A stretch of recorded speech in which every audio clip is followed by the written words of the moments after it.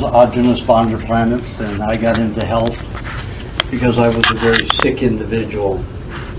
I was born in a very violent household. I had a brother who was only 18 months older than I and still in diapers. So when I took mother's attention away in a snap of a finger, he was not happy. See, he tortured me every day of his life and my life up until he went into the Vietnam War when I was 15 and a half.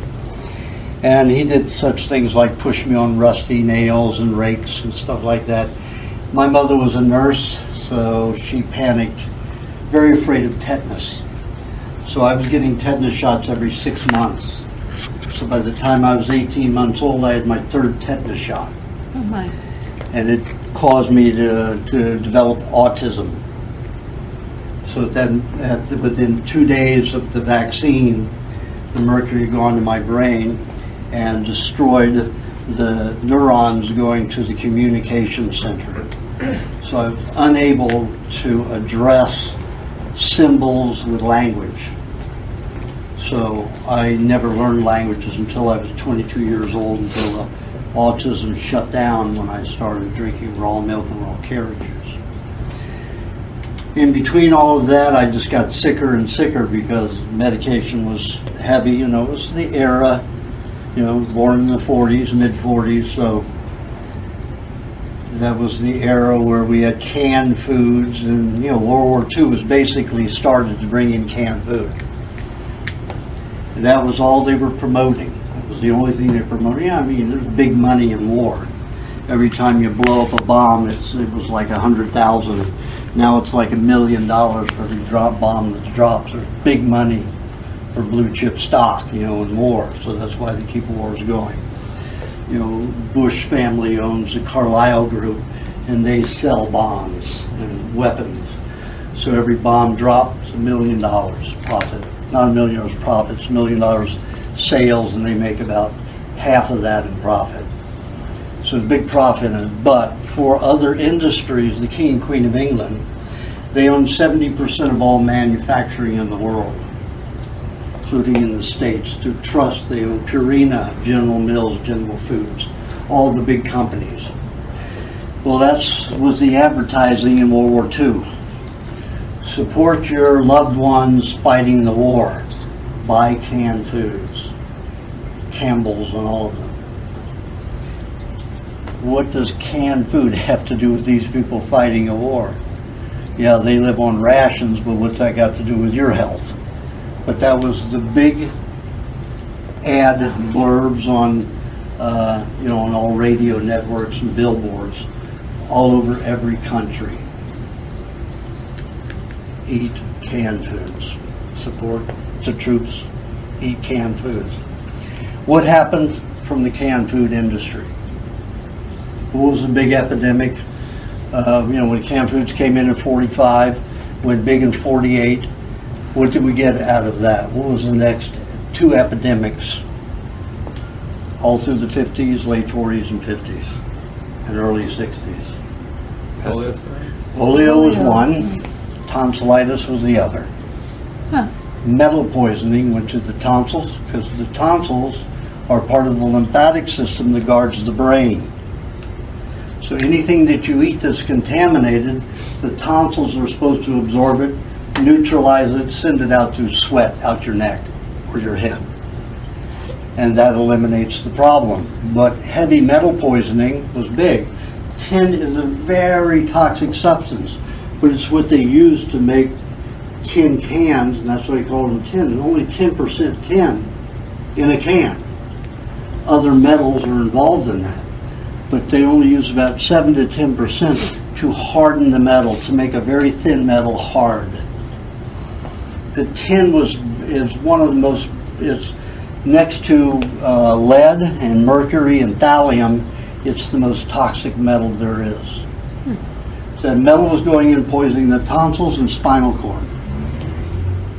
And that's what polio was. Poliomyelitis is a virus. Viruses are not alive. That's all fiction.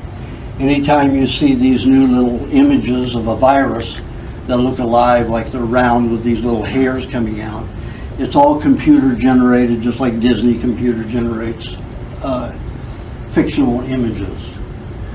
These are not photographs. These are generated images. When I was in a lab for 10 years working with virus, there was never a body to be found.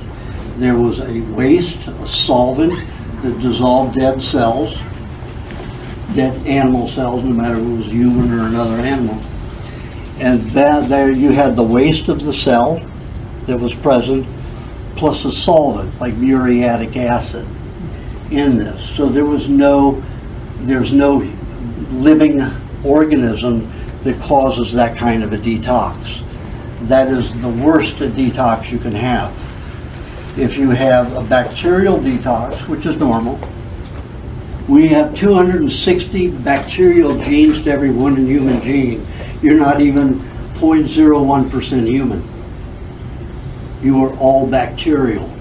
Everything, your smile, your laugh, your tears, 99% bacterial generated. So why do we go to destroy bacteria? It's counterproductive, isn't it? Why do we cook the foods to get rid of bacteria? It's counterproductive. Your entire digestive tract functions on bacteria. There you have like 350 bacterial genes to every one human gene in your intestinal tract. The only time you use digestive juices like hydrochloric acid is to break down larger particles of food. You eat a raw egg, you don't need hydrochloric acid. Milk, very little hydrochloric acid. But when you eat meat, you need lots of hydrochloric acid unless you chew it until it is completely minced. Then you don't need hydrochloric acid. So if you eat everything liquid, let's say you take your meats and you chop them up, put them in a food processor and grind them until they are minced or patéed, you don't need hydrochloric acid. You've reduced the amount of energy that your body has to spend on digestion considerably. Like if I eat all my meat patéed, I only sleep 3.5 hours a day. If I eat chunks of meat, even though I chew it well, I'll sleep an hour to an hour and a half more daily. So I conserve my energy on digestion and can use it for other things. So bacteria is a major part of functionality. The medical profession gives you just the opposite view. They tell you bacteria is your enemy. And they've set their whole premise on the bacteria theory. And it's bunk, because it doesn't prove well. In 1957, I remember my mother telling, 1956, my mother talking with a doctor about the occurrence of cancer in the human population. And it was 1 in 10,000. Now it's 1 in 3 in females, and 1 in 2 with males. That's pretty radical. Big change. So following the medical model is no answer to health. They have a vested interest in making money. They're a corporation just like anything else. The hospitals, all of them, are geared toward profit. If you're healthy, they don't make money. And they know that. And pharmaceutical houses pay these scientists to make drugs that are addictive. So you will have the exact symptoms magnified when you stop taking the drug. And we're not talking about magnified 1 or 2 times, we're talking 4 to 5 times. Take, for example, all these high school killings. Every one of those assaulters had been on psychotropic medication for over a year and were on withdrawal in the last 2 weeks before they went in there and gunned everybody down. Laboratory animals on those drugs would go into homicidal activity in the same time. They'd kill anybody in the cage with them. They would fight until they killed everybody and even themselves by ripping the cages, ripping their mouths apart and bleeding to death. Pharmaceutical houses know this, the government knows this, but all of our senators and all of our congresspeople, their main stockhold is in pharmaceuticals. So it's a very controlled environment. They want us to be in this medical model. Now think about vaccines. Let's take vaccines, the worst item that's in the medical profession. We have 5 main ingredients. You can have up to 63 so-called inert ingredients, but you have 5 main ingredients. Liquid mercury, liquid aluminum, formaldehyde, ether, and detergents. All of them are highly toxic, mercury being the worst. I will, in the workshop, I'll show you a video taken from Alberto University and shows you what happens to mercury, not even in contact, but a space this far away from the neuron when mercury is introduced into the petri dish. And you see the mercury way over here and the neurons just start disintegrating instantly. That is, in fact, mercury is the worst neurotoxin on the planet. It damages neurons worse than radioactive material. Radioactive material is very harmful because it keeps cells from regenerating. It completely stops DNA activity.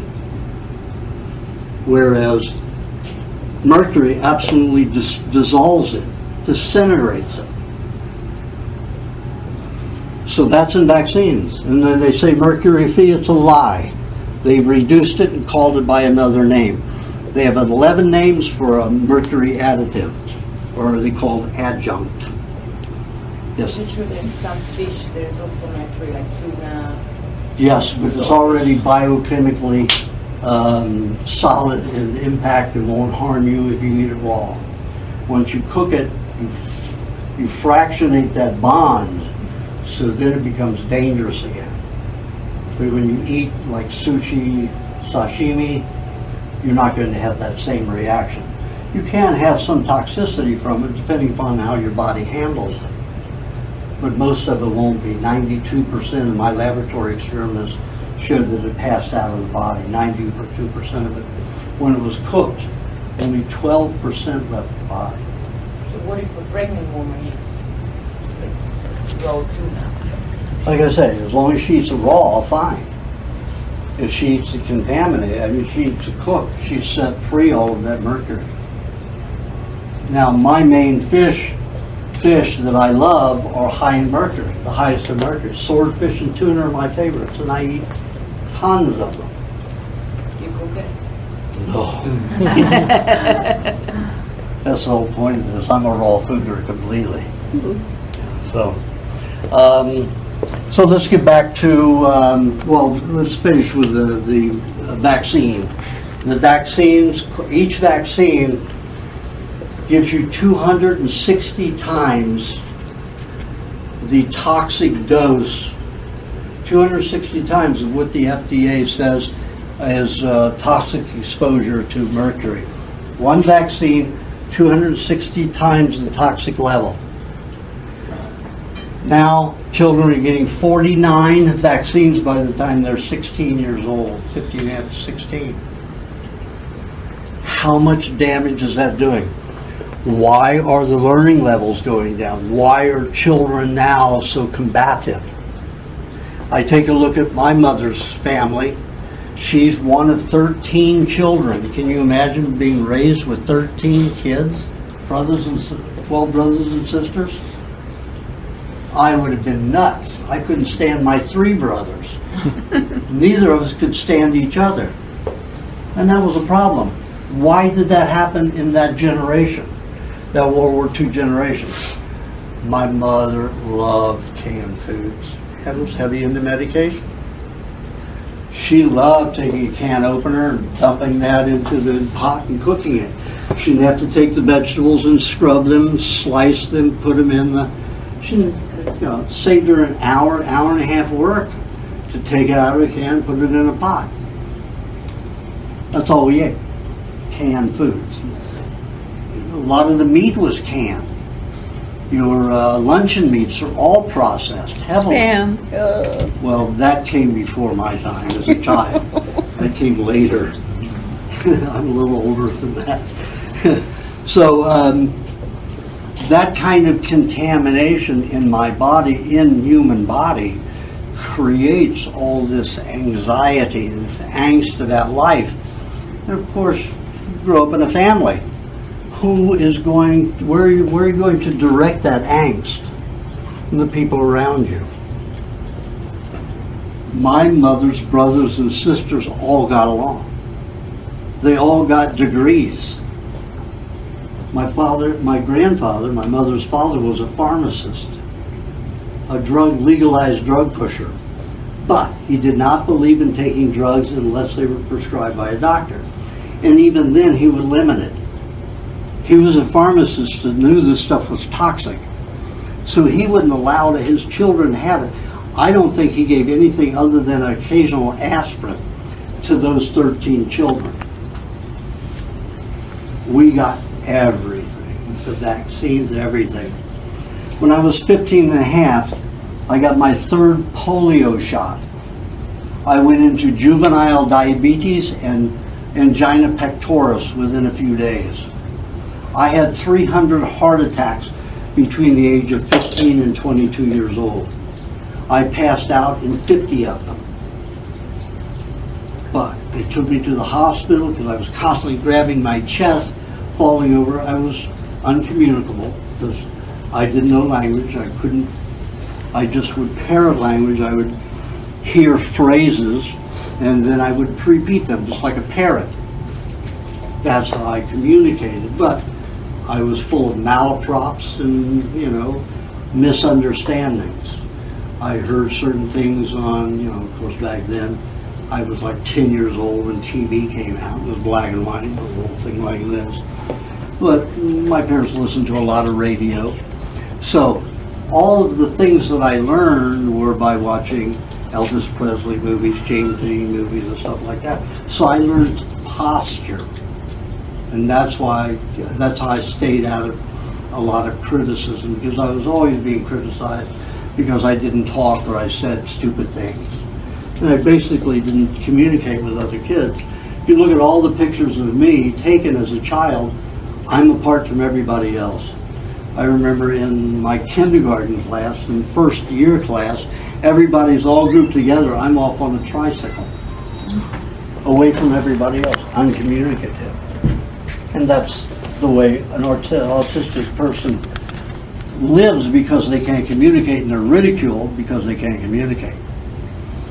So my expression was parroting language that I thought worked. And it often didn't. I mean, when I went into my first year of high school, I was at a Franciscan priest high school. So, and Franciscan priests are pretty brutal, and they were mean, and they would hit you with fists. And I remember Father Sylvester, he was 6'5". We called him Gorgo. And, he would say something to me, and it was something I learned, to throw out what I heard at home. And it was, "You're stupid, you're an idiot, shut up, sit down." So when Father Sylvester would say certain things that my brothers would say, I would come back with something that they would respond to. So I said not good things to him. He took his hand was as big as my head. And he would just hit me until I bled. Because I didn't know how to respond. I didn't know what to say to make it right. So I was expelled on my first day of my second year in high school when I went back, because I didn't understand that I was expelled for my first year. But, but it was pretty rough. I had 45 days of detention, 2 days of sanding crew. I mean, that's 2 weeks of sanding crew and 2 days of shoveling coal. If you're really bad, you come in on Saturdays and you shovel coal for the furnace. And then it's a coal furnace, and what is the result of burning coal? Mercury vapors. That's what's polluting most of the oceans, is burning coal for power. So I had to breathe in all that crap, and I was just getting sicker and sicker as I got older. So by the time, I cheated through schools. I always picked the smartest, most sensitive girl in the class to sit next to, and I would copy her hieroglyphs onto my paper. And that's all it was to me, was hieroglyphs. They were images that I just put down, and sometimes, they weren't really the images transferred from one paper to another. But by the time I was in high school, I could identically copy somebody's handwriting. So then I was getting accused of taking somebody's paper and copying it, doing all kinds of things. Like all children who are autistic, most of them have an idiot savant ability. And I could do math like that, like the Rain Man. Give me a problem and I wrote the answer without doing all of the steps to get to it. So they thought I was cheating. So they took me into a room 3 times with a prepared test, and when I aced that with no, we'd take this divided into this, and I just equals instead of putting it down in the diaphragm word, method and going through all the process. I just put down the answer. How I knew the answer, I don't know. My mind would just come up with the answer. So finally, they wrote problems out because they thought I was breaking into the classroom and getting the test beforehand. They had all kinds of scenarios how I was able to cheat. And they were pretty magnificent, I thought, wow, I could be that smart, now that I think about it in hindsight, what they thought that I could do. But they wrote down the questions and answers 5 minutes before they came in the room and gave it to me. Then they realized that I was special. Then they thought, because I got D's on everything else and was just barely passing, that I was a slouch. And that I just didn't talk because I was antisocial. All of these things they generated into it because nobody thought about autism in those days. Nobody looked at anything other than radical psychiatric behavior. So somebody who was autistic was not really examined for their particular condition, and I certainly wasn't. So I got through schools by cheating. However, when I got out of high school, I got married when I was a senior, when I was a sophomore in high school. The second smartest girl in the school liked me, and we didn't have to communicate with language. We just understood each other. And of course, I didn't know myself. And then when we lived together, she was a year older, she was a grade older than I was, a year older and a grade ahead of me. So we didn't have to intercommunicate a lot, but when we were together, it was easy. But when we got married and started living together, she realized she was living with an idiot. And it didn't work. It didn't work at all. Because here she was the second smartest girl in the school. And so it was difficult. Now, when I was 8 years old, after all the vaccines that I had up to that point, probably about 7 tetanus shots by that age, I was getting them yearly. Before that, I was getting them every 6 months. So by the time I hit 8 years old, I was into fibromyalgia and constant chronic fatigue. If I lifted my arm this high, I was in excruciating pain. Just to turn over in the bed, just to move was painful. No energy whatsoever. My father just called me a lazy jerk. They didn't understand what was going on in my body, and I couldn't communicate with it. They could see me going into pains and moaning and groaning, and they thought it was all an act. But it wasn't. So I had to counter that. because I was getting beat. They would come in with a belt and strap me out of the bed to get me out of the bed. My father would use the buckle sometimes. My father was a very emotionally uncontrollable person. He invented the first bearing computer when he was in college and was a genius. And he worked for General Electric and the government on experiments all of his life. But emotionally, he had no control. And especially with children like we were, he didn't realize that what he had created with his industry and his technology was mutant emotionally and physically human beings. So he treated them with violence, all of us. And I was the worst, of course, because I couldn't communicate. Put me in the hospital several times by using a 2x4, you know, as punishment. Broke both of my eardrums when I was 9 years old. So I told you to listen to me. Pop, both of them. Lost 60% hearing one, 80% the other. Still don't have, but I have 60% hearing in this one where I only had 20%. And over the years it's gotten better. This one is at 90%, this one was at 40% after the break. So I had to deal with a lot of stuff. So I had no energy by the time I was 8 years old and in pain all the time. So I had to find some way to give me energy. So I noticed that my parents were drinking coffee and it gave them charge. Now, I could see the energy difference and even the light difference in their body, another talent that I had as an autistic child. So I could see the whole radiant change when they drank coffee. So I started drinking coffee. Of course, the next morning when I went in to have my cup of coffee with them, they freaked out. I'm saying hypocrites again. They don't want me to do it and they do it. So what I did was I go in at nighttime.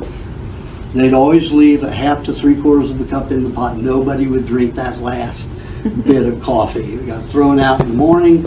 So what I did was go in the middle of the night, put it in a jar, put a lid on, put it under my bed. So, and then they come out in the morning and make their new fresh pot of coffee.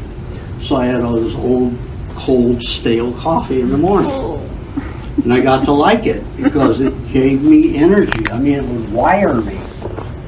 And I could get out of bed, I could move, I could maneuver even though I was in pain still. So then when I got to school, I had the same kind of lack of energy. I go to sleep in almost every class. And I couldn't sleep at night because I was terrified. Was my brother going to get me? Was my father going to get me? Was the boogeyman under the bed going to get me? And I mean, I was terrified of something under the bed getting me because I'd have nightmares. Every night I had nightmares, so I didn't want to sleep. And I didn't sleep at night, rarely. I had one night of sleep because I took the saw and cut the legs off of the bed so there couldn't be anything under the bed. And when my father said that, he put me in the hospital. When he saw that, I cut the legs off of the bed. I couldn't explain to him why I did it. He just thought it was, you know, a mean thing to do. So that night I got a good night's sleep because I wasn't afraid of anything coming under the bed. And my brother and I, that brother and I were in different bedrooms that 6-month period. So I couldn't sleep well. So what did I do at school? I started smoking at 8 years old. I smoked non-filtered Lucky Strikes or Marlboros, sometimes Chesterfields, all the heavier ones. So I'd go out into the pines outside of school and I'd go light up a cigarette and smoke a cigarette at all the breaks. So I was having about 6 cigarettes a day during school. And that gave me energy. It did. The nicotine would keep me high, not as well as the coffee did, but still it would keep me high for an hour and a half. So that's how I functioned. By the time I hit 16 years old, I was smoking 2 packs a day and drinking 11 cups of coffee a day. And then I had to start drinking alcohol to sleep. By the time I hit 19, I had a bleeding ulcer that was gushing blood when I vomited. So I went to the doctors, and they gave me Malox. Malox is nothing other than calcium-dense rock, pulverized rock. Absorbs all your digestive acids, so you can't digest anything anymore. And that caused a tumor next to the ulcer. So they said, we got to go ahead and cut that out. So they went and cut that out, tried to seal the ulcer, stretched my duodenum 3 times the size, so they cracked it and caused massive internal bleeding, and then sewed me back up. And they severed all the vagus nerves to the stomach, so I'd never secrete hydrochloric acid again. So they put me in the category of octogenarians who don't secrete hydrochloric acid and basically have to take hydrochloric acid with everything they eat. So after they took that out, that surgery, the vagotomy pyloroplasty, the incision from here to here turned tumorous. It got up to at least 3/4 of an inch high and up to 1.5 inches, even one spot 2 inches wide, all the way from my skin to my stomach. So they said we have to irradiate that to stop the growth of the tumor. So I had 10 weeks of intense radiation therapy where the beam was going like this.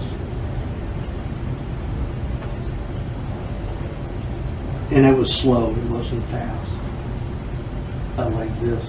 So I would have a full 20 seconds of direct radiation at a time for 10 minutes. So as soon as we come back here, it would start again. Go down for about 20 seconds, hit the low point, turn off, cock back up, and then go back down again. So what they did was it pinpointed one spot on my spine that they were hitting, and that cauterized 2/3 of my spinal cord.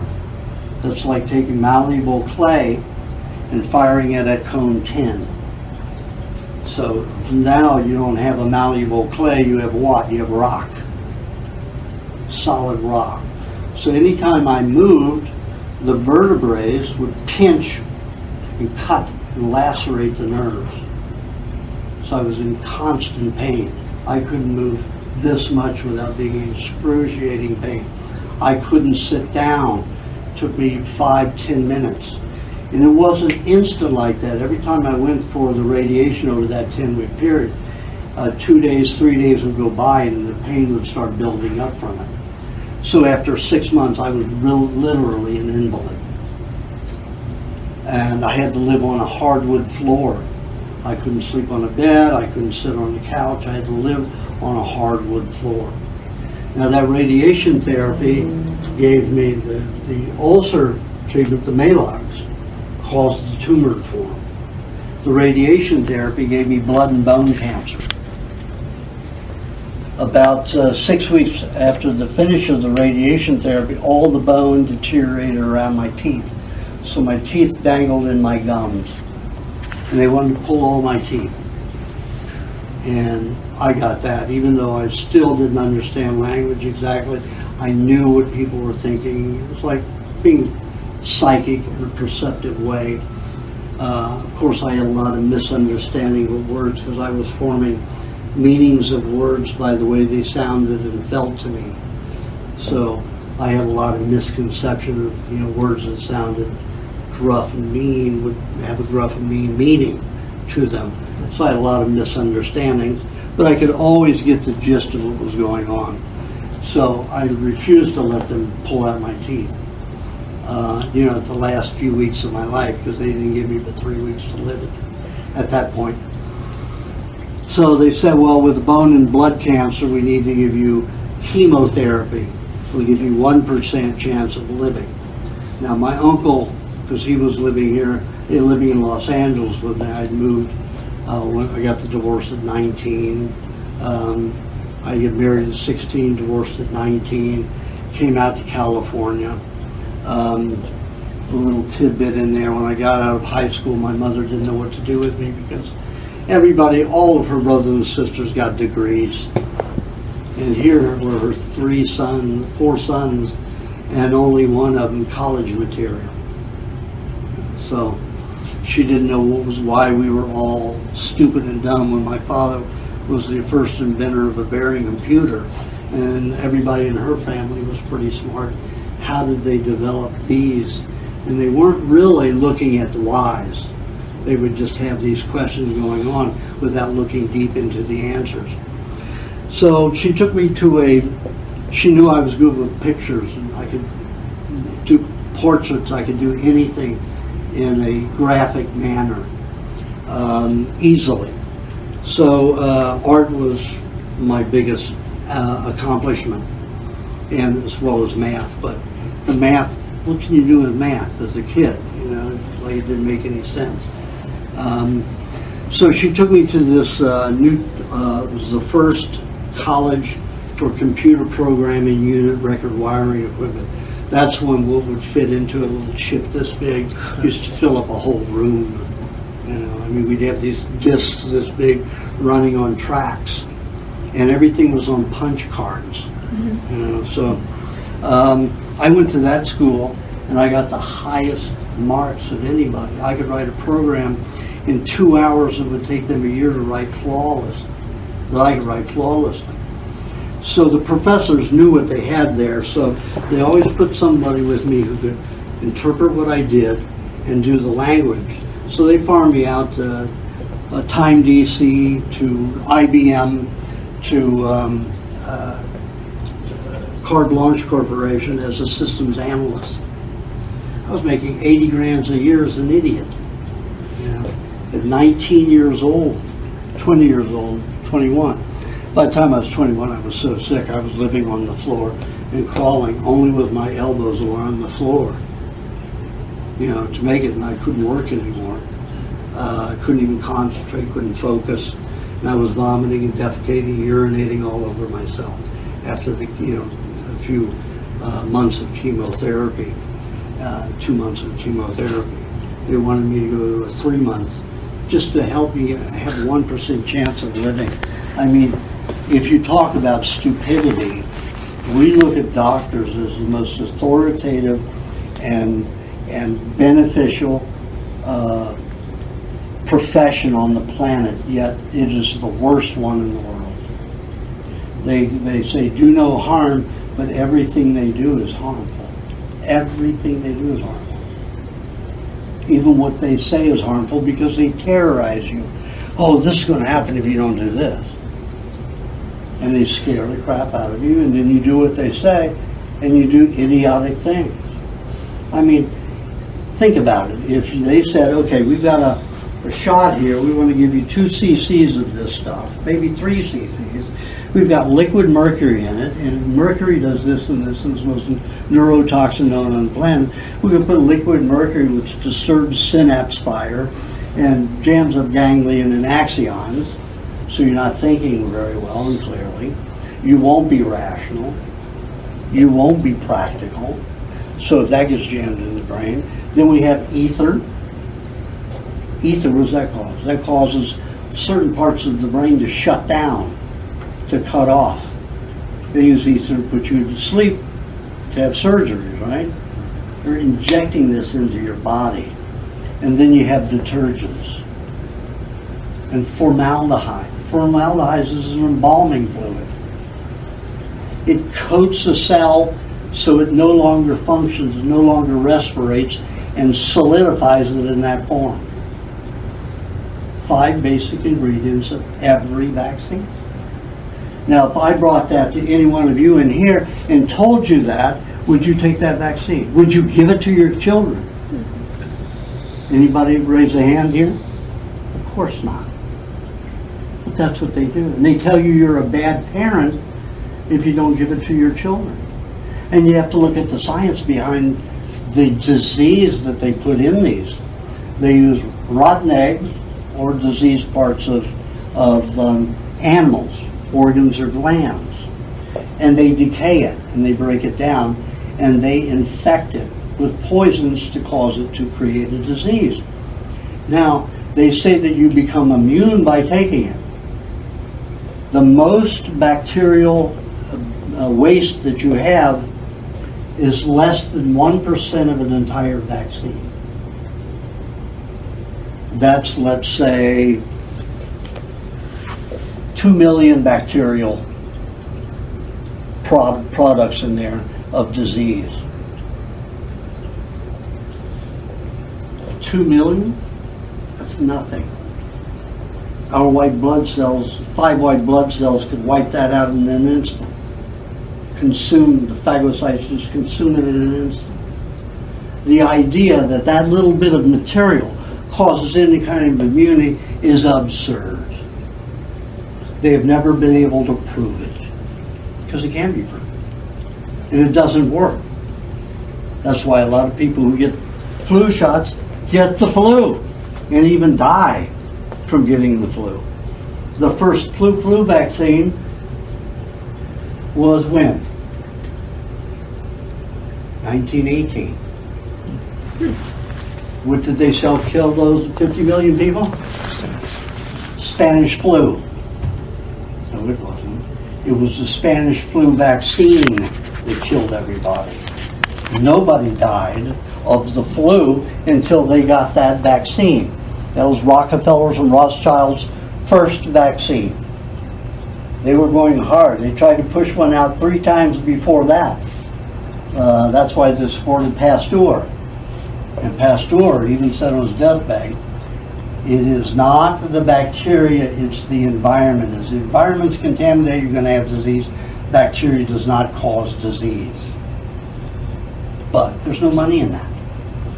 If I tell you to eat all the bacteria you can, that means you don't cook your food, because all food is full of bacteria. It is bacteria, just as much bacteria as we are. That's why it starts decaying when it's not eaten. And you can eat decayed, pre-digested food like that. We have sauerkraut. We have lots of food. There are tribes that eat rotten meat as their main function. There's a tribe in Africa. There's a movie called The Last Dance. And it was the last hunt because the particular government of Africa made that national forest and said they can no longer hunt. So that means they're going to live on welfare packages of processed cereals and powdered milk and water. This was a tribe that lived on hunting. They could hunt and outrun an antelope. And that's what this movie is about. They showed these last 3 hunters going after an antelope and running the antelope down after 5 days. The antelope has to keep going, not able to rest, and they just keep going after them. And on the 4th day, right in the evening before they get the antelope, they find a rotten animal, probably several weeks old. The vultures are eating it, the flies, the worms, everything's eating it.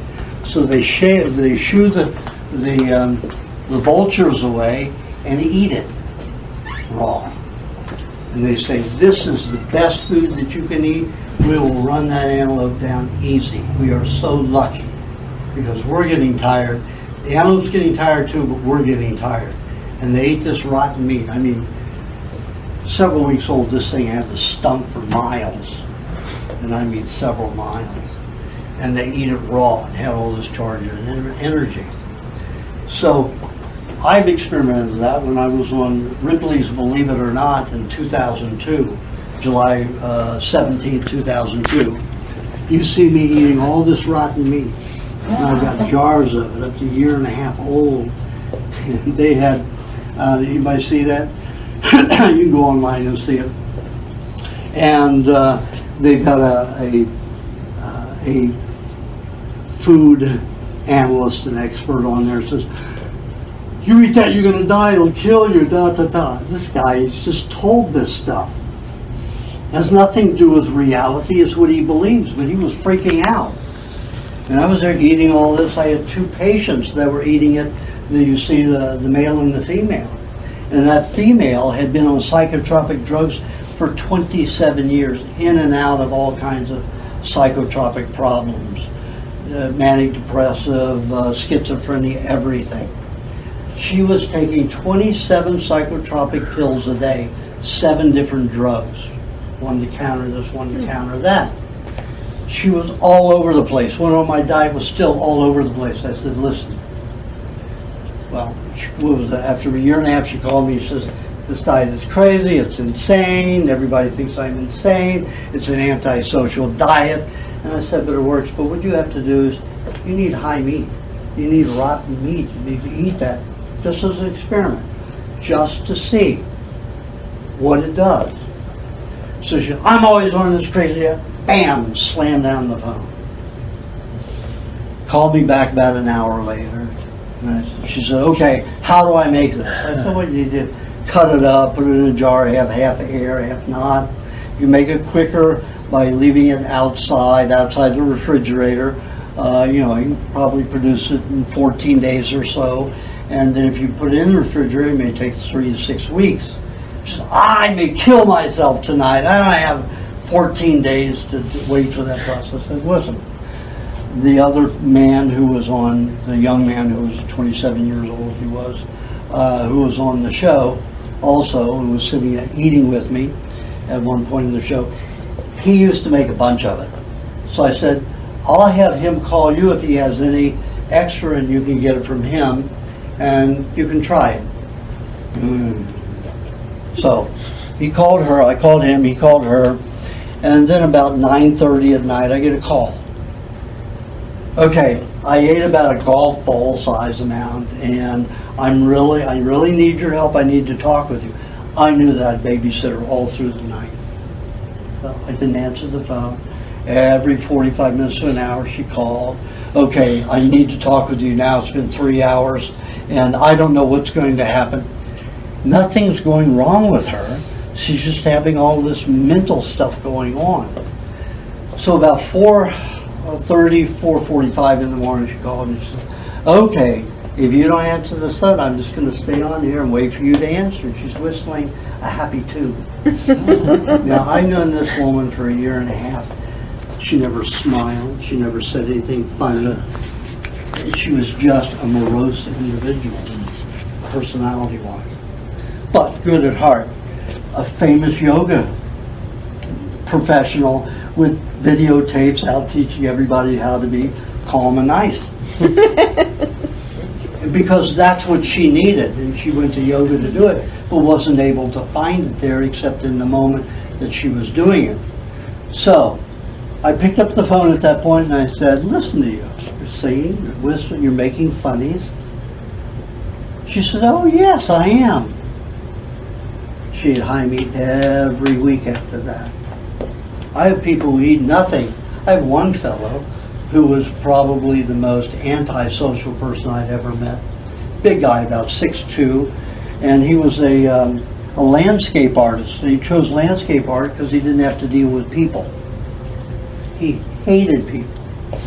Didn't have a funny bone in his body. He was the same as that woman. After a year and a half, I said, "Listen, you got to try the high meat." So he made it and tried it. Now I hadn't seen him I hadn't spoken with him in like 6 months, and it had been a year since I'd seen him. So I went back to give a workshop in Nevada City where he lived, and here he was in the room. It was quite 5 times as many people here, and he had 3 girlfriends. Now, this is a guy, I don't think he ever had a girlfriend in his life. And he had 3 10-plus looking girls, and he's only like a 6, maybe a 5.5. But he became so funny and so charming that everybody just loved him. And he had 3 girlfriends in the same room. It was remarkable. But he doesn't eat any fresh meat. He only eats 2 pounds of high meat daily. He has an outdoor refrigerator, a huge one. There's all this rotten meat going. Excuse me, are you calling it high meat? H-I-G-H? H-I-G-H. High meat. H-I-G-H. Okay. The Eskimos eat it every year and frequently, and they call it high, meaning it gives you a high, happy. Okay. Their word for high is different, but it means high. Okay. Makes you high and happy. And it does. Anybody who eats it, if they're depressed, they're happy within 10, 20 minutes of eating it. And there's never any, diarrhea or vomit that results from it. Sometimes there's a liver detoxification that goes along with eating any raw meat, because it helps the body provide the protein to get rid of the contamination in the liver. But that's only like 2% of the people who go on this diet and eat the raw meat. Normally, people eating cooked meat have a 12% reaction to it, vomit, diarrhea, or some kind of reaction to cooked meat. Could be mostly the hormones and antibiotics that are in the meat that cause that, and they release those even more when you cook it. So cooking meat has a lot more reactions than can be coincidental with the raw or high meat. So now why does that work? Because in the colon you have two intestinal tracts. You have the small intestines, then you have the bowel, goes here. Now what happens in the bowel? Mostly E. coli activity. But what does that, why is that separate from, why is that large intestine different from the small intestine? Because that bacteria in the small intestines breaks food down. Now get this, you'll never be squeamish again after this, once you get through this concept. Bacteria eats the food you eat, their excrement, their urine, their secretions, their sweat is our food. All that they produce, which is sweat, urine, and feces, from the food is our food. We live on poop. Eat, shit, and live. Basically, is what it is. Eat, shit, and business, sweat, and live. That's how we function. The bowel has E. coli, predominantly E. coli, which breaks the fat and the protein molecules in the finite form that feeds the brain and nervous system. So if anybody has depression, they have a bowel problem, low bacterial problem in the bowel. So what happens when you eat high meat? The natural bacteria that's in the meat is pre-digesting it, just like kefir or yogurt is with milk. So you've pre-digested the meat, and it goes right, feeds the brain and nervous system, and all of a sudden you've got a whole consciousness change like that. And that's why it works. Now, is there another way other than to eat rotten meat? Yeah. You can do a suppository of raw cream, a little raw egg, and raw butter, a little coconut cream, and you squeeze that up inside you before you go to sleep, about 4 ounces. And you do exercises, like a belly dancer, when you're on all fours with your face down after you put it in you, and you get it to move up the descending colon. Then you lie on your right side and lift your left leg, and you roll your stomach like a belly dancer again, and it will move across the transverse colon and down the ascending colon.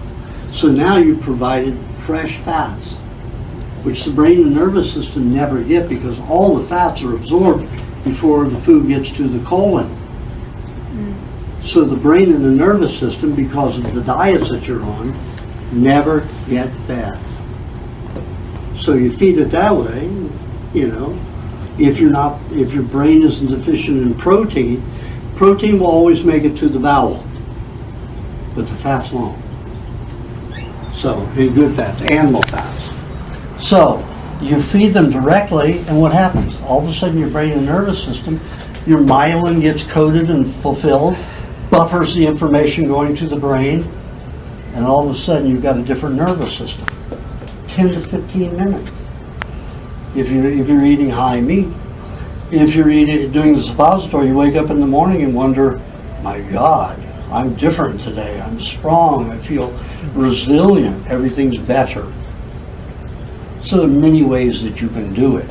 2 ways that you can do it. And both are the best if you have psychological problems.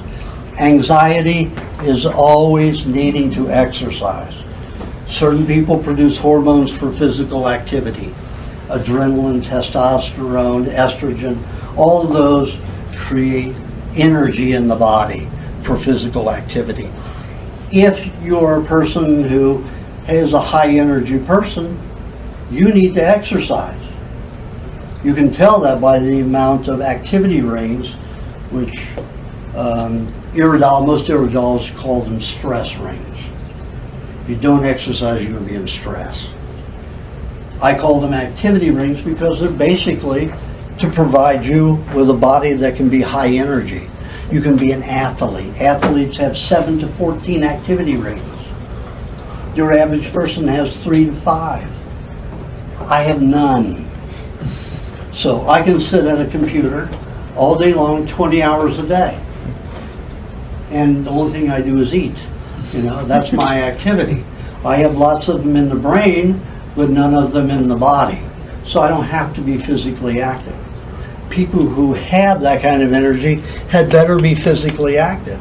You better be a massage therapist or an athlete or a ditch digger or a carpenter or some kind of building, construction. In the construction, you better do something that's physical or you're going to be in high anxiety and an unhappy person. And the people around you are going to be unhappy. So anxiety means you need to exercise. Depression means you need to feed the brain and the nervous system. Yes. When you say meat, it's only red meat or white meat? Meat's any flesh food. Any? I don't care if you're eating insects. And there are many people in Asia, they raise scorpions, big old wood cockroaches. Right. They eat everything there, even bats. I got fresh bats in China when I was at Yishua Banana in China. Fresh, beautiful. I mean, bats. I never seen one close and alive. And they sell them alive, and they're gorgeous. Hello. So, anyway, I got well from all of that stuff. Somebody turned me on to raw milk and carrot juice. That started me off on the train of getting into all this other stuff, experimenting with raw diets. And here I am today, about to start my 67th year next month, and I'm doing fine. And I should have been dead at 21. So, okay, that takes care of our introduction here. So we're going to go into the workshop after we take a short break. So those people who just arrived, you can mingle. Oh, they belong here. Bacteria, not by parasites. It's caused by industrial toxins, always. Like I said in the introduction, 70% of all disease is created by vaccines. They lay the groundwork for you to go to the doctors your entire life by poisoning your system. By the G generation that mercury causes, every one of those toxins. They're even putting squalene now in flu shots. So now they have up to 63 ingredients. Pardon? Preservative? Yeah. Is it Like squalene good for you? Yeah, like using a lab, yeah. They use squalene because it's from the shark, right? No. If it were from the shark, it wouldn't be so bad. Shark But liver? But when they make a synthetic squalene, it's not the same. Okay. It's highly toxic. Gotcha. And all of your ingredients that come from like shark cartilage, things like that, you know how they make it? All of your supplements that are natural, they have to make it into a soup. They have to dissolve that food into a soup and then extract what they want out of it. So there are 2 ways to do it. Only 2 ways laboratories do that. Can I still sign up? Pardon? Can I still sign up? Or Sure, is it sure. too late? I'm sorry, I was No. trying to make it. You're not too late. Don't worry, at the break I'll get you money. Okay, It's okay. good. So there are only 2 ways that laboratories make supplements to dissolve stuff. If it's from food, if it's so-called natural, they use kerosene because kerosene is natural.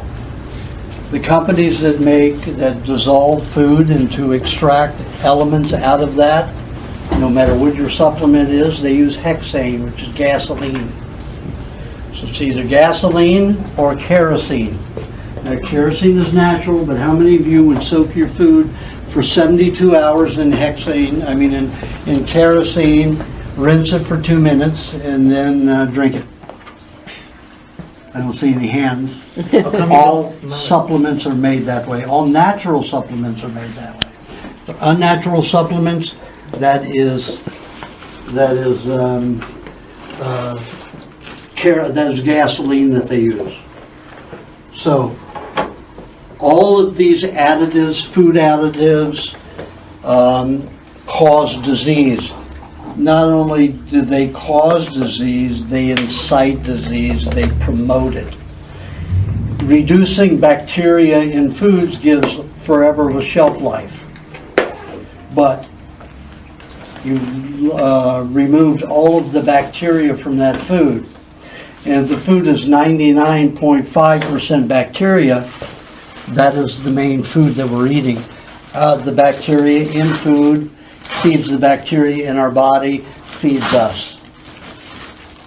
So when you pasteurize something, you've reduced the bacteria level and destroyed most of your enzymes. You've altered most of the enzymes, and you've damaged all of the vitamins.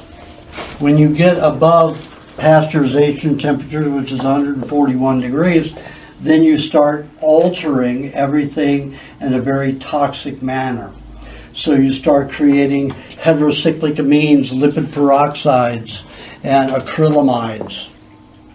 Those are the three that they know cause cancer. The acrylamides come from cooking carbohydrate-dense foods, cereals, chips, potatoes, breads, especially donuts. Oh. Now, when you in lipid peroxides, that's from oils or fats that have reached high temperatures. If you take the acrylamides and put the lipid peroxides in it, you have some very potent toxic food. And that is chips, any chips, French fries, of course the British call French fries chips, and donuts, anything high carbohydrate and fried. Almost all of your cereals are the most toxic food on this planet. What do they send as care packages? Anywhere on this planet. Cereals and powdered milk. Now, according to Pottinger, when he fed cats powdered milk, they got the most diseases the fastest, 2,300 diseases. Same number that humans get. When they fed fresh raw milk, no diseases whatsoever. Powdered milk generated the worst. However, he didn't deal at those times when he was doing the experiments. Margarine didn't exist on the market. Margarine, like a lot of your Crisco oils and all those, are hydrogenated oils. When you hydrogenate an oil, you've turned it into a liquid plastic. Literally, a liquid plastic. So, any food that's fried in any restaurant, anywhere unless they're frying it in olive oil, but 90% of all the olive oils in the planet are only 10% olive oil and 90% hydrogenated oils. Mineral oils, not even vegetable oils. Vegetable oils are very difficult to make, very expensive. So it's easier to make rock oil, mineral oils from the earth. So you take an oil deposit, you purify and clean it, hydrogenate it so it has infinite shelf life. Because there's no bacteria, there's nothing alive in it.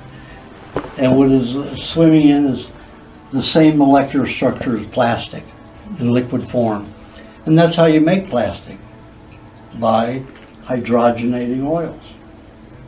So, when that came out, and if that had come out when Pottinger was doing his tests with animals, we would have seen that that creates more disease than powdered milk.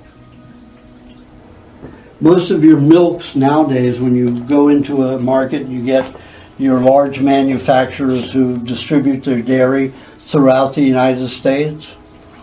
They take the milk, they remove all of the protein, animal protein, and all of the fat, animal fat. So you've got a blue liquid, literally blue. It looks like a swimming pool. Yeah, because old skim milk used to be blue. Yeah. The original Yeah. skim milk. Well, now what they do is when they get it to that blue state, they have mounds of dolomite. If you've ever seen these plants, they've got skyscraper-sized buildings, mounds of dolomite, which is calcium-concentrated rock, dissolved, powdered. So they shovel this stuff into that blue liquid, add hydrogenated vegetable oils, and all of these now nano fat molecules flavoring. So the flavoring makes it taste like it's real milk and real cream, but it isn't. It's plastic oil in there, no protein whatsoever, and lots of, rock minerals that you can never absorb. We don't eat rock, plants eat rock. We eat the animals that eat the plants, because we don't have a digestive tract like that. Their digestive tract is 2.5 times longer than ours. They have 60,000 times more enzymes to disassemble the cellulose molecule to absorb the nutrients from it. And it takes 48 hours to go through their systems, and ours is 24 hours. So and if we eat vegetables, we will only get about 3%, 2 to 3% value from it. That's why I don't know any vegetarians that can sustain themselves on vegetation. And I've known 2,500 vegetarians. 8 of them did okay, but they were eating lots of nuts and other things, but they also deteriorated later in their lives. One completely spinal cord just disappeared in 1 year. So, and those 8 people who did pretty well on it were all males. 7 of them were males and 1 was a female. But when that female hit 35, her spine went. And she started collapsing like this at 35. All of these were high activity individuals.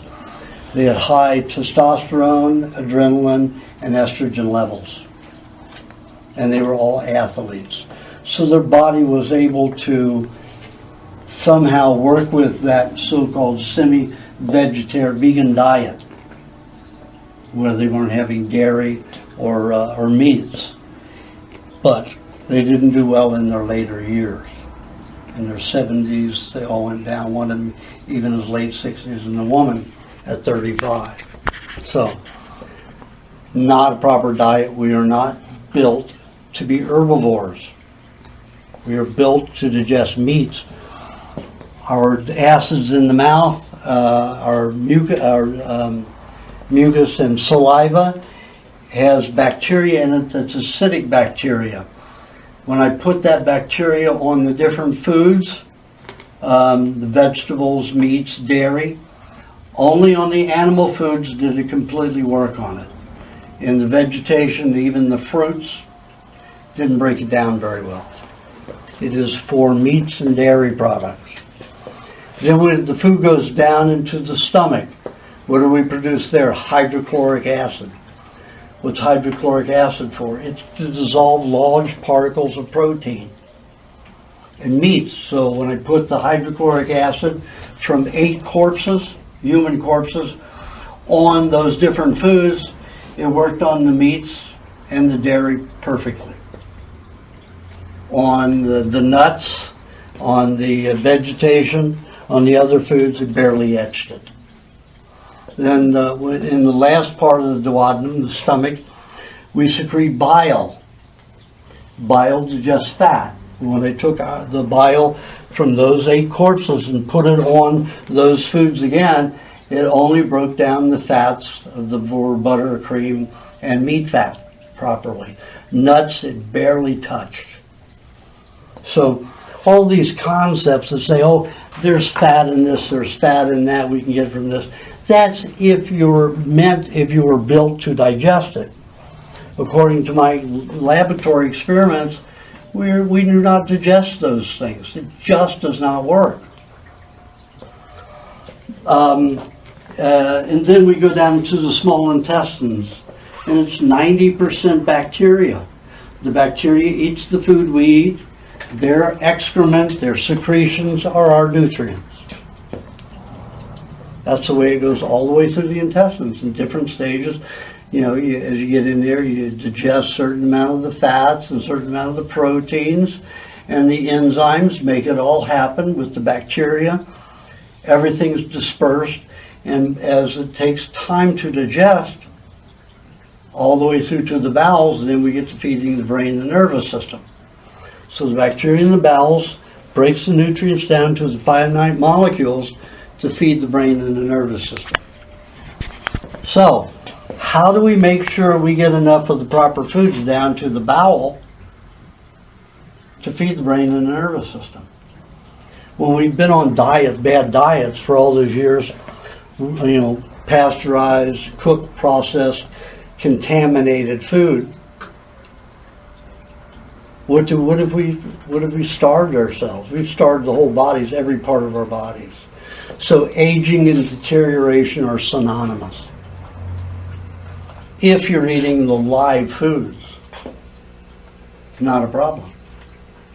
You're always nourishing the body. So there's no detriment.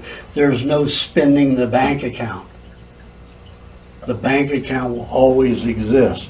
The nutrients that you have in a cell that hold it together your body won't have to leach from it to supplement for those that are lost in your cooked and processed foods. So we generate health that way. Now, if we have toxins accumulate in the body because the lymphatic system is jammed, now the lymph system is supposed to clean all the waste out of the body and neutralize poisons. Now we can do that here and there throughout the body. The body can react to something and neutralize it if it's toxic in the system. Let's say we get a scorpion sting. Those fluids are going to pass this way or this way, depending upon which passage it stings next to. If it's going down or up, it will pass into our systems. Now we have immediate areas to counter that. And that's the body throwing those poisons right back out through the skin. So then we'll have a rash around that area. If the body says, well, the rash may create neurological damage, so we won't dump it out there, we'll take it to the stomach and dump it in the stomach, where the hydrochloric acid will neutralize any venom. So let's say, you know somebody who's been bitten by a rattlesnake or stung by a scorpion or bitten by a tarantula.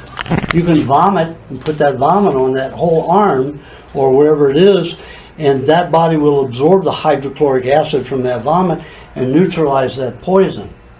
Now I've seen people get, like a black widow bites, causes the whole arm to swell.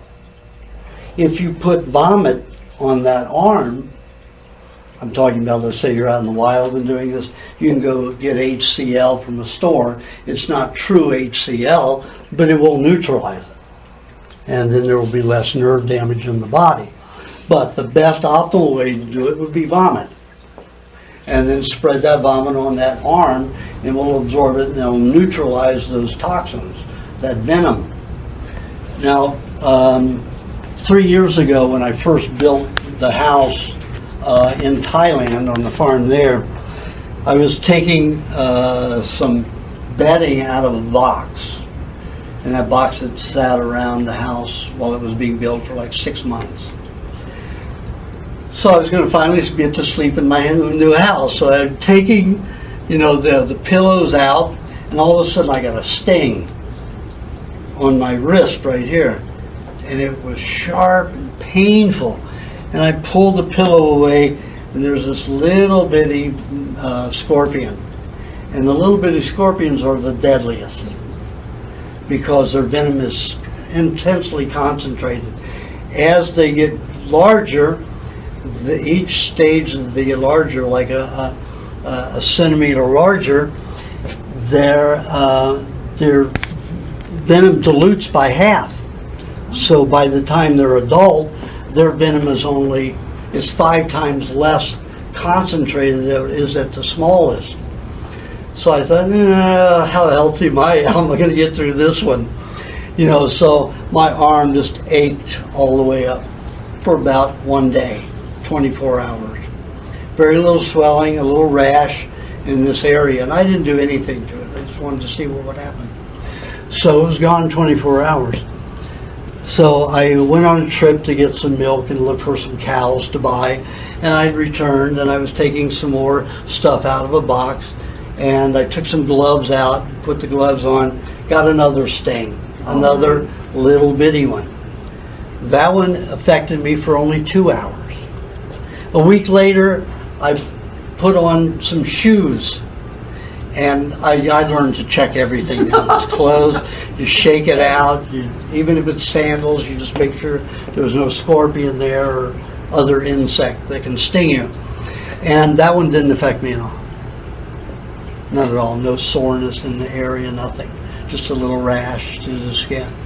So your body can, when you're healthy and you've got all these nutrients in the body, your body can react and do things very well. Now, I don't believe there's such thing as an immune system. The medical profession created this immune system concept, again, to make you afraid.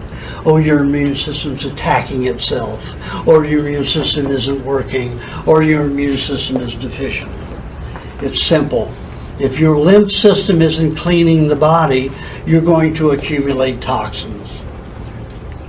Now, the body can neutralize venoms, like I said, sending it to the stomach. It can also dump poisons in the stomach, and hydrochloric acid can help neutralize some of the industrial poisons, but not so well. But at least when it gets into the stomach, it can dilute it in food. But then if you digest that food, you're going to recycle those poisons. And you're just going to have, a merry-go-round of the poisons in and out of your intestinal tract to the rest of the body.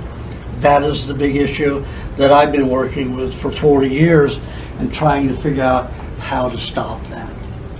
And it's very easy. You eat small amounts of cheese every 15, 20, 30, 45 minutes, 1 hour. You eat cheese, a little cheese all day long, it'll go through. As long as it's no salt, raw cheese, it'll just absorb the poisons and pass through. It keeps absorbing poisons as it passes through. So, cheese is the raw, unsalted cheese is the best way to remove that. Now, those who've been here before know how I feel about salt. Salt is an explosive. It is more volatile than nitroglycerin. When you isolate a sodium molecule, it is volatile. When you combine it with iodine or potassium, it neutralizes the explosive nature. However, when it gets into your body, it fractionates it.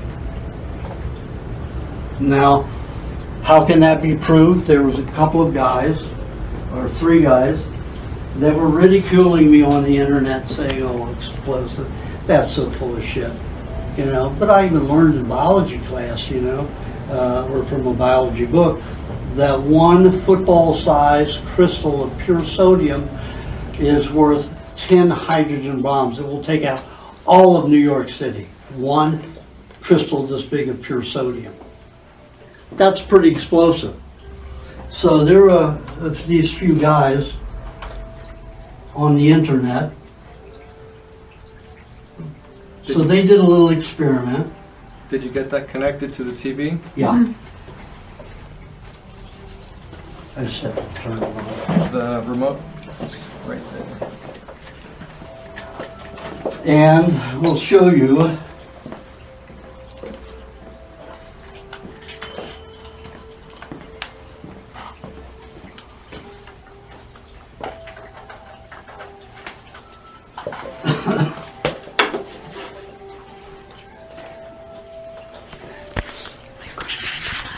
No. No. It smells good.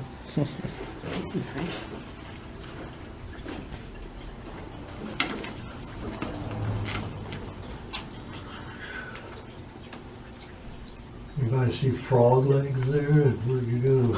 Huh.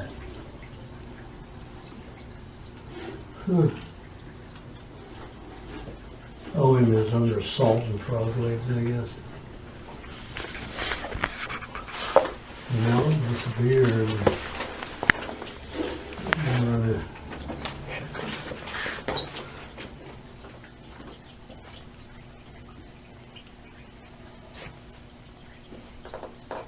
Oh, this isn't good.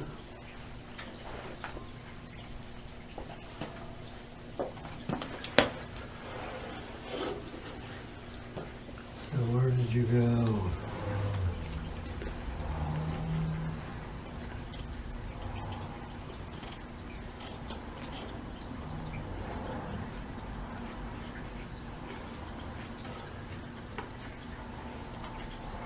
I'm gonna have to run this search on the whole.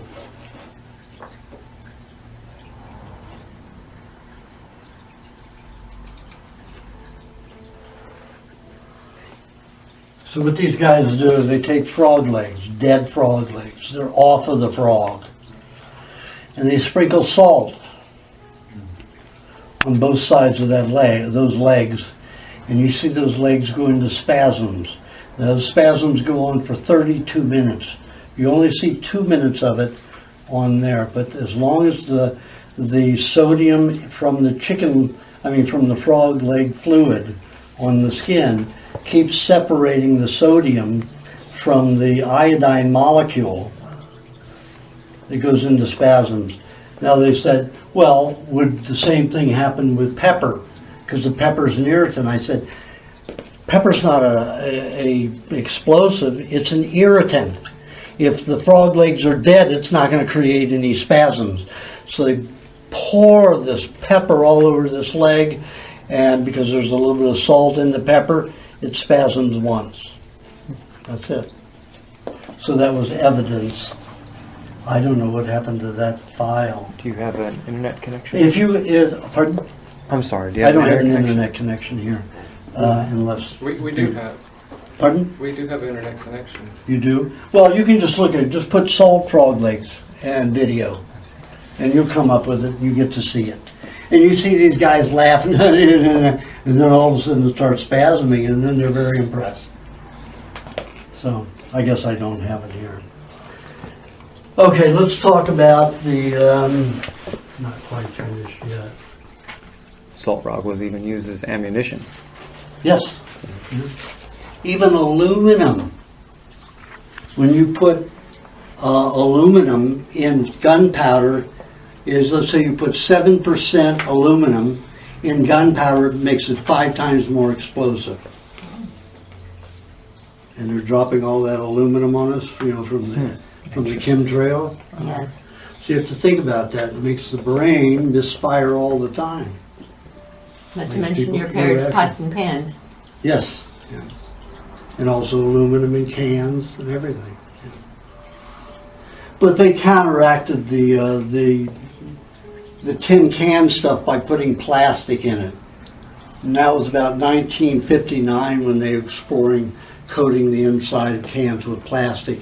By 1961, they were coating it with various types of plastic, but then you were getting bisphenols, phosphates in your food, and phthalates and all kinds of outgassing from the plastic. So when they were doing tests with frogs with it, the males were becoming females and then females were becoming males, and you didn't really have any distinction between the male and female anymore. And then they did it with rabbits and all other kinds of animals, and basically they became sterile. So plastics in food are highly toxic. Plastics with food. And of course your hydrogenated oils are liquid plastic, so they're going to damage sex drive and everything. And that's why everybody jumps on Viagra now. 60 years ago, you wanted to give something to suppress all the males, from having so much sexual energy. Now they're dropping pills left and right because they have no sexual energy. There's all these hydrogenated oils. Still looking through here. Well, I don't think it's there, so let's just pass on to the next. Okay, let's take a look at what mercury does. in the system.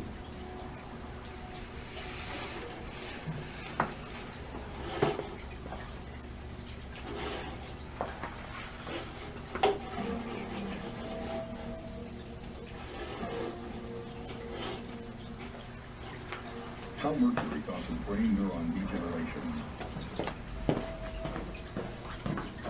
Mercury has long been known to be a potent neurotoxic substance, whether it is inhaled or consumed in the diet as a food contaminant. Over the past 15 years, medical research laboratories have established that dental amalgam tooth fillings are a major contributor to mercury body burden.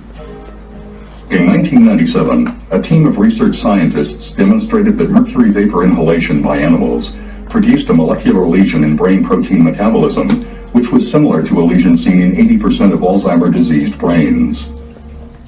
Recently completed experiments by scientists at the University of Calgary's Faculty of Medicine now reveal, with direct visual evidence from brain neuron tissue cultures, how mercury ions actually alter the cell membrane structure of developing neurons. To better understand mercury's effect on the brain, let us first illustrate what brain neurons look like and how they grow.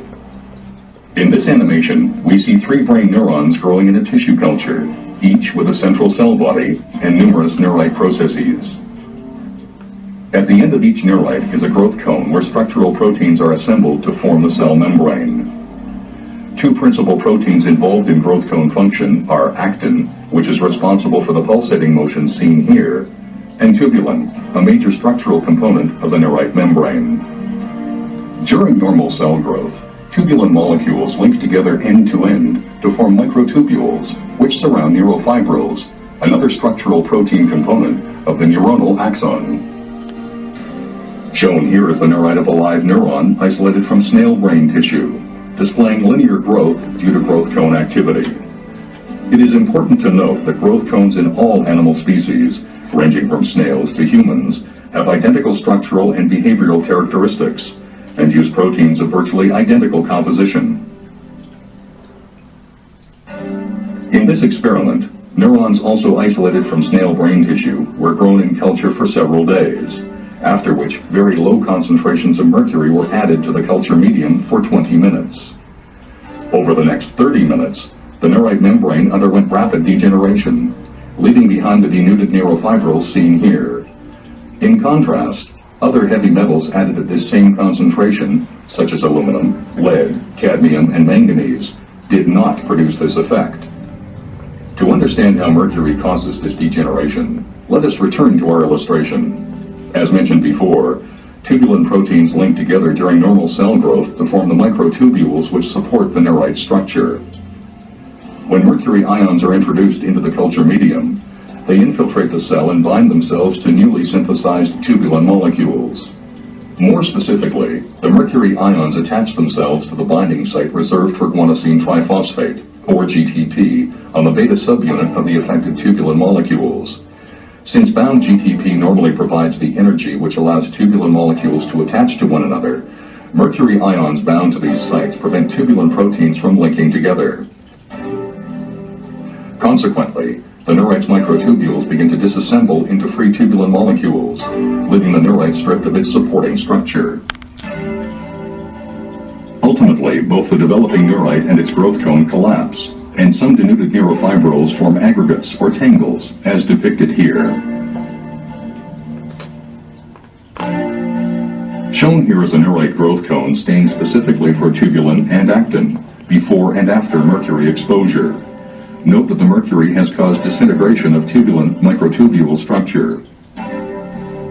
These new findings reveal important visual evidence as to how mercury causes neurodegeneration.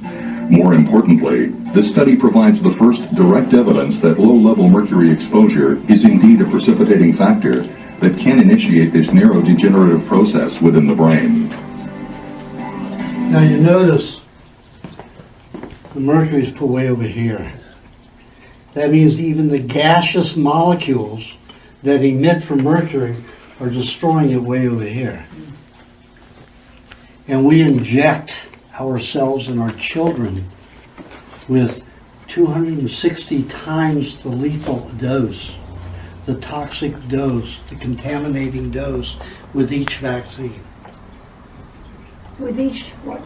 with each vaccine. Oh, vaccine. There's no rational explanation to do this. It is criminal to our children in our own bodies. Are they not doing that anymore? They're not using mercury It's a as lie. really. It's a lie, Billy. Before they're different using combination- mertiolate, which is from mercury, but now they're not using it anymore. That's what That's they a say. lie. Yes, they're using Yeah, it. we've tested them. They've reduced it from 76 quadrillion molecules of mercury to 56 quadrillion molecules of mercury. Do you know how long it would take you to count to one quadrillion? 1,000 years. And yet they're putting that many molecules in 56 quadrillion molecules of mercury in every vaccine. It used to be 76. So they've reduced it, and they've called thimerosal a different name. But still, there's mercury in every vaccine. So it's a lie. They're just saying it's mercury-free as far as thimerosal goes. Right. So they created a new formula, still with mercury in it, and just calling it something else. But it's still thimerosal by a different name. Just like mercurochrome and methylate, that's thimerosal in a different formula. That's rubbing mercury on a wound. I mean, how sensible is that? Nerve and neuronic damage they can do. You know, some of that's going to get to the brain. I don't care where you put it on the body. It's going to get to the brain. And you inject it into the muscle or blood, man, you contaminated the body grossly. 260. That's just the mercury's 260 times the lethal dose. That doesn't count the toxicity of the other ingredients, namely liquid aluminum, formaldehyde, ether, and detergent, which are your 5 basic. When you put iodine on the skin, does it do that? Iodine is a poison too. It is. So to do thyroid skin tests, they suggest using iodine on the skin, but that's bad. Huh? That's toxic. Toxic. They're looking and see if you have a bad reaction. Yeah. Or see if you absorb it. To see if you're Well, your body doesn't want to absorb it because it's rock. It's a rock ion. It's a rock iodine. It's not a food iodine. It's not bound with other nutrients. It's an isolated. When you have isolated nutrients, you've got isolated rock. We don't eat rock. Plants eat rock. You want high iodine in your food? Grow zucchinis and put your iodine in there. Mix it in with the mulch. Then you'll have concentrated iodine in your zucchini juice. But you're taking it directly as poisonous. Now I'm going to show you another one on mercury, just so you get an idea of how bad it is. Just from being in your mouth, one filling.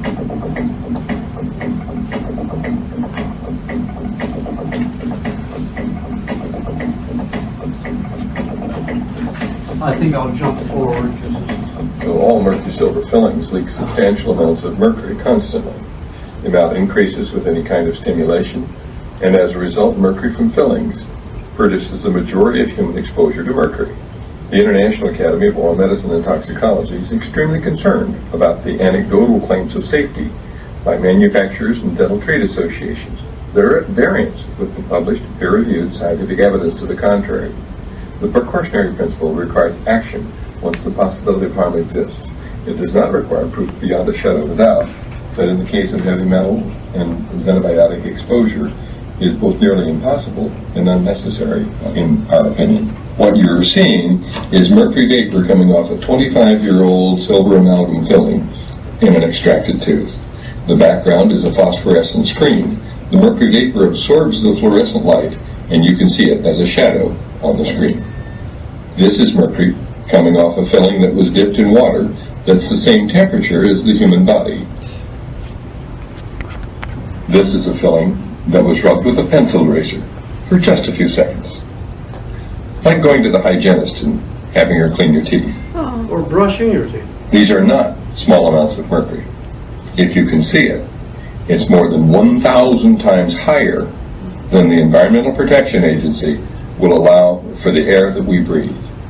1,000 times. What about the last time you went to the dentist and they drilled on your teeth? Here is the mercury vapor every time you raise the temperature to 110 degrees with hot coffee or warm water, or even chewed on it. Mercury comes off fillings every time you stimulate them, and that stimulation causes the mercury to continue to leak out of the fillings for an hour and a half at a minimum. Some people grind their teeth. Some people chew gum. The dentist might send an old gold crown to the dental lab to be welded. How about the dental personnel? They're not being given informed consent. Back in 1985, the International Academy of Oral Medicine Toxicology set out to determine the amount of mercury that was coming off fillings. And here's the graph, showing substantial quantities of mercury were measured coming off fillings. And then we estimated the total dose. And then we began animal experiments and put radioactive fillings in sheep. Mercury accumulated in the jaw, stomach, liver, and kidney of the sheep in just 30 days. Substantial quantities of mercury spread from the fillings to every organ in that sheep's body. This should be of concern forever. Then we measured that the sheep's kidneys dropped in their ability by 60% to clear inulin, an indication of kidney malfunction. Whole body imaging of monkeys found exactly the same thing. Proponents of amalgam fillings claim that sheep chew too much. Well, what's the problem with monkeys? They had mercury in their jaw, kidneys, liver, intestine, and heart. And further research found dystrophic bacteria that were antibiotic resistant cropped up in the intestines within 2 weeks of receiving these mercury-leaking fillings. Further studies have found damage to the ADP ribosylation of brain neuron proteins. In response to the controversy, and at the request of the Federation of Experimental Scientists and Biologists, Drs. Fritz Scheider and Murray Vimy wrote an editorial, the first ever in FACET, that point by point refuted the claims of the amalgam proponents. In 1991, the World Health Organization acknowledged that the predominant source of human exposure to mercury is from your fillings. That should be of concern to anyone wanting to have healthy children, because mercury is highly damaging to fetuses. Okay. Experiments in sheep. It just goes on, just compounds the same thing. Now, they didn't mention vaccines at all. Right. But vaccines are about 1,000 times more mercury directly dispersed into the entire body with each vaccine. What would you do if you had a kidney with mercury? I had all mine, I had 16 of them, and I had them all removed in 1978, and put, composite fillings in, plastic fillings in. The reason I don't use porcelain is because in experimenting with people putting porcelain in, they have to drill out a lot more of the tooth, and they have a tendency, when they snap them in, to crack the tooth.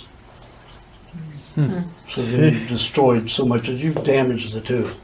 So it's better to put composites in there. Maybe won't last more than 10, 20 years, but you just replace them. So, okay, so let's talk about when we have disease. Remember I said that we will have different ways of expressing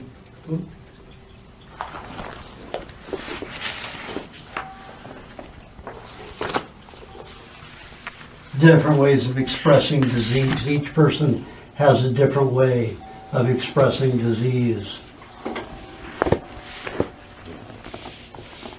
And we're going to go into these. Remember I said the lymph system is responsible for cleaning all the waste out of the body. Now it has glands and nodes. I should have shown that first, shouldn't I? And where are you? The body system. Okay.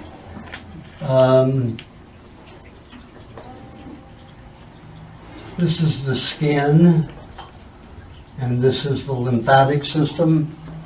Now, the lymphatic system is a circulatory system, just like the blood and the neurological. All three of them are complex. And it isn't just this. They go out, you have capillary type endings in the skin everywhere with the lymphatic circulation, just as you do the blood. So it permeates everywhere throughout the system.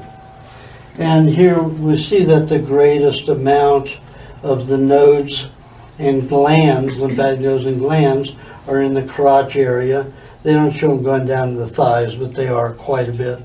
They show it on the male here down more, but they're way down into the thigh. And then the breast area and the armpits are the next, and then the neck is a lot more. Now they're just showing several. You have 11 of those lymph glands on every breast, male or female. You have about 20 some in the armpit, each armpit. So you've got different amounts of these glands, and then you have infinite nodes all over the body. Those are smaller little glands, they call nodes. And the body absorbs any toxin from the area, puts it in one of those glands or nodes, and it will neutralize it by the fats that are in the lymph system. The lymph system is mostly fat. It's like 80% fat, 15% protein, 5% carbohydrate. Now, a lot of the cholesterols are used in the lymphatic system. It can take a substance and dissolve it into a fluid. Normally, you'll take a cell like this, and there's a cut cell. This is a blood cell. These are blood platelets. These are phagocytes, the white blood cells here. And this is just other bacteria and cells. Some that are enlarging, some are growing, and some are, the body will throw platelets into the blood after they've been bred in the bone marrow when they're about this small. And then they'll grow to this larger size. But when these die, like this is a dead one right here. So the normal process is the body doesn't like to have a lot of waste products in the blood. So the phagocytes, that's why the phago in Greek means to eat. So you got these phagocytes, the white blood cells, that will eat. You've got two here ready to eat this cell right here, this dead red blood cell. So they'll eat that cell and prevent all that waste. So the white blood cells just get bigger as they get fatter. They don't have a lot of waste product. If they do, they usually dump it into the kidney to pass out of the system with the help of ammonia that the kidneys produce. So normally, though, when a cell breaks down inside the body, you've got a whole bacterial reaction, and the bacteria will dissolve it like you see a piece of food just dissolve into a liquid. That's bacterial activity. That's the normal process. It may happen in a lymph gland or it may be localized wherever it is, as long as the body is healthy enough to take care of the waste. If the acids get very high in that process, then it has to do it inside a lymph node or a lymph gland. Then it's made into a fluid and dumped under the skin in the connective tissue to be perspired out of the body. If you don't perspire, you're in trouble. If you've taken a lot of hydrogenated oils, eaten fried foods, you're in trouble because that plastic waste blocks everything. So you can perspire but never get rid of high compound waste because you're blocked with that plastic, because that plastic dehydrates, clumps, and blocks pores or connections under the skin.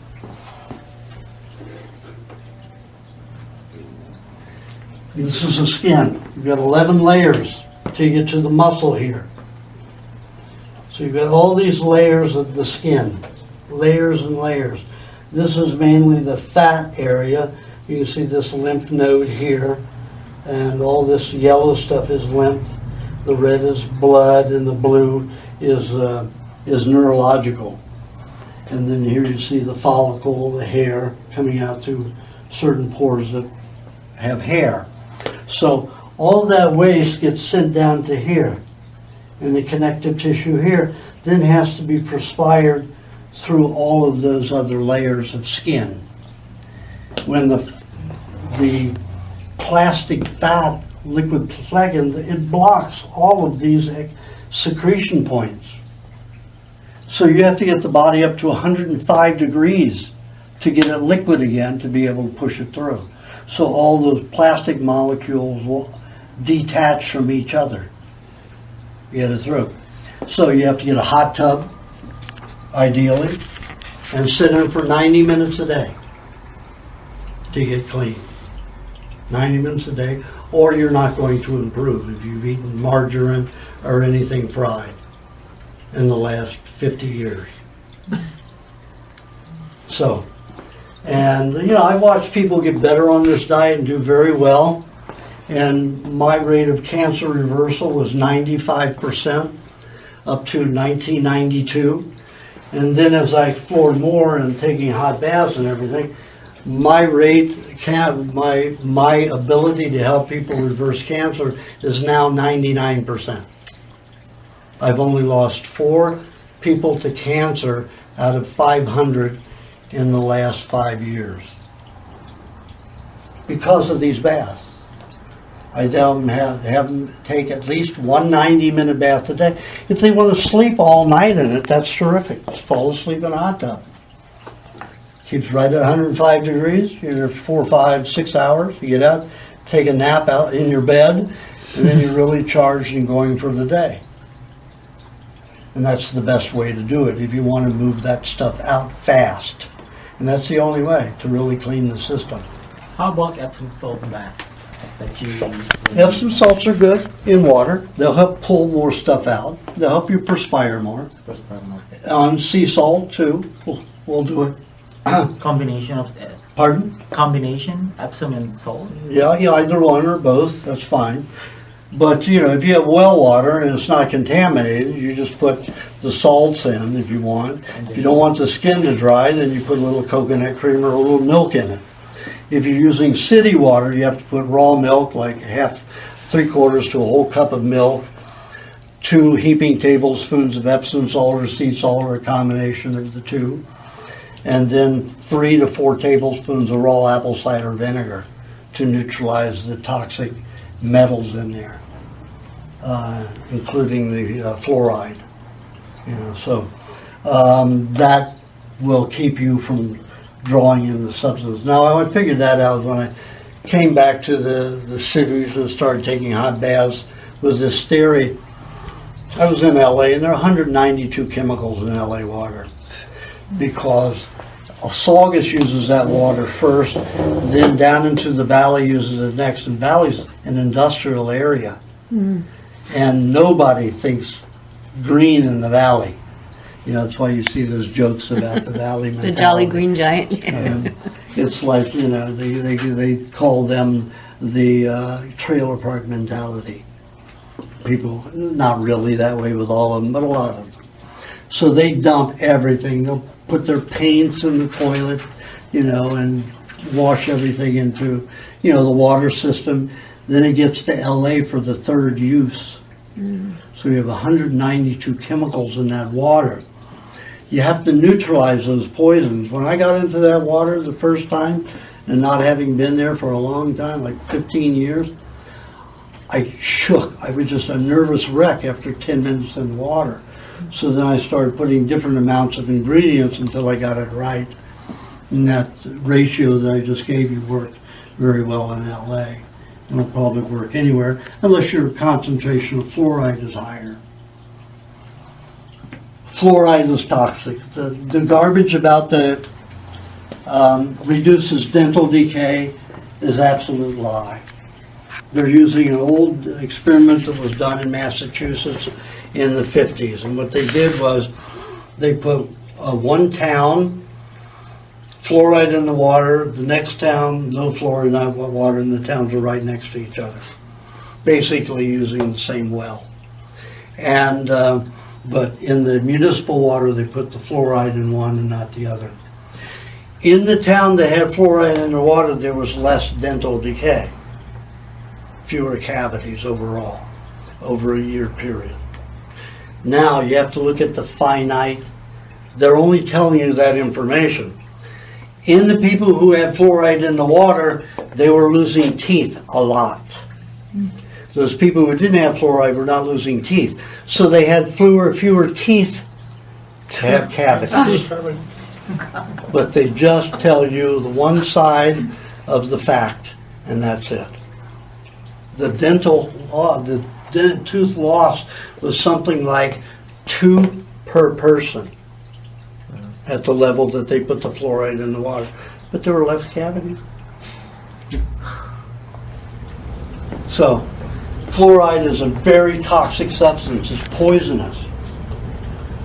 Military, it's a lot of their waste for making aluminum and other metals. So the military-industrial complex has all this waste they have to account for. So they force and browbeat counties and municipalities into putting fluoride in the water so they can sell it and get rid of it. And they don't give it to these municipalities. They sell it to them and force them to put it in the water. When you distill the water, does it take the fluoride out? No.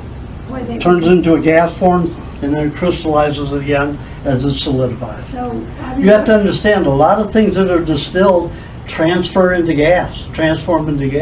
Mercury goes into a gas form and then a particulate form. So it goes back into the water? Goes back. It doesn't go back, it never leaves the water. It goes with the water in a vapor form. Oh, so when you because in West Palm Beach they put fluoride. So I thought I was distilling it and getting rid of it. I wasn't. No, you're transferring to a vapor form and a gaseous form back into a crystallized form once the water cools. And they say, they talk about mercury and iodine having a half-life. They talk about mercury having a half-life of 45 days. What that means is it takes 90 days for mercury to transform from one toxic substance to another toxic substance. That doesn't mean it's dormant. There's no more active damaging mercury. As long as mercury is in and viable, is there, present, it will always do damage.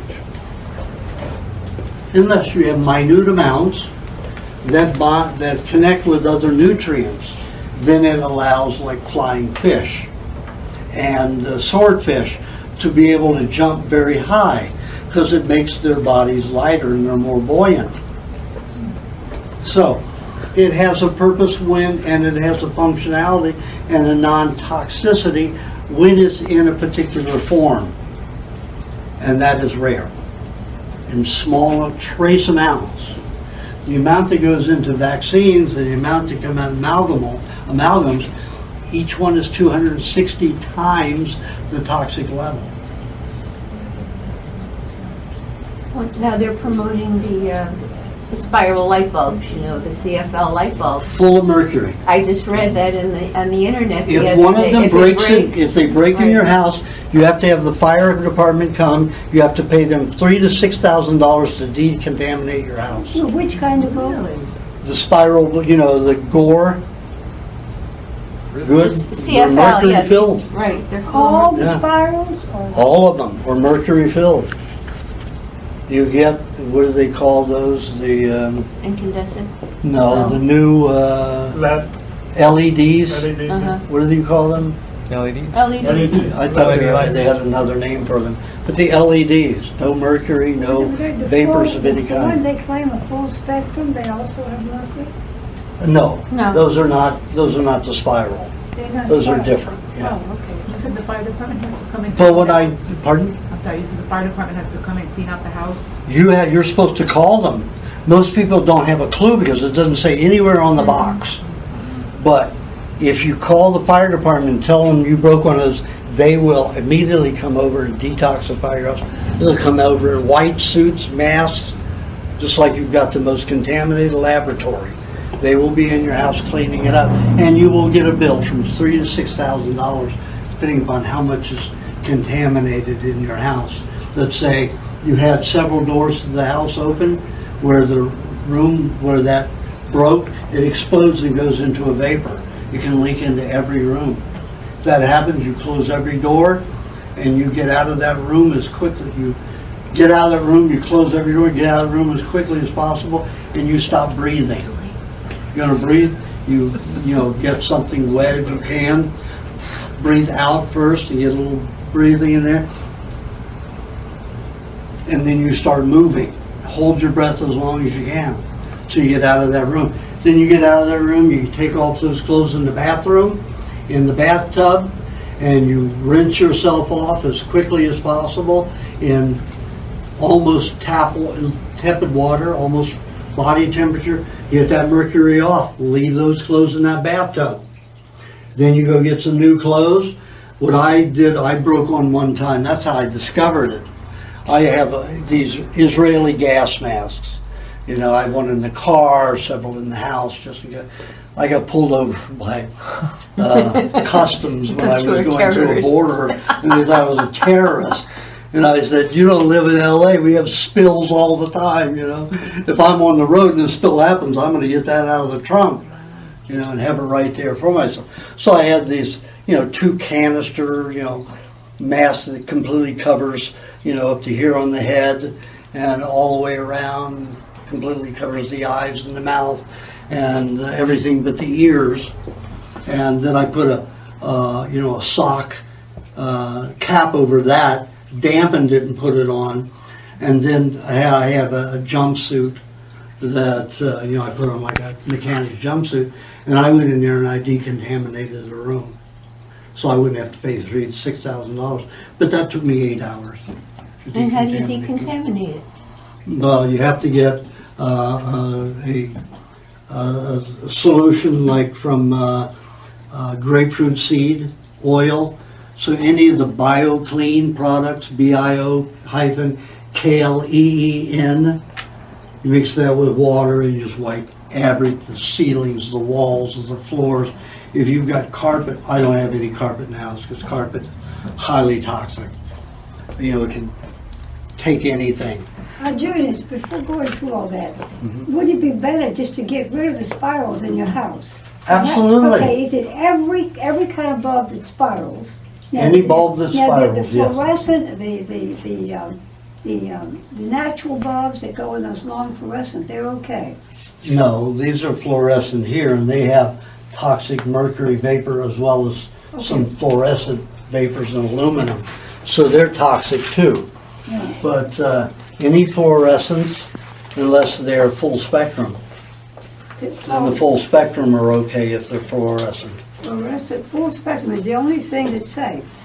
Well, even there's a debate there because I've experimented with those bulbs, and if I put coconut pulp next to the lights, all of a sudden I turn off the lights and you've got radioactive, you've got your, you know, the coconut pulps like a light, like it has, you know, absorbs light, like those paints, you know, so that looks like it's a little radioactive, so I'm not sure about those either. But I use all LED bulbs now. LED bulbs. And you know, like a 9 watt bulb is like a 60 watt to 100 watt regular bulb. Is that the one they want to discontinue, the LED, the old fashioned bulb? No, No. those are just regular It's the opposite. incandescent. LEDs, the They're new new. ones. LEDs are the new. Yeah, it's Use expensive, very but they little last energy. forever. Yeah. They last like 30 years. Yeah, they can last up to 25 years. Right. And then Kiva light is okay, right? Pardon? The Kiva light is okay. The Kiva light, the one that's like the sunshine you put to just Kiva, you don't know about it? Oh, well, I haven't experimented with I'll that, ask so I you don't later. know that. Okay. Okay, so we have all these contaminants in the body. If your lymph system is working, you're lucky. If it's full of plastic in the glands and nodes, it's going to be backed up, so you're going to be dumping your poisons into your intestines. Now, 90% of your waste products are supposed to be perspired through the skin. It's supposed to be dumped under the connective tissue and out the skin. But things are so toxic now, we have these reactions as they come out the skin, and I will show you the different reactions so you'll understand and not freak when they happen to you. And also how to treat that localized area so you can reduce the damage to the skin. And there will always be scarring and damage, but you can reduce it. Would you like a chair to put in front of that computer? No, because I have to bend over.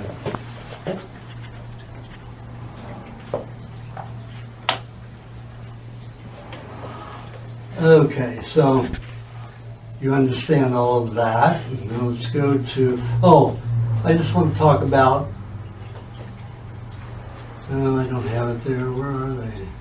Vitamin supplements. Just to go over, remember I said that when they make a supplement, this is vitamin C in food. It's like little spongy balls. This is that dissolved. This is this dissolved with kerosene and made into a supplement.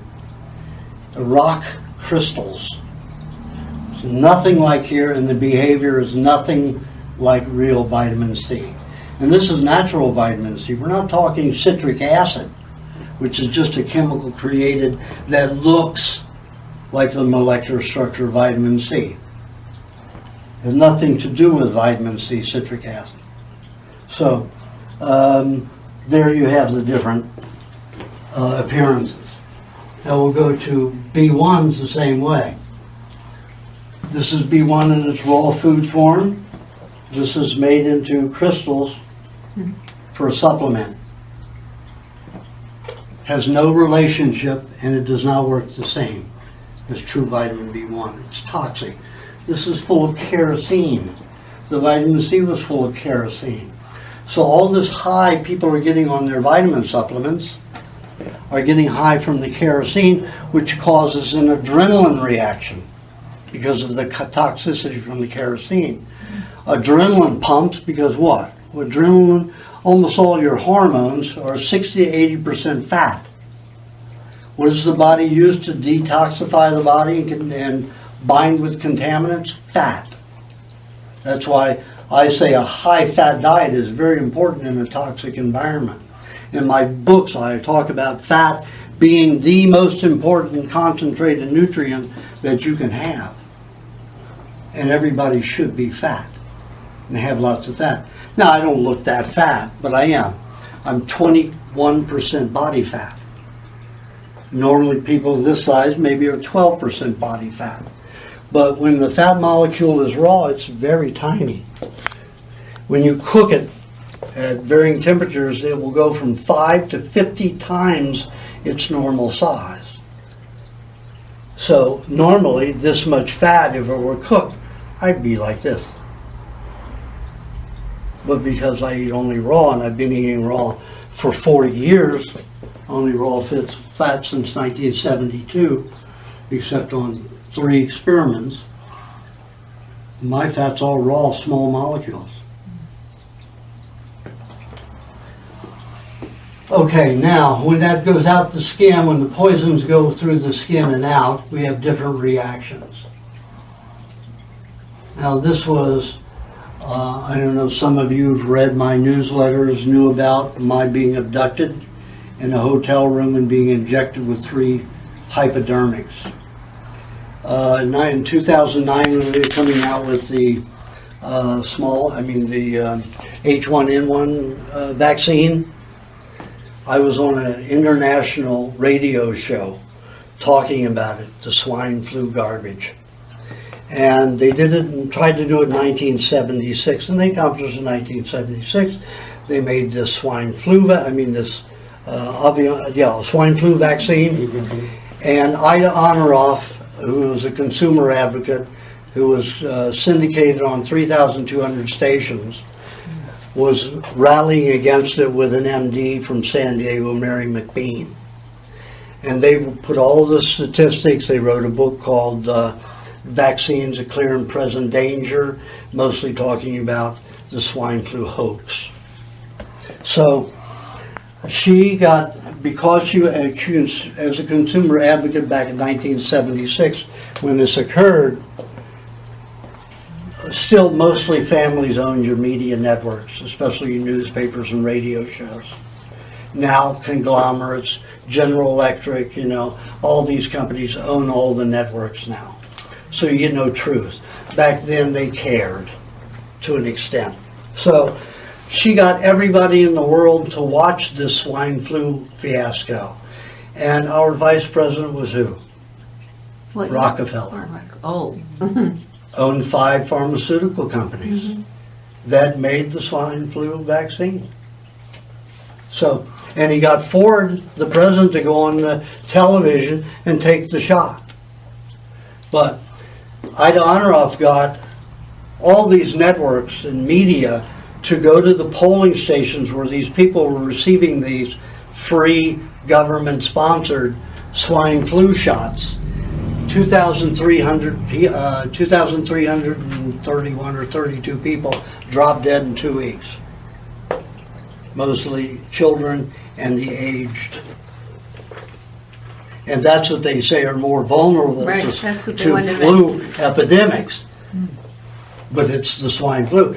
When I looked at it, when I knew they were coming out with this new swine flu fiasco and getting ready, they were saying April will have 2,630,000 doses of, ready to give to the people all over the world because it was going to contaminate all over the world. Hundreds of millions of people were going to die if they didn't get the swine flu vaccine.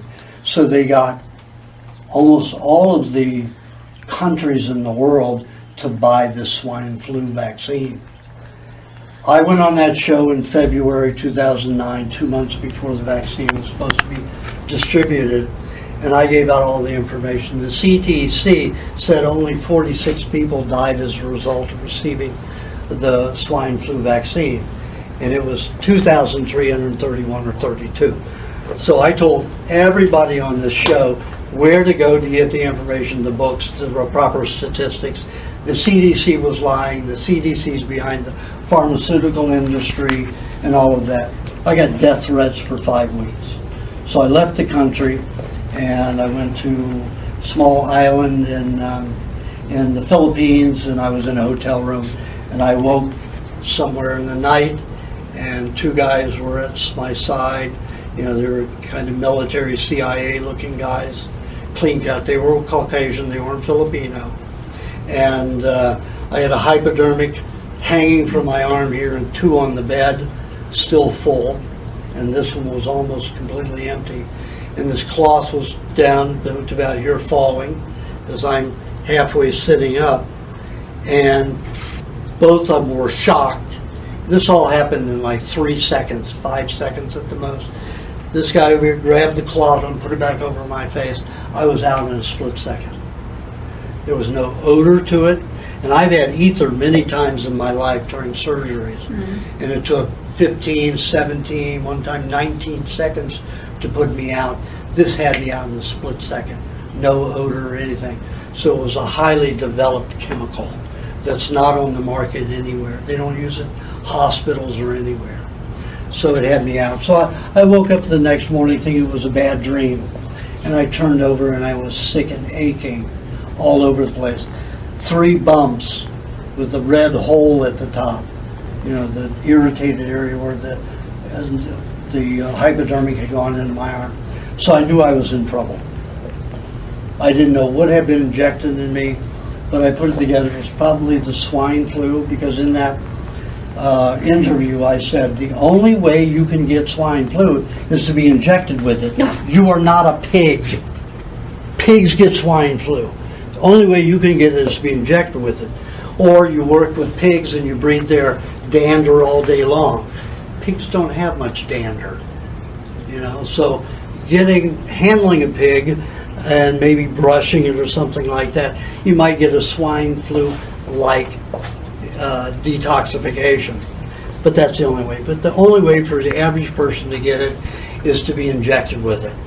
So I think they injected me with it, didn't expect me to wake up and discover them and not be able to handle it and deal with it. But I knew what to do. I was sick like crazy. All of a sudden my skin started exploding. I mean, huge patches just exploding my skin. The biggest one was right here. You can see the scar. This whole area just exploded open, oozing and just dripping, and not much blood, but lots of oozing and serum and fluid, almost like impetigo.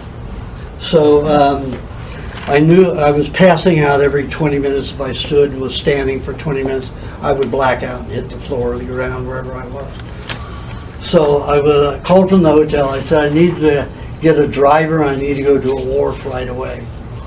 So I knew I needed to get either shark or stingray. Every fish, when it's dead, will graduate in production of ammonia. And ammonia binds with poisons, doesn't let it get into the bloodstream or brain. So that's what I wanted. I wanted that ammonia in my system. So sharks and stingrays develop, once they're dead, it's like every 2 hours the ammonia doubles in it. And it's like with the Swedens and Norwegians will rot their shark for 9 months and eat it. Sometimes they'll get a toxic ammonia reaction, but they do it to help clean industrial pollution out of their systems. And they have to deal with a lot of cold weather and temperatures, so they need a little bit better health. So they do that once a year. So I went looking for shark or stingrays. This fellow in his van took me around, the passenger van, took me around to 2 wharfs, and finally we found a stingray that had been dead 2 days. Perfect, very high.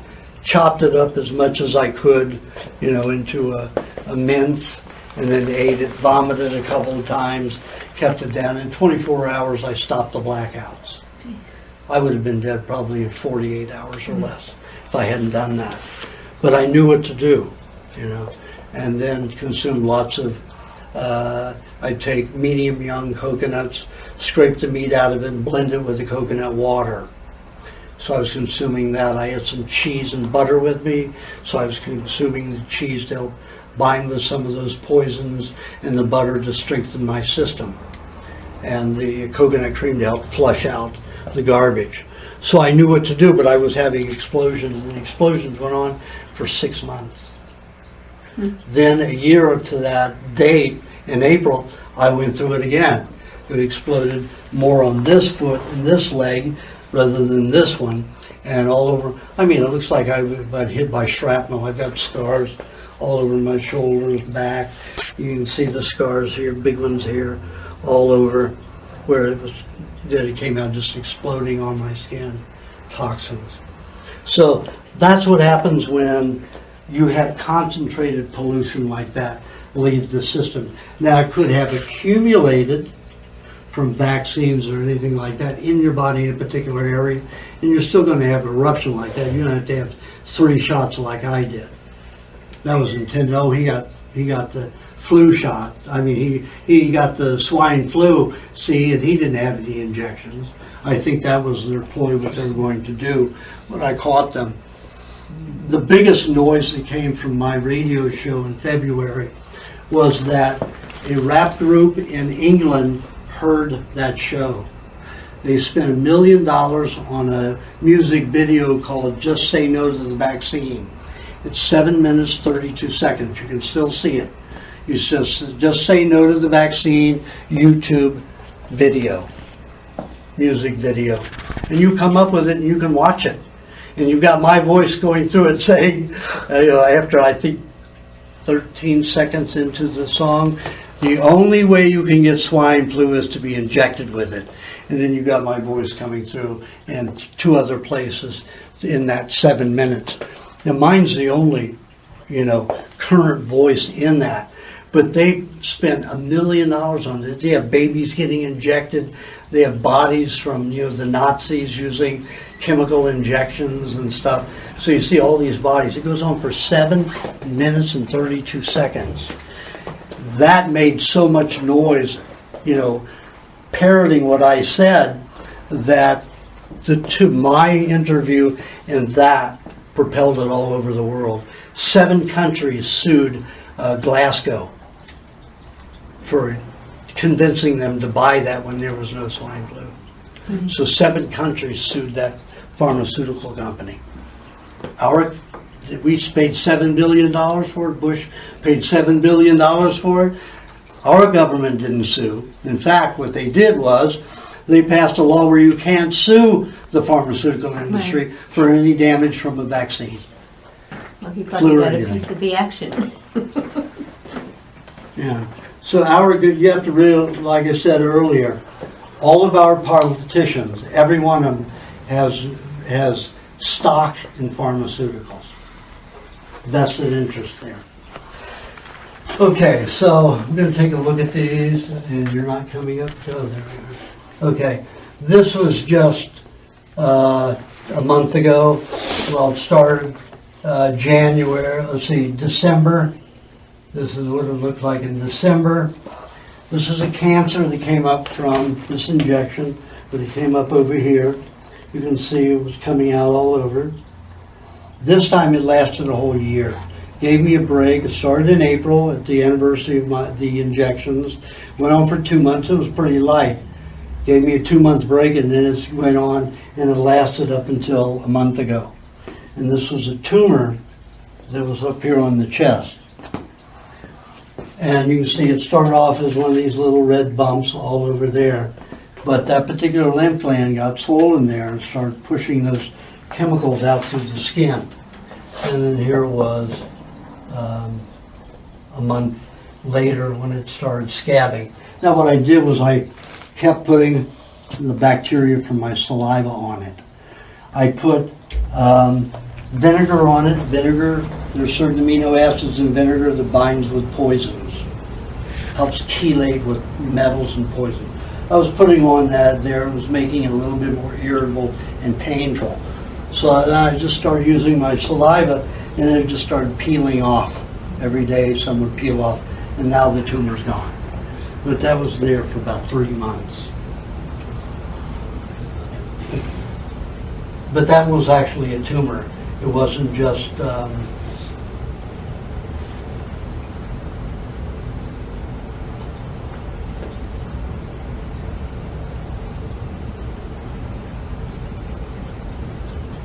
okay, this is right after it happened. Well, this is a year after, 2 years after some of this. Still coming out my body. You see how it's coming out? This is the left foot, 2nd year after. That was started coming out a little bit again. This was the one exploded there and here, and a little bit here.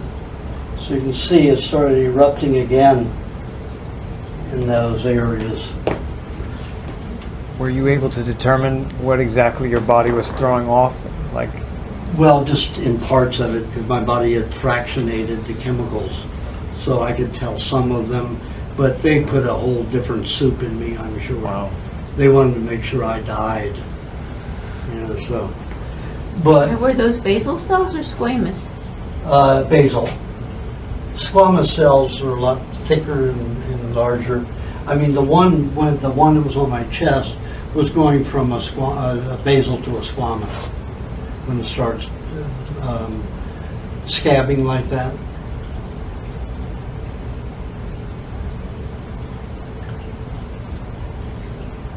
See how it's just coming through the skin, and this is a few weeks or a week later, or a few days later. You can see how bad it's getting. It's coming out through the skin, exploding through the skin. Your nail. Oh, it just discolored my nails and everything. I used to have, you know, Michelangelo feet. The only part of my body that was not harmed by anything. And this destroyed even my feet.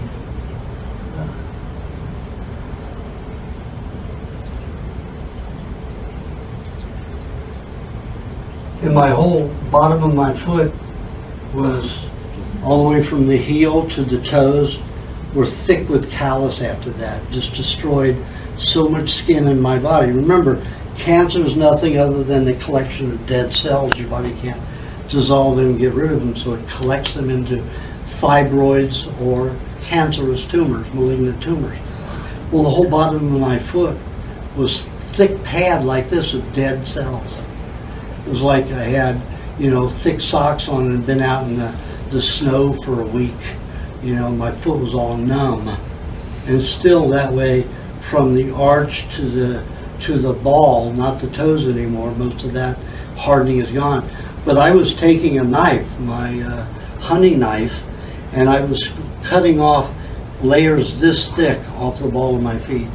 I was just cutting them off because they would get so big and start to wrinkle up and dry that it was uncomfortable to walk on. But I just cut them away.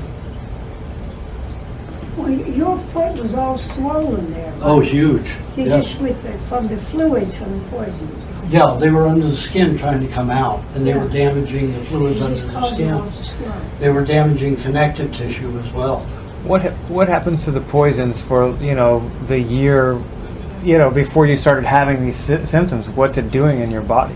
Well, Or my what's body has enough fat, but Right. it's, Yeah. right That's in the last 4 months, I've had severe pain here. Now, I've had a few of the scars, I can show you scars from where they punctured me. Right. Because there are absolute scars there, because those did come out a little bit.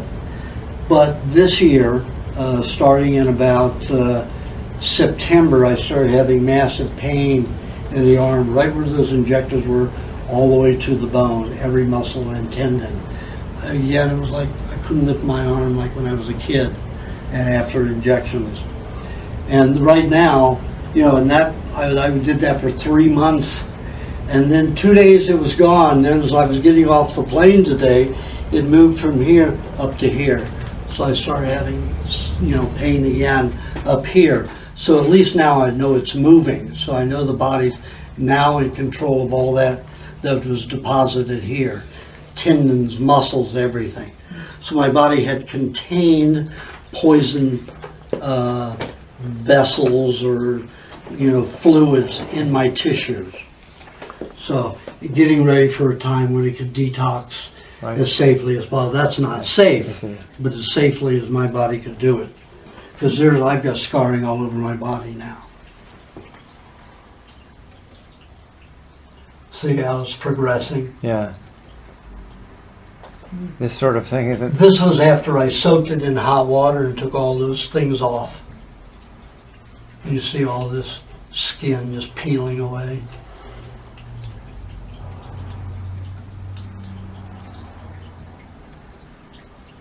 This was all after cleaning it and watching it dry for an hour.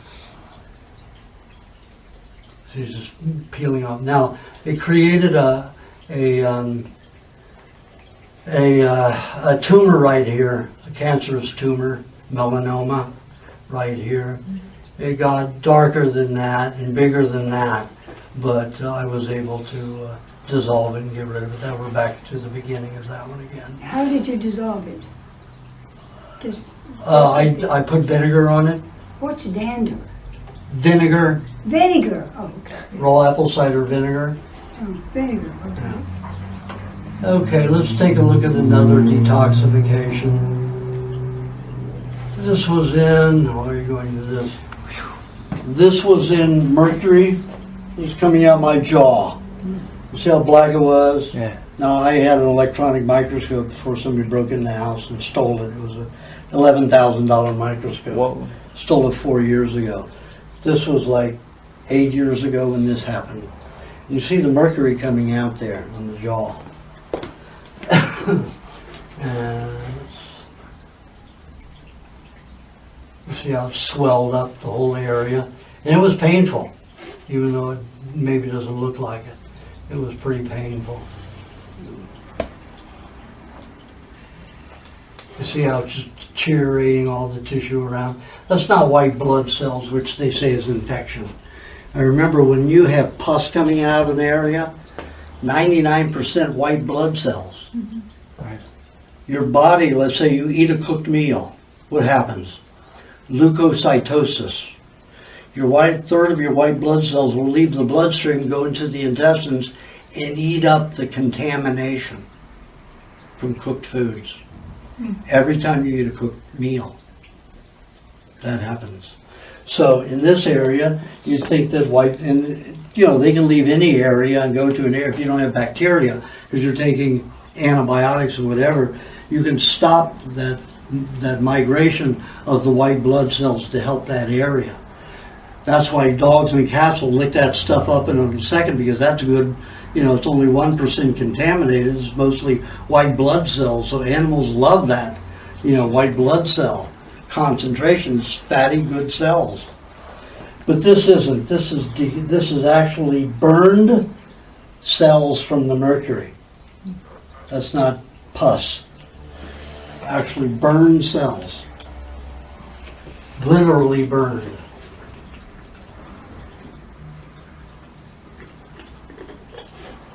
Do you think it was specific to your fillings, and that's why it came out of your, like on your jawline, or is there?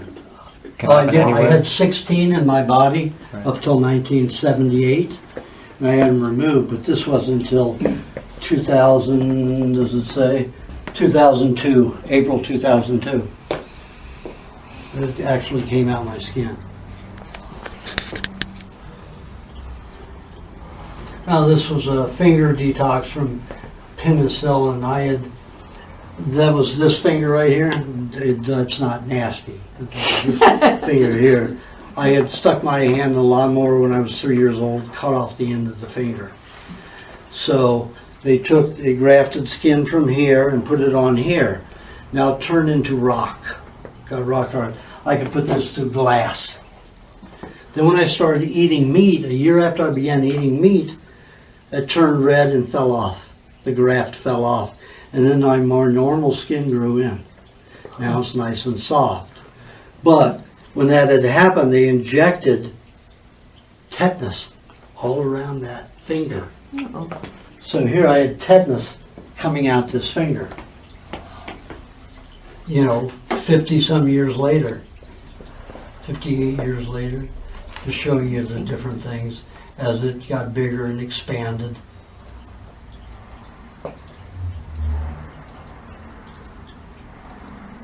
You can see it's swelling up over here now.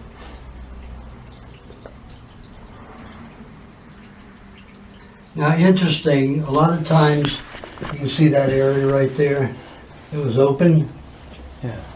I've had other people going, you press it and a lot of pus will come out, which are white blood cells. This one didn't do that. My body reabsorbed the white blood cells because they were still good, and that whole area of skin just peeled off. I mean, we're talking a thick layer of skin, like a snake skin, peeled off completely, all around from here, all the way down and around the whole finger.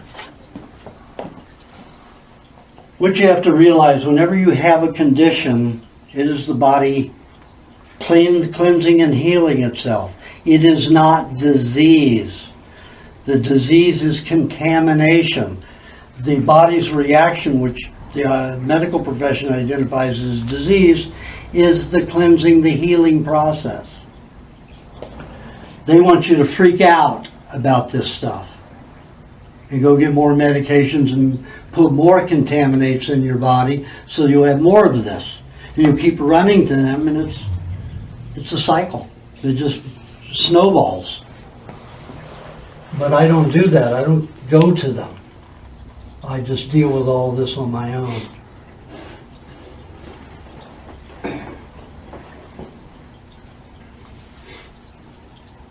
Now, this woman came to me with cancer of the nose.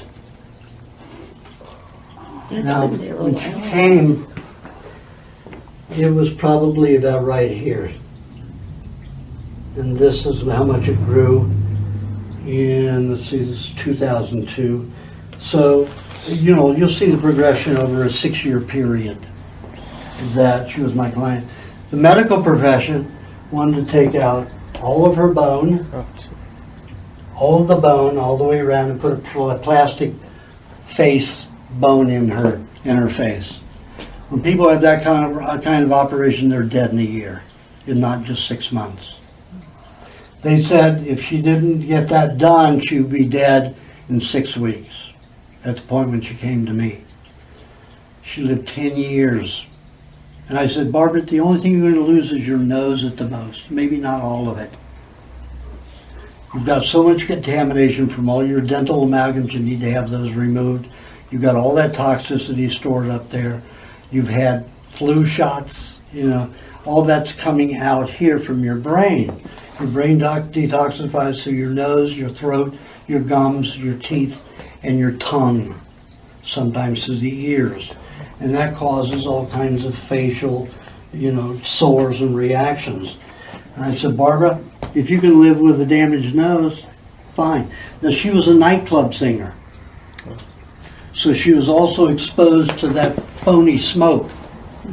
When they used to use dry ice, there was no harm done.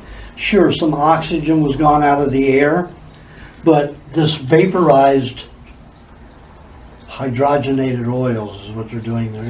They're vaporizing hydrogenated plastic oils into the air. All these actors and musicians are breathing this stuff in. And it's causing even more reactions with mercury and all the other stuff from dental reaction. Now, a lot of the dental anesthesia causes a lot of tongue and jaw and mouth and throat cancers. So how do you go to the dentist without having them inject anything? You go to a dentist that has a water jet on his drill, his or her drill, and I don't like women dentists, not because I'm prejudiced against women, but women like to make everything as so clean as they can get. So they take 2 times more tooth away than a male will.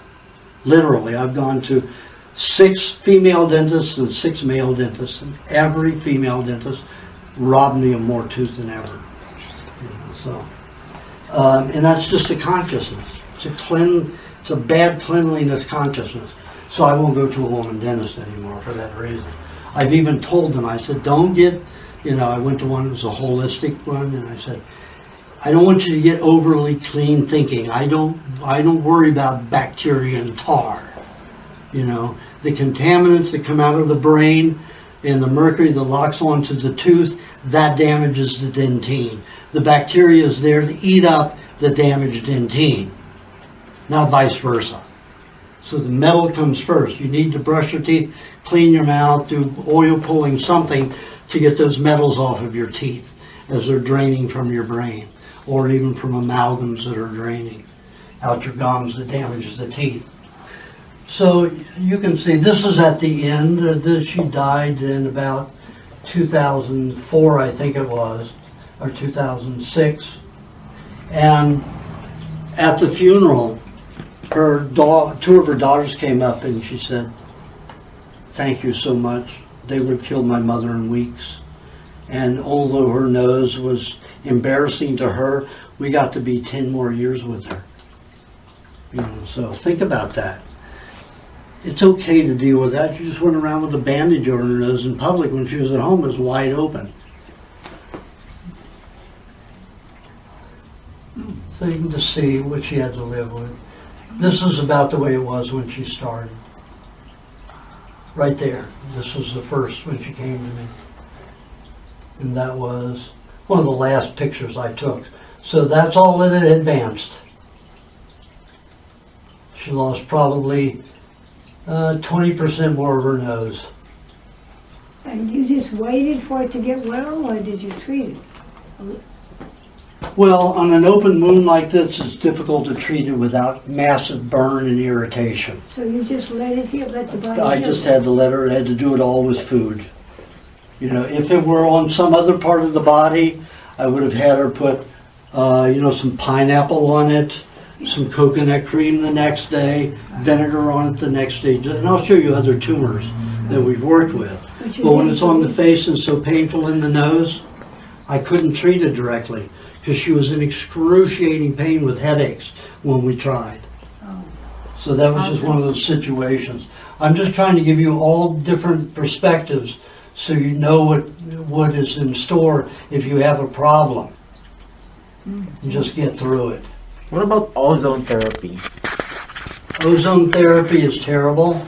It deprives the body of oxygen, and it turns fats into what they call it, putrefies oils in the body. But they said that it's good Okay, for you cancer. take an oil that's been oxidized. Let's say you take olive oil and they put it through that process. Smell it. It is rancid. And olive oil doesn't normally turn rancid because it's a natural food. Oils can turn rancid once they're treated and processed.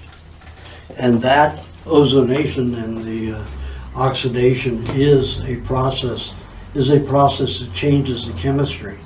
Have you smelled olive oil that's been treated that way? I haven't smelled it like that because I have an ozonated olive oil that I use for like irritation on the skin. Uh-huh. But because you have to put it in the fridge to make sure that the ozone will not leave the oil, I don't smell it. I haven't smelled it. Well, they leave it out in the air. In fact, as soon as you ozonate it, take a fresh olive oil and ozonate it, and you'll see that it really is rank in 24 hours. But When you chill it, right. it subdues the odor, the bacterial odors. Okay. So, very toxic stuff. When the whole body's treated that way, all of the fats are damaged in the body, putrefies. So then you're going to cause massive detoxification. But how come in Europe they're using ozone therapy for dental procedures to make sure that there will be no what you call this, the So-called the cavity infections. the cavity that is You can treat tissue in different ways and harden it. So it's a way of treating something, but that doesn't mean it's leading to good health. and this is alternative form of medicine Yeah, too. It's yeah. not it's the Let me tell you, all the alternatives are this far away from the medical because they're using the medical model to get to that alternative. And that's the big problem. And 99 times out of 100, if you do the opposite of what the pharmaceutical and medical industry say, you'll be doing proper. 99 times out of 100, you do the opposite of what they say, and you will be right. okay. Remember, the pharmaceutical houses write the procedure manuals for the doctors. Merck's is this thick. And how many times does the word heal occur in the book? 53 times, I think it is. 51 or 52 or 53 times. And it's only talking about a wound healing. There's nothing about a disease healing, and the word cure does not exist. So they don't want you even thinking toward healing and curing, except in a wound.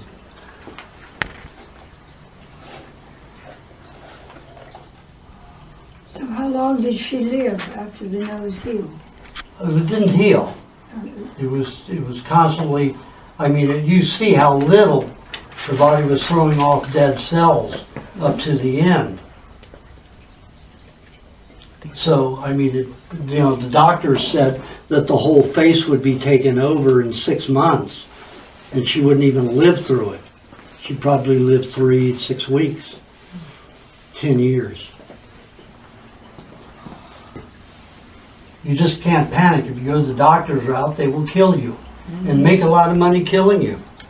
Just think, for every cancer that is treated, they make a minimum now of $176,000.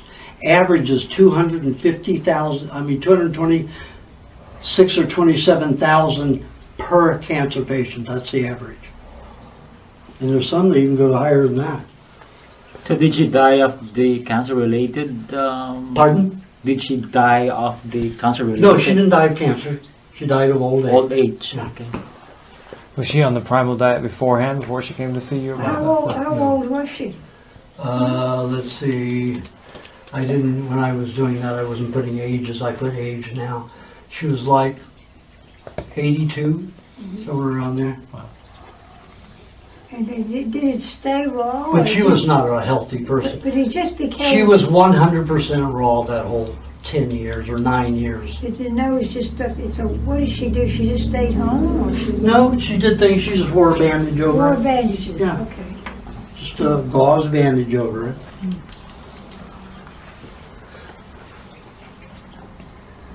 Okay, here's a breast cancer. Now, this is a squamous cell underneath the skin, just starting to break the skin, but you can see the layers of dead cells that are collected in the squab. When the body can't dissolve dead cells, the proper way is bacterially, the second way is fungally, the third way is in the lymphatic system using solvents like a virus to break it down, and that's the most toxic way. And that's basically what this is leading to right here. Now the body's cancer cells are viral cells. Cancer cells have a dissolving fluid inside them. So when the cancer cell dies, it sets all this acid into the system to dissolve the dead cells.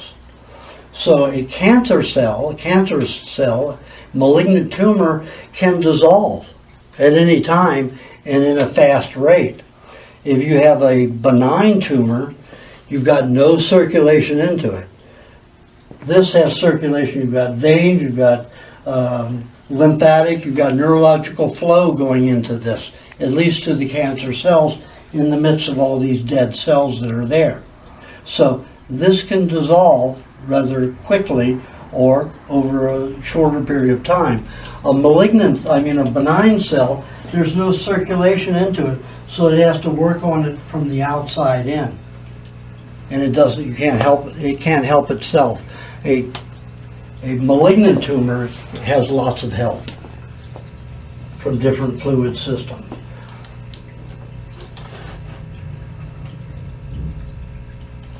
I'm just showing you different views of it. And this is as it's progressing. You see now it's starting to shrink on the diet. There's your hour and 45 minutes. Hour and 45 minutes? Okay, well, I don't want to leave you with that awful thing before we go to lunch. Let me get something to lunch. Oh, this is a bladder. Bladder stone that I had. Now, you see the size of this bladder stone? It's the largest one in history. Huh. I had the largest one. Why don't you go down in Ripley's, right? We are not Ripley's. Who is it? What is it? Oh, Guinness. Guinness, yes, the Guinness book. Now, when the surgeon saw this, I was 2006. So I was nearly 60. I was 59 years old when I started having problems with this. And all of a sudden I couldn't pee unless I lifted my leg like a dog. So I really had to go over to the toilet and pee like this. I couldn't figure out what was going on. Then I was having penis pain like crazy. So I went to the urologist, and I wouldn't let him do x-rays. I only let him do ultrasound. And these are the pictures. He says, my God, that's a huge stone. I've never seen anything like it. He called the nurses in and everybody. Never ever seen a stone that big. In the medical books. Kidney stone, right? No, bladder. Bladder stone.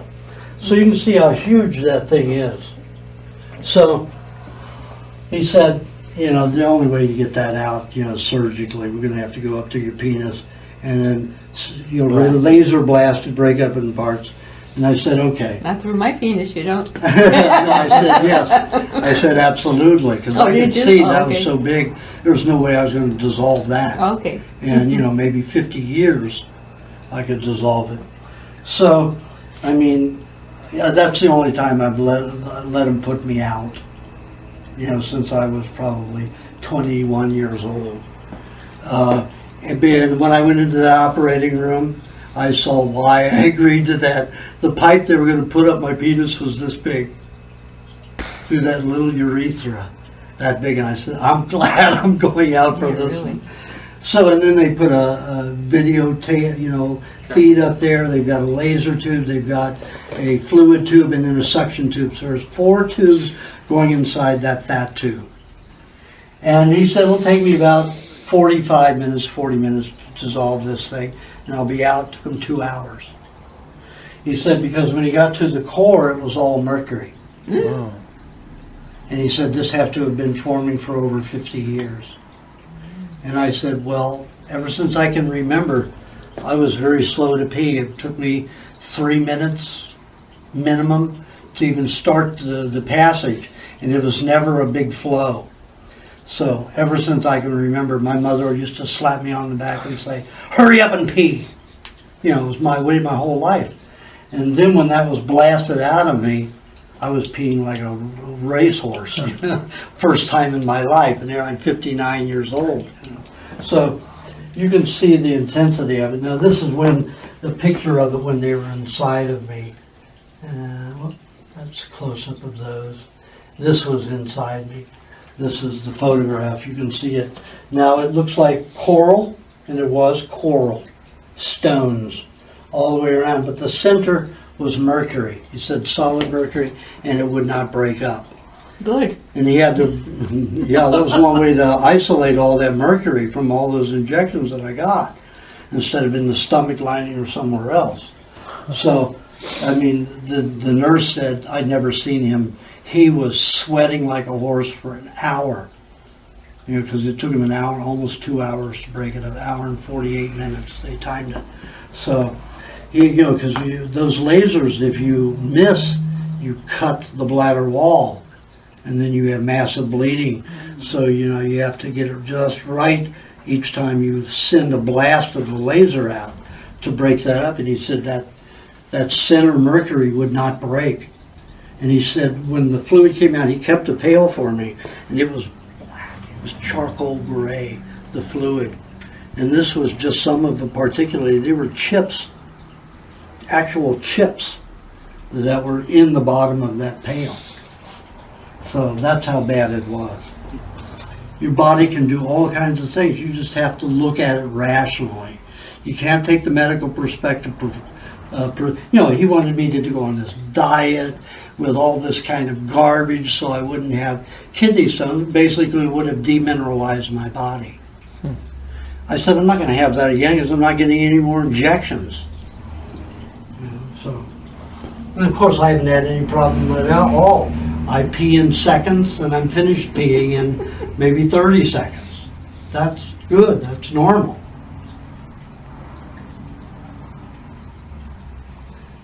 Okay, let's take a break. Oh, but just before you go, what happened to that woman's breast? Did she die, or what happened? No, it's still going away. She's still in process. She's still, did she operate or chemo? No, she's still going on the diet. That was only recent pictures of her. Okay, but did she do chemo and radiation? Now this guy was deteriorating in his whole body. He was even 15 pounds thinner than this Oh my at goodness. his worst. But this is when he came to me. He went to the Hippocrates first, gained 15 pounds, but didn't get well. You know, nothing could help him. This was 6 months on my diet. Oh my goodness. So, huge difference. Could we take a picture? No, is that private? Yeah, well, you can get this off the internet. Yeah, it's on his website. I just want to take a quick. Just go to wewanttolive.com, and it's on there. I think it's on the front page, isn't it? Somewhere in there. It is not my website. I just contracted with somebody to sell my information that wasn't in the books. Because I stopped books are too expensive. So the newsletters, there was 1,500 pages of newsletters from 2006. So there's 30 books worth of information. And that has all the detox information in it, plus the new stuff that I'm putting out now. We'll go into the newsletters. But you can see that. This picture was actually taken a year after this, but he was like this in 6 months. He took the pictures like this, but with no glasses. So I told him to retake the pictures with glasses. So we can see it's the same person. So it'd be the same appearance. But he was 30 years old here. Oh my God. Wow. Yeah, and what was he, 36 here? Wow. So you can see the difference.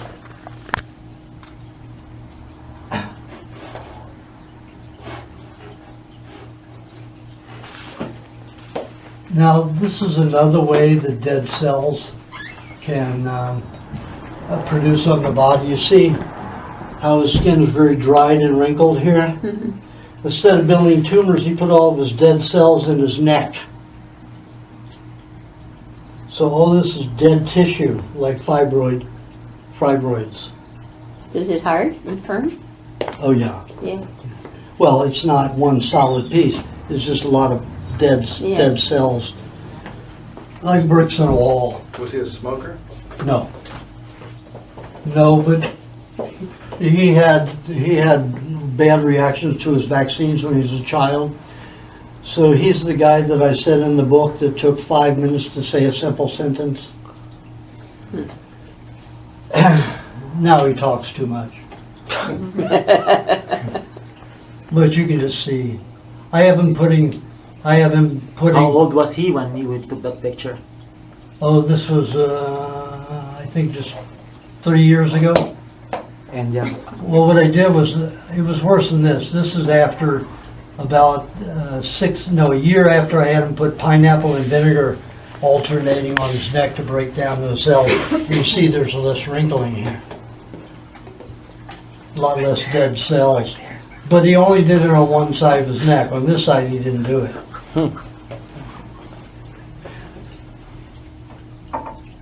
Oh wow. That's better. See, this is irritating because I had him put that stuff on to remove it. But that's just an idea, another way that your body can remove the poisons out. Now, this fellow is a guitar player and singer, around lots of smoke, and you see where he got his. Remember, the other singer had hers in the nose. His is around the eye. Malcolm Gold, you can see his. He has 2 videos on his 10 years on the diet, he and his wife. He got this after he was on the diet? Yes, but that was, he was in a show that had heavy smoke for 2 hours for a whole year. And I went to see the show when he came to LA at, where was it, the Universal Amphitheater. And there was I said, you got to quit that show. It's that same and smoke. this came up 3 months after he quit the show. That same sort of liquid smoke you're talking about. That's when it was the worst swollen. Oh my God. Yeah, it's that vaporized smoke. That's when it started draining out a little hole.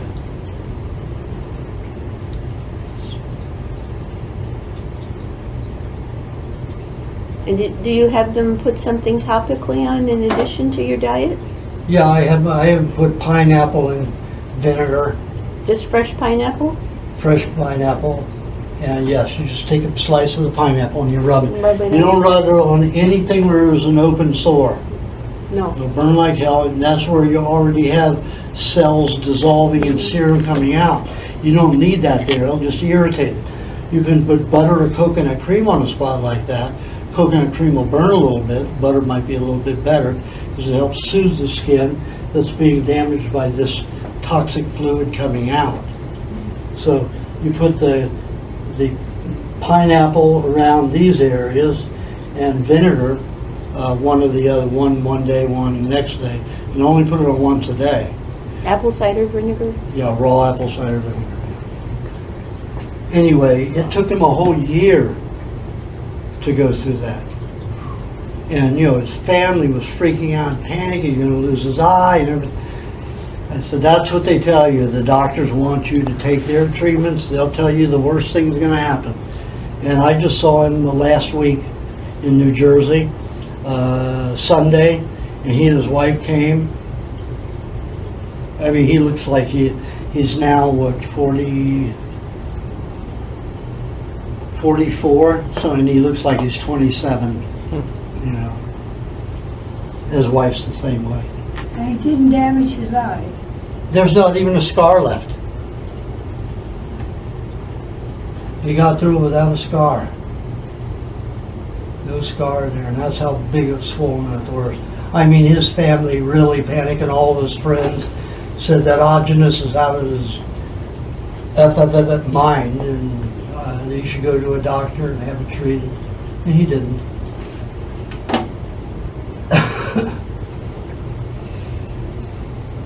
Oh, now this young lady, when she came to me, she was completely crippled.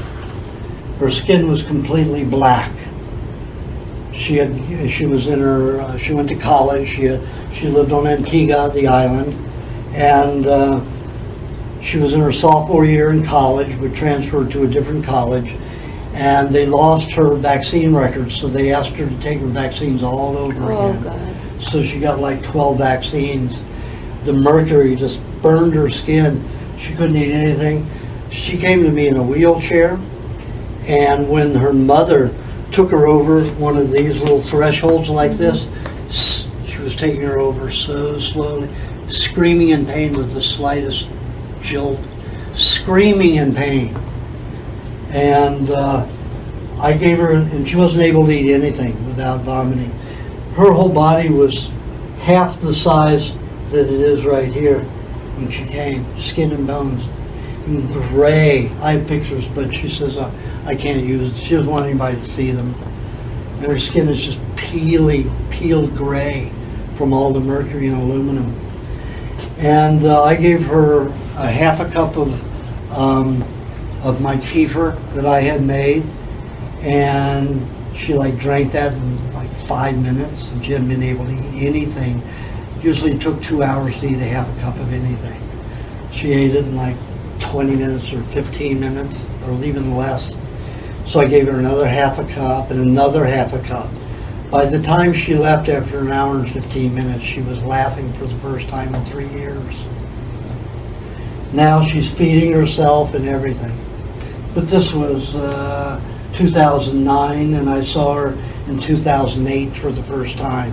So this is only a year on the diet. She's eating the custard here, as you can see. So she's reading, she's able to function now. And now, I mean, she's out of bed and she's functional. But when I saw her the first time, the only thing she could move was her head. And I could never understand her. Mother would put her ear right over her mouth, you know, to hear, and then she would talk to me. So that's how bad a shape she was in. It was really bad.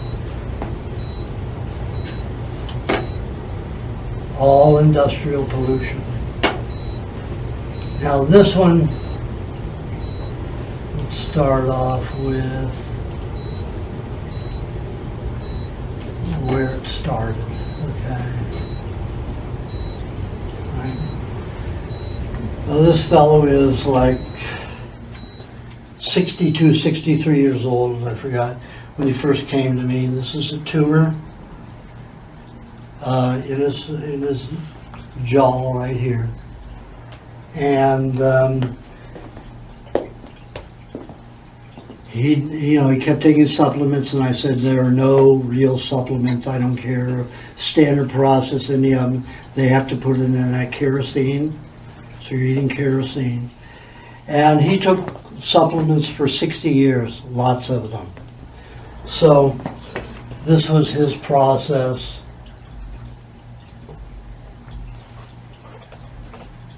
And you saw it kept getting bigger, started to cut off his ability to swallow and breathe.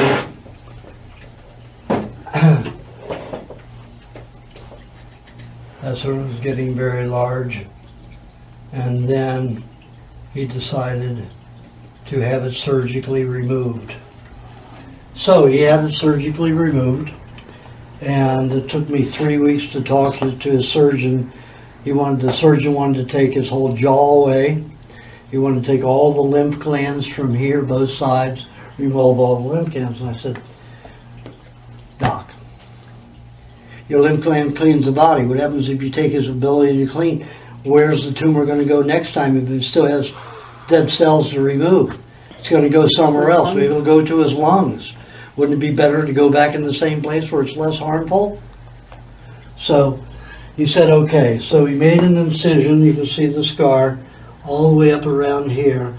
So he cut out the tumor, but this is the second growth of it. I don't like surgery, but he couldn't breathe. He couldn't swallow.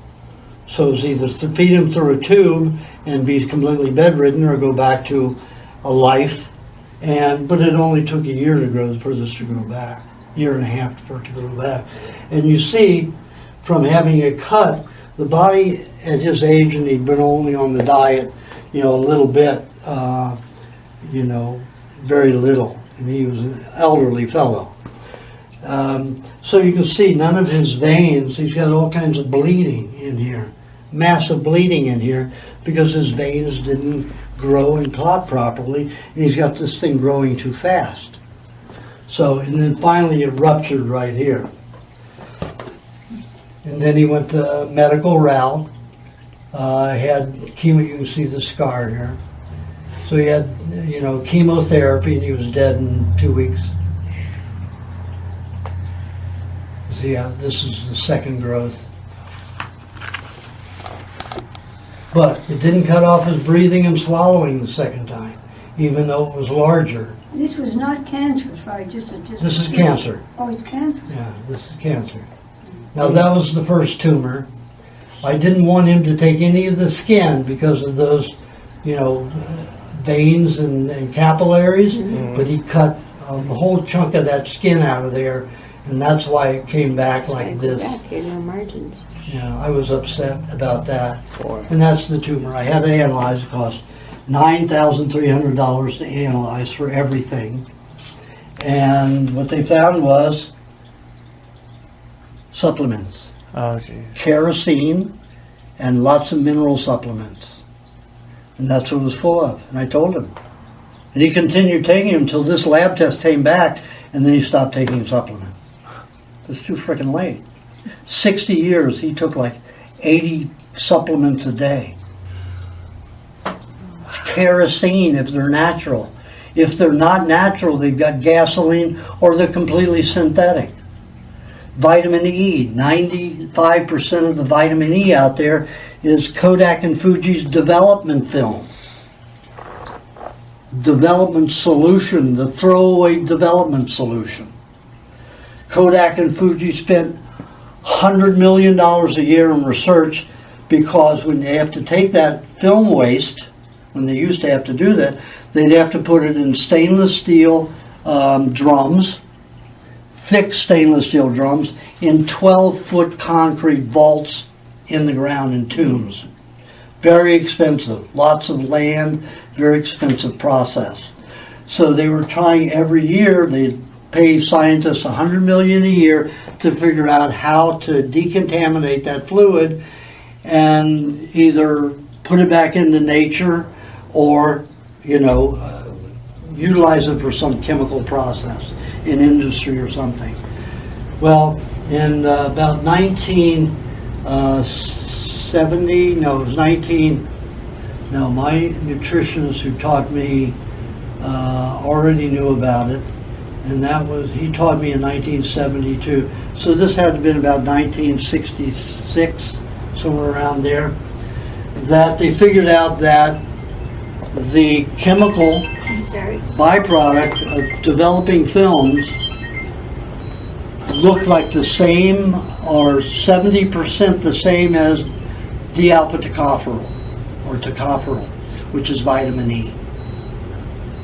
So now they sell you, that's why Fuji and Kodak are still in big business, even though they don't develop film anymore.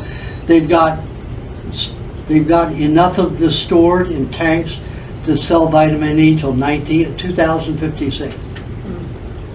So 95% of the vitamin E out there is not even vitamin E at all. It's Kodak and Fuji waste product from developing fluid. If you go into a health food store and get a natural vitamin E, 5 units of each 100 will be from soy or corn, again with kerosene in it. Then the rest of the 95% will be Kodak or Fuji development waste. These people are ruthless. They will make money at anything. And they make a fortune from it. They don't have to bury it anymore. Now they're digging it out of their graveyards and selling it as vitamin E. And they'll put in anything that's fortified with vitamin E, development waste. So that's a kerosene and supplement tumor.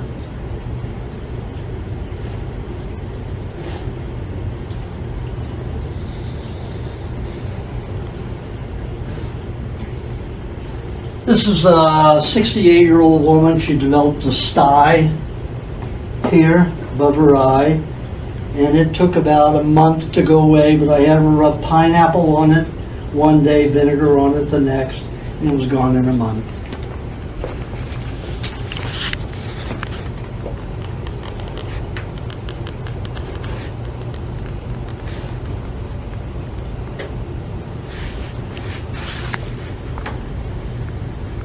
This is a woman who cut off her finger.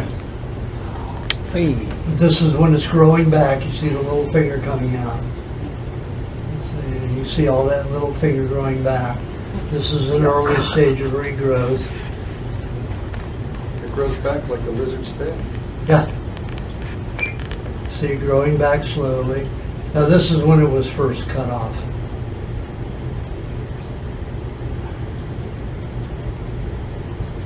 And that's the way it was a year after. Wow. But now today, I mean, that was in 2008. When I saw her last year, you couldn't even tell. You know, this deformity here and the crooked nail on that finger, it's all straight now. And this was a 56-year-old woman. Did she cut off any of the filament, any of the bone? Oh yeah, took off the part of the bone. Oh, you saw it. See? That much of the bone went from here to here. Cut off that much of the bone. That's immediately after it happened. She just went on Okay. a diet. Did it regrow? Well, she had been on the diet. She has a big coconut juicer that I imported from Thailand. She got her finger stuck in it, ground her finger off. Ouch. You know, so there was nothing to sew back on. It got ground up with the coconut. So this is, you know, grown back on its own. What was the treatment there? Or Well, what I had her do is I had her put lime juice on the open wound. And she screamed a lot, of course. I was in a motorcycle accident. Took off, and I was wearing short sleeve shirt, shorts, sandals. Took all the skin off, all the way here to part of the elbow bone off. Took all of this bone off. So I had muscle and skin and bone, very little skin showing in those areas. All down my hip, all the way down. All the ankle bone was shaved off by the asphalt, and part of the toe bone, you know, on that lump on the outside.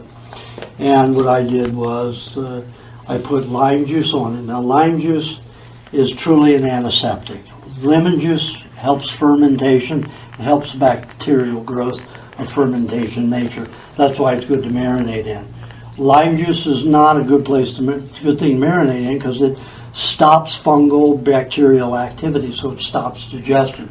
But what I like about it is I had all the asphalt in those wounds, and I couldn't clean it out. It was too painful. So I had all these little spots of asphalt. I took out the larger ones that were the size of sand, but some that were smaller. I just couldn't pick them all out. It was just too painful. So I put the lime juice on. The lime juice coats any foreign particle, and it just like puts a plastic sealing over it. So even though it stays inside, my body wouldn't be trying to get rid of it with like white blood cells. So I wouldn't have pus and all of that. So I put the lime juice on first, bit onto a towel and screamed a lot. So I put all that on. And then I put honey over that. Then coconut cream over that. Then butter on thin slices of meat. Put meat there as my skin with the butter on it. And then I put coconut oil on the backside. Took damp cloths and then put those over the meat. Then plastic over the cloth, the damp cloth, keep them from drying out. And then wrapped it with an ace, wrapped it with gauze and then the ace bandage over that. So kept it on. In 12 days, all my skin grew back. And in 6 weeks, all my bones grew back. You know, all of these. So, as I had her do the same thing here. sorry, you do that every day? No, I changed it once every 3 days. When it stunk, and you know, I had hired 2 nurses for the first 12 days because I had split. I had taken so much skin off and everything, and I had split the bone from the knee down to the ankle, because it was a big 650-pound Harley. And these foreigners they were from Denmark or Holland or something, and they weren't looking the right direction. And, in Thailand, you're going the same way as England, And these people walked right out in the street in front of me. So I had to bury the bike on top of my leg, or I had to kill two of them. And I was only going like 18 miles an hour. But they walked right out in the street in front of me. So it just crushed that leg and took all the skin off. So I was in a lot of pain with that. And where the femur, I forgot to turn that on, didn't I? Did I? Yeah. Where the femur sits on top of the tibia, the top of the tibia was all these fragmented, just broke off the top. So I had all those fragments up in there. And I went to a hospital. I laid on the street for 45 minutes waiting for the pain to subside. And my knee just kept getting larger and larger at the shape, so I thought it was out of place, so I just needed to have them put it back in place. And it was 10:30 at night after I waited 45 minutes, so no chiropractor was open. And this was in Jomtien, Pattaya, Thailand. So, I went back to the hotel, put all that stuff on, so, waited for the temperature. So, hour and a half later, I said, I got to go to the hospital. I have to have him put this knee back in place. So I went to the hospital. Intern was there and freaked out. Said, I'm not touching that. You need to have your skin grafted. You need to take the skin from your thigh over here and your buttocks, put it all over here and all down. And he was freaked out. And I said, no, all I want you to do is put this knee back in place. He says, I'm not even touching you. So he called the osteosurgeon out of bed. It was probably 11:45 at night. So I waited an hour for the osteosurgeon to get there, and he took one look at it, and I said, listen, all I want you to do is just put this back in place. I'm in a lot of pain right here. I'm not in pain here or here. I can take care of that. He's freaking out. You need transplants, grafting. And I said, no. He said, I'm not touching that leg without x-ray. I said, okay, you get one x-ray this way, and you take it from here to here, and you get one from the side, that's it, and I dial the x-ray machine. I put it on its settings. The radiologist was completely agreeable, all of it, so I let him take 2 photographs. Saw that the tibia was split from here down to here, and all those fragments in the knee tibia, and he said, you will never walk again if you don't get surgery. And they wanted to cut me from here all the way down to there. They wanted to pin the bone together all the way down, and 8 to 12 pins, 8 to 10 pins minimum. And then he wanted to clean out all of this. So I've been cut from here all the way up to here. Of course, they would have had to cut away a lot of muscle to get to it, to get in here to the joint. I've seen people who've had that surgery. This leg is like 1 inch to 2 inches shorter. The calf muscle is, 2/3 the size it used to be, and they're crippled. They're walking around like this the rest of their lives.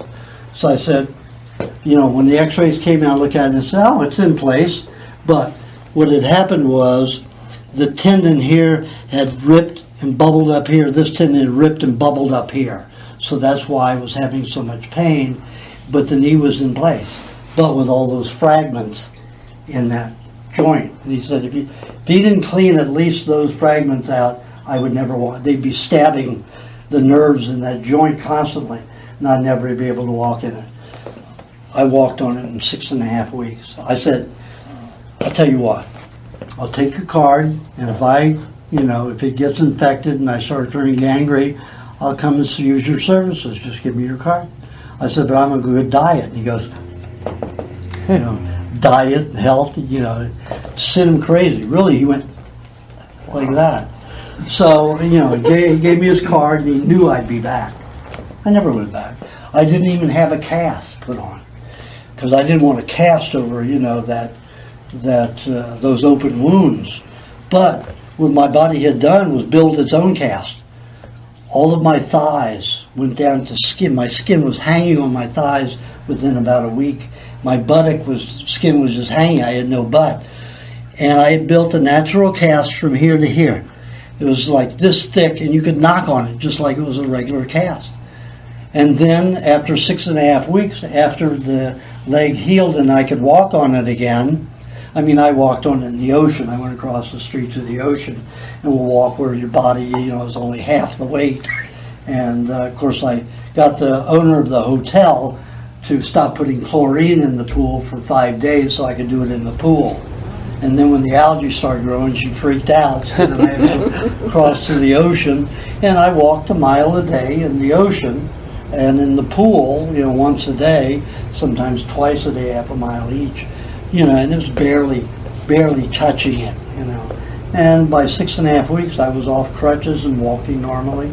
3 months, I was on Antigua, and I ran a quarter of a mile in fast sprint. So, the body can heal properly if you just know what to do. Then after 6.5 weeks, all of a sudden, the cast started dissolving, my thighs got big again. My ass never got big as it used to be. But, for some of us, that's a big, good cute thing. ass. Now it's a cute medium ass. So, the body does phenomenal things. You just have to trust it. And, of course, know what to do. Okay. This poor girl, whatever she did,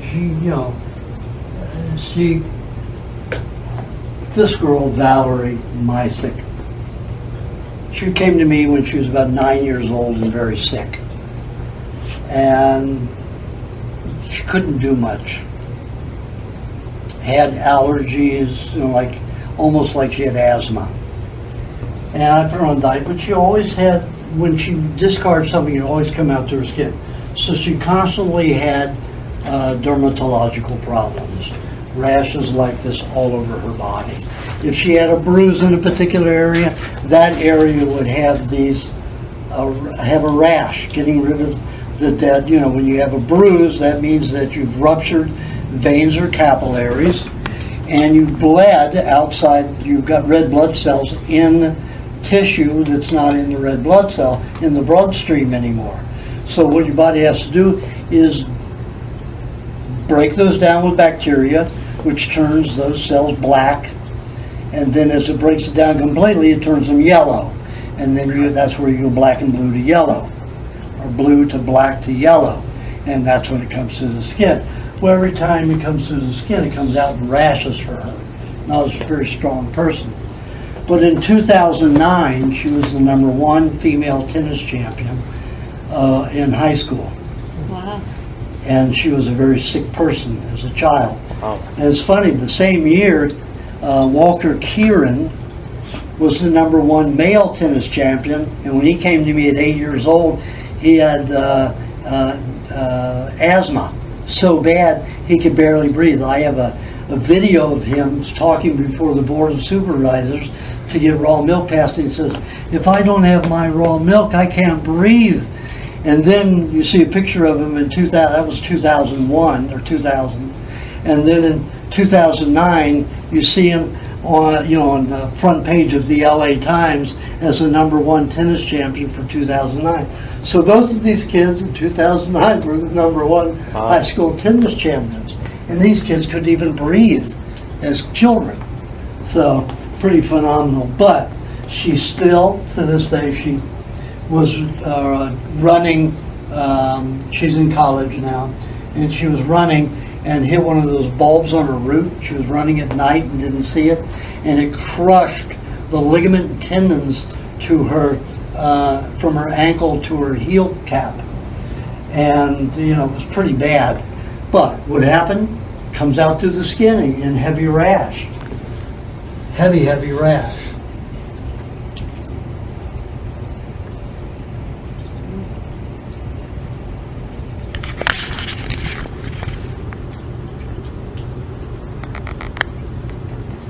See how she crushed. This is the other side. This isn't even the side she crushed it on.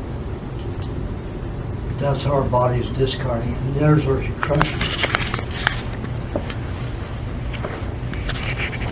See how bad it is. Now, you know, I didn't quite know what was happening until they sent me the pictures, so I asked them to send me pictures. So I thought she had either tore a ligament or a tendon from the heel cap in the ankle. And she was having so much pain, you know, it was throbbing all the time. And I said, then you had to have done worse. I need to see pictures. So when I saw this, I could see she crushed.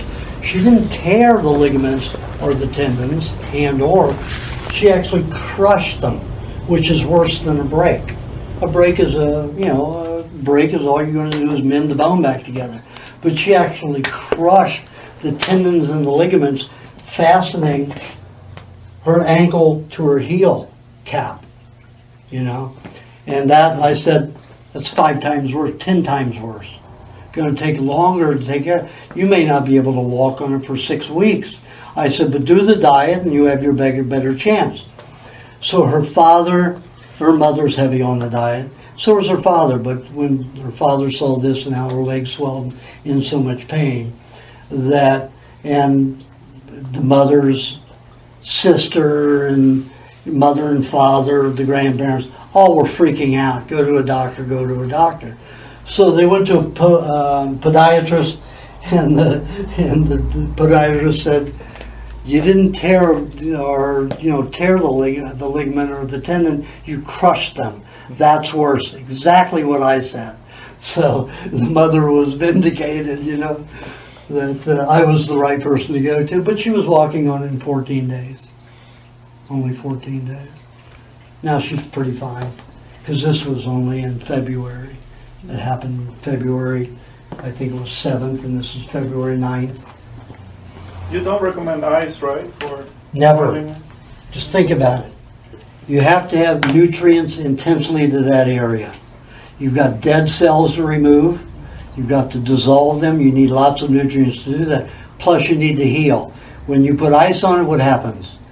All the swelling goes down because you've constricted the veins and the capillaries, the veins, the network of lymphatic and neurological passages, all that shrinks. Then you scar. That's why all those athletes put ice on something and then they have to go in and have scar tissue, you know, surgery every year or every 6 months to scrape the scar tissue out because they keep putting ice on it. They say it's to avoid tissue damage, but it actually... Pardon? They say to put ice to avoid tissue That's a damage. lie. Just remember I said 99% of what the pharmaceutical and medical industry say. You do the opposite. And you're right. So she only put hot water bottles on this. You know, I said, you're going to put cold on it just to numb the pain for 2 minutes at the most. Then you put heat on it again. Because you want to increase the circulation to heal the area quickly. She was walking in 3 weeks. I mean, walking on it in 3 weeks. Not just on the ball of her foot, but actually flat in 3 weeks. So that's pretty amazing. I thought it could be up to 6 weeks. Maybe even 10 weeks before. But she's been on the diet a long time, since she was 9 years old. She's 22 now, so. I mean, she's not 100%er. When she went to college, she went to 50%.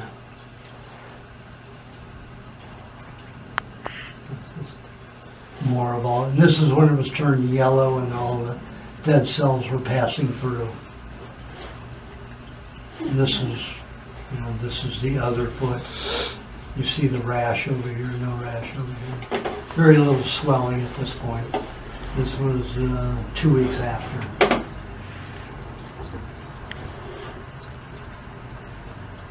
And this is a case of impetigo. Let's see, when was it? The 20th. So this is where it started. So she got impetigo. Impetigo is when your body's throwing off some heavy dental injections, and it causes a yellow, crusty serum to come out. So it covered her whole face. I had it one time and it covered this part of my face, but hers, it went all over the whole face. And she's one of my Thai partners in the land there, because I can't own land unless I'm married, unless I have a corporation. So she's a partner in the corporation. And you can see all that yellow serum coming out everywhere.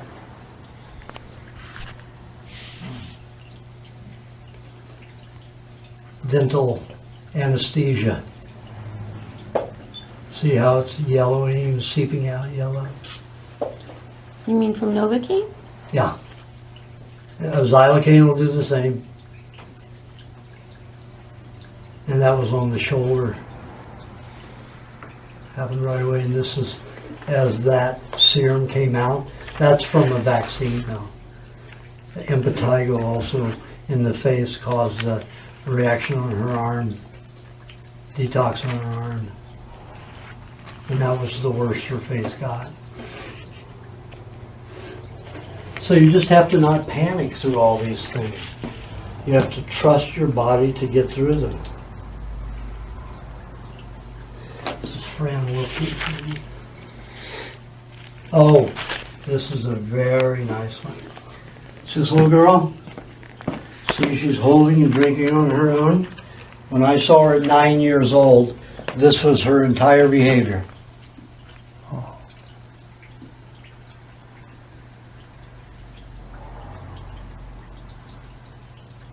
24 hours a day.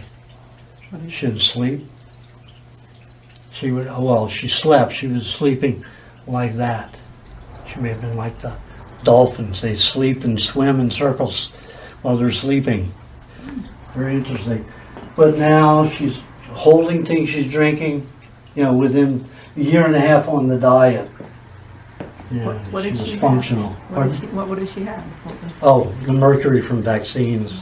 And her father is a chemist who works in the pharmaceutical industry.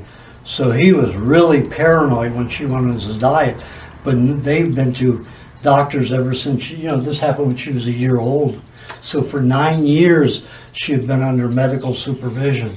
And then another woman, this was on Antigua Island, and the woman that I met, who was an invalid and swollen up like this with steroids, unable to function as a wife, and you know, she had a daughter that was, I don't know, when I met her, probably 6 years old, 7 years old, unable to take care of anything. And within a year on the diet, she was completely functional and beautiful. You know, so her experience showed a lot of other people on the island, and this was one of them, you know. The father was really paranoid at the interview, you know, when I saw her the first time. But then he saw her getting better every month, a change, a little change.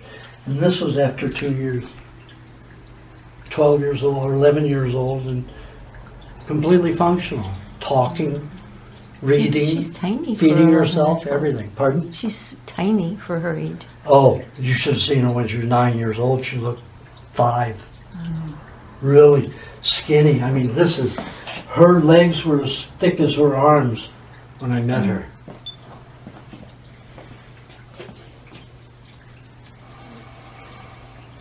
So this diet isn't about me and what I believe. I developed my rationale about how it works from what I've seen.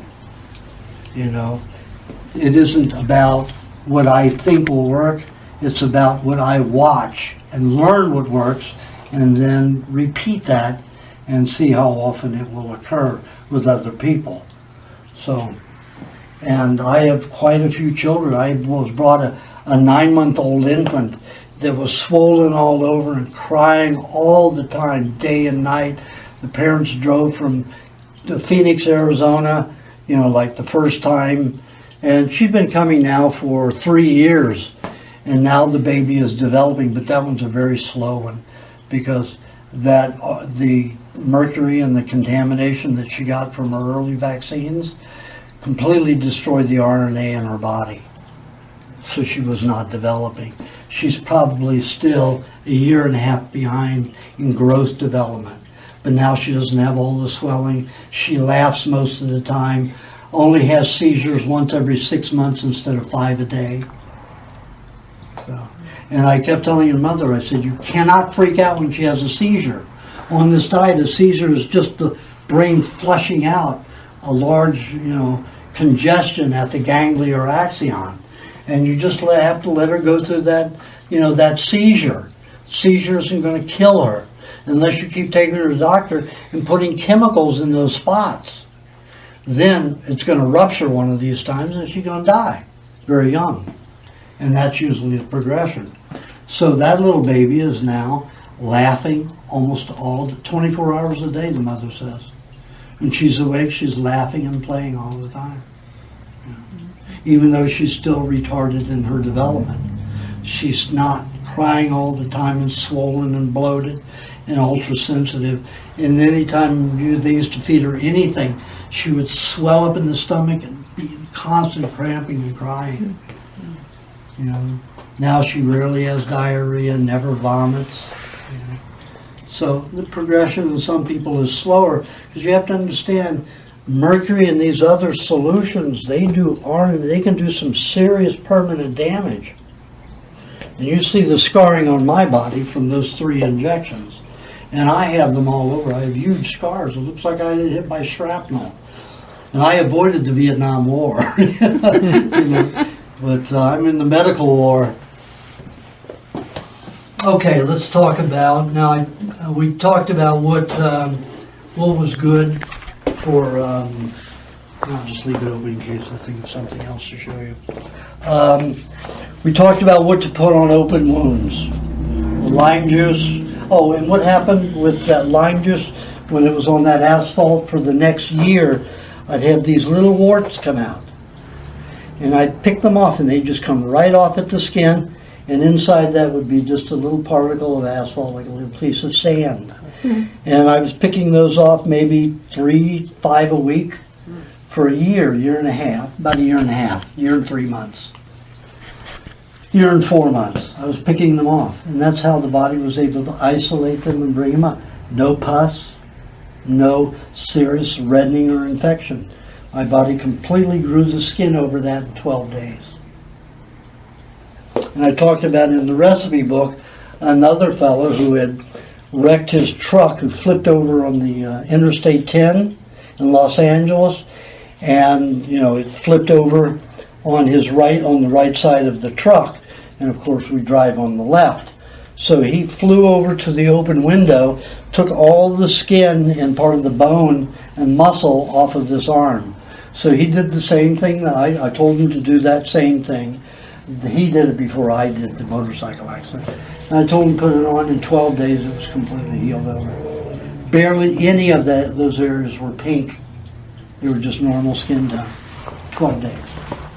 Did the same thing. Lime juice, honey, coconut cream, the meat, and keep it moist. Leave it on. And he left his up to 3 days at a time too, till it really stunk. Does it stick to the skin? Or just No, it won't stick. For some reason it won't stick. I don't know why, but it didn't stick. Do you mix them together or do you apply them one by one? One by one, I layered them. Lime juice first, honey over that, then coconut cream over that, and then meat on top. Yeah. Any kind of meat? Well, I've tried chicken and pork and they don't work so well. Beef works excellently now. Yeah, I got some scarring when I used pork, and when I used chicken, it stunk too much too quickly, and I had to change it more frequently. I mean, if you're going to go out and work and be around people, 2 days probably the most you want to do, maybe 3 days. Just keep your distance, 2-3 feet away from people. No massages. No massages. Well, but you apply only like a thin layer of that meat, or yeah, a it's chunk? thin. It's probably, you're looking at probably Like a scallopini. 1/8 of an inch thick. Cut it a little bit more than that because when you spread it out, it's going to get thinner. Right. You just don't want that meat to dry. That's the problem. When the meat dries, it's going to contract everything. So you put butter on the outside, and then a wet cloth over that, like a T-shirt, like a organic white T-shirt or off-white T-shirt, or gauze or something that's wet, and then plastic over that, and then wrap that with an ace bandage. You don't want that meat to dry, because then it won't work. It won't act as skin.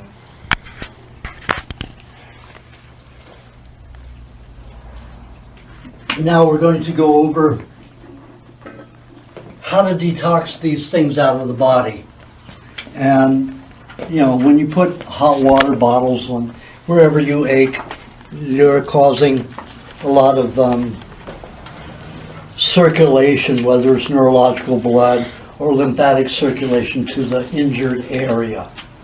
And anytime you have a problem area, just remember that you've got toxins stored in concentration in that area. It can cause abrasions, rashes when it comes out to the skin, if it comes out to the skin. But like I said earlier, if you eat small amounts of cheese, you can draw a lot of that poison to the stomach and intestines. Normally that's not where toxins should go. They should be going out the skin 90%, maybe 10% out the sinuses and mucous membranes, intestinal tract, and the urinary tract. But that's it, only 10%.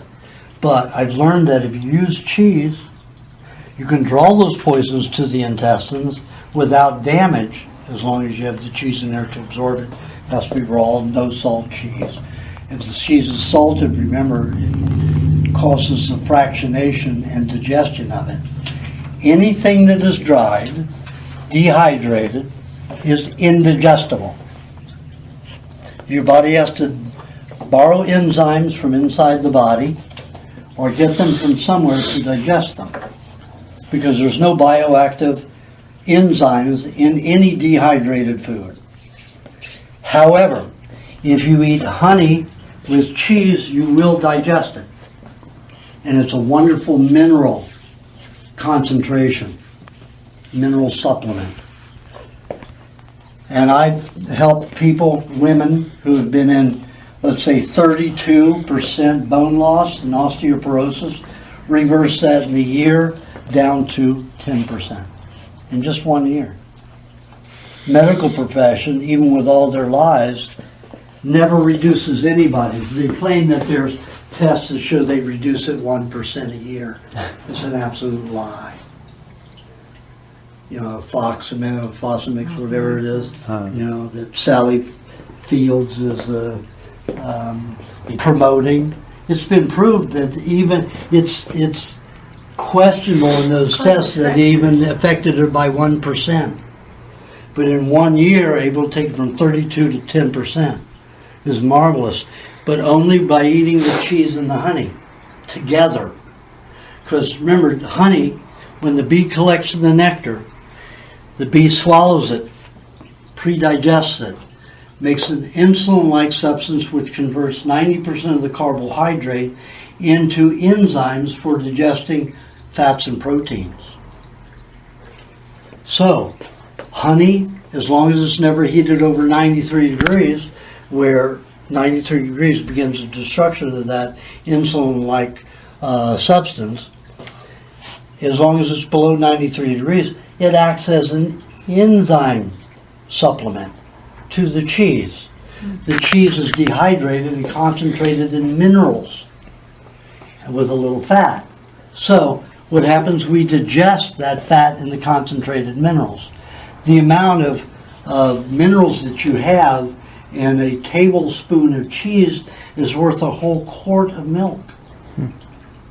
And if you can digest it, wow. Now you can also eat fruit with those minerals, but it'll be more minerals that can be used for detoxification and not necessarily building. And if you want to build your bones quicker, you have it like 25 minutes after you finish your meat meal. You have a piece of cheese, either 1 cube or 2 cubes. Each little sugar cube size is about a half a teaspoon. So you have about a teaspoon. Then 10 minutes after that, you have 1.5 to 3 tablespoons of cheese with 1.5 to 2.5 teaspoons of honey. Small amount of honey with a lot of cheese. And that will remineralize the bones fast. Remineralize the body fast. You have tooth pain, anything like that, and you only do that 2-3 times a day. If you like the woman who had the 32% osteoporosis, 32% of her bones thinned, I had her have it after 2 meat meals and once in the middle of the night. Had her take 2, she was only 5'1", so I had her take 2 tablespoons of cheese with 1.5 teaspoons of honey, 2 tablespoons of cheese with 1.5 teaspoons of honey after each meat meal in the middle of the night. She was having... After each what? In the middle of the night? Pardon? After each what? After each meat meal. But what, you were having a meat meal in the middle of the night? No. No, she wasn't. I said she had it after each meat meal, and one time she'd have the honey and cheese in the middle of the night, not with a meat meal. Okay. So I'd have her have, I suggested that she have the cheese and the honey, and then 2 ounces of milk after that, right after she ate the cheese and honey together. So she'd sleep well and remineralize in the night. 1 year went down to 10%. That's a 22% increase in bone density in 1 year.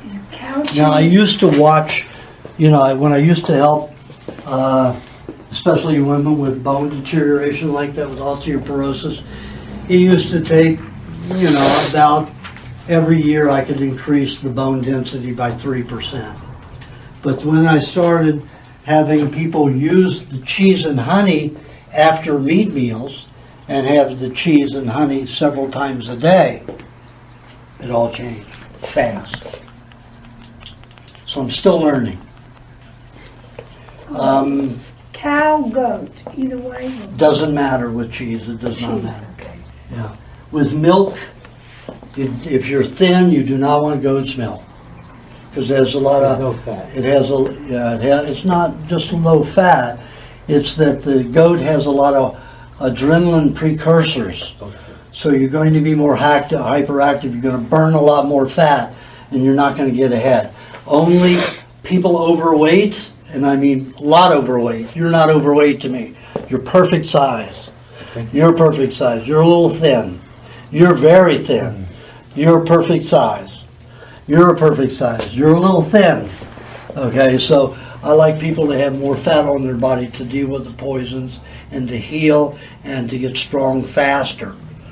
So I like fat. Fat is important. Okay? Okay, so what else can we talk about? Oh, detoxification. There are 4 items that help you detoxify quickly. And that's the cheese, eating the cheese frequently, pulling it out of the stomach wall and intestines. Now, when I've done all the irises and I look at the contamination in the body, I see that most of the contamination that I find is concentrated in the stomach lining. Now, the stomach lining is the most resilient cell in the body. The stomach cell forms hydrochloric acid, actually synthesizes hydrochloric acid that can dissolve bone, but it won't dissolve itself. The second most resilient tissue in the body, cells in the body, are cartilage. But in the stomach, the body will take a lot of your vaccine contamination and store it in the lining. However, what happens is every time you eat something, it dumps a little of that into your food. So you'll be recycling your poisons as you digest your food, or you're going to have somebody like Jeff Slay, who's eating 8 times a day, volumes of food and getting skinnier every day, because the body refused to absorb the poisons in the food. So the food just passed through him. Not in diarrhea either. The body just refused to absorb any of the nutrients he was consuming. And I mean, he was eating like 5 times his normal amount of food and still losing weight, and went down to that small skinny run. So it all depends upon your body. But if you're eating the raw no salt cheese, it's going to absorb those poisons and pass out in the feces. So it takes the body's burden from those poisons, how it has to react. Don't have as many poisons going through the skin, out the ears, the eyes, the mouth. A lot of things a lot of the stuff you see here, you may not have to go through if you have that cheese every 15, 20, 30, 45 minutes to an hour. Depends upon what you know. If you come to me and I can look at the iris, I definitely know how much you need to eat, and I'll suggest. My construction workers are always exposed to, metal dust and, asbestos and all that stuff in construction. I have them wearing a mask now, plus I have them to have a little extra pouch in their work belt, take a 2-cup jar, and they have all these little sugar cube sizes of cheese there. And their watch goes off every 15 minutes. So I have them doing 4 of those an hour. And it's pretty easy. It goes off, they go in, pop, back to work. So it doesn't take 5-10 seconds out of their process every 15 minutes. Nobody's going to complain about that because they work even better. But it starts clearing up the contamination. When they use the cheese, I find that the metal detoxification on its own, without any of the other things I'm going to suggest, removes 2 times faster the amount of metals in the body. If you're doing the hot baths for 90 minutes, 105 degrees, on top of that, I've seen people remove 3 to 5 times more metal in 1 year than normal. The amount of speed, see, I went off of Dr. Howell and Dr. Pottinger's work with animals that were diseased. It took them 5 generations to get the optimal health from disease without the tricks that I've learned. And I was watching my progression. It was like for a human to generate 5 times the cells. It takes us 7.5 years to regenerate every cell in the body. So you're looking at 40 years. Well, my progression was that. But then when I started using cheese and these other things, process is going faster. Even the elimination of these injections from 2009 is sped up. And now I'm not having as much sores come out of my body because I'm eating this little amount of cheese to absorb those poisons. So my body's suffering less. So the cheese is an important way to move those poisons out without doing a lot of harm and quickly. Now, a lot of people talk about chelation of metals in the body. But they have, that DETA and they have all those other chemicals. They are chemicals. They're not food. And when I did feces tests and urine tests with subjects who took those things, it wasn't like the pig tests, but I found that only 24% of that chemical put into the body to draw out those metals, only 24% left the body maximum in 72 hours.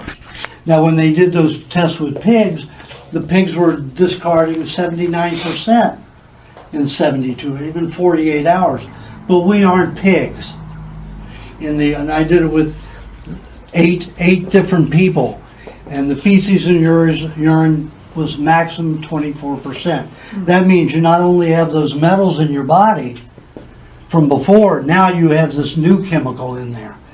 75% of it, minimum, is now, 76% of it, is now in your body with other poisons. A natural chelator, now I don't know why they don't have a lot of sense, but they don't. Natural therapists should be thinking, okay, what do we have in food that is similar to what they're creating in this these chelation therapy treatments. Now what I found was it had the amino acids that were helping bind with these particular toxins were in raw apple cider vinegar. Easy. Cilantro has other properties that doesn't. Anybody can think of anything else? parsley is one in your book, or no? Parsley doesn't have the nutrients to actually draw heavy metals out of the body. Pineapple. Yeah, that's Berries. Dark berries, light berries. Now your light berries have a tendency to draw out iodine, oxidized iron, cadmium, some of the lighter metals, lighter in color. The dark, heavy gray and black metals are pulled out with blueberries top, then blackberries second, mulberries third. Boysenberries third, dark mulberries fourth. In that order of effectiveness. Blueberries on top. Blueberries, blackberries, boysenberries, dark mulberries. So, you've got 5 ways to chelate metals out of the body. Now, the vinegar, when it's taken with the cilantro, will actually draw a lot of loose metals out of the liver, out of the organs and glands. The berries will help attach to those so they're not reabsorbed into the blood and neurological system, and they'll pass it mainly from the blood back into the intestinal tract. Is it cilantro juice or Cilantro juice, always juice for vegetables. Remember, we're not herbivores. So, when you eat a salad, you have all this pulp going through that you're not digesting that takes alkalinizing bacteria and enzymes to digest. We are an acid digestive tract. We are an acid digestive tract.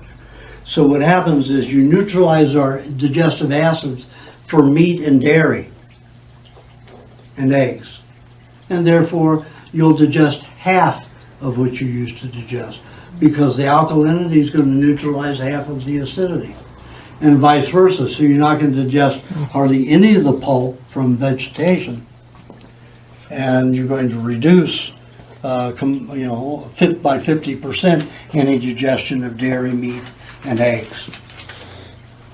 However, some people love their salads.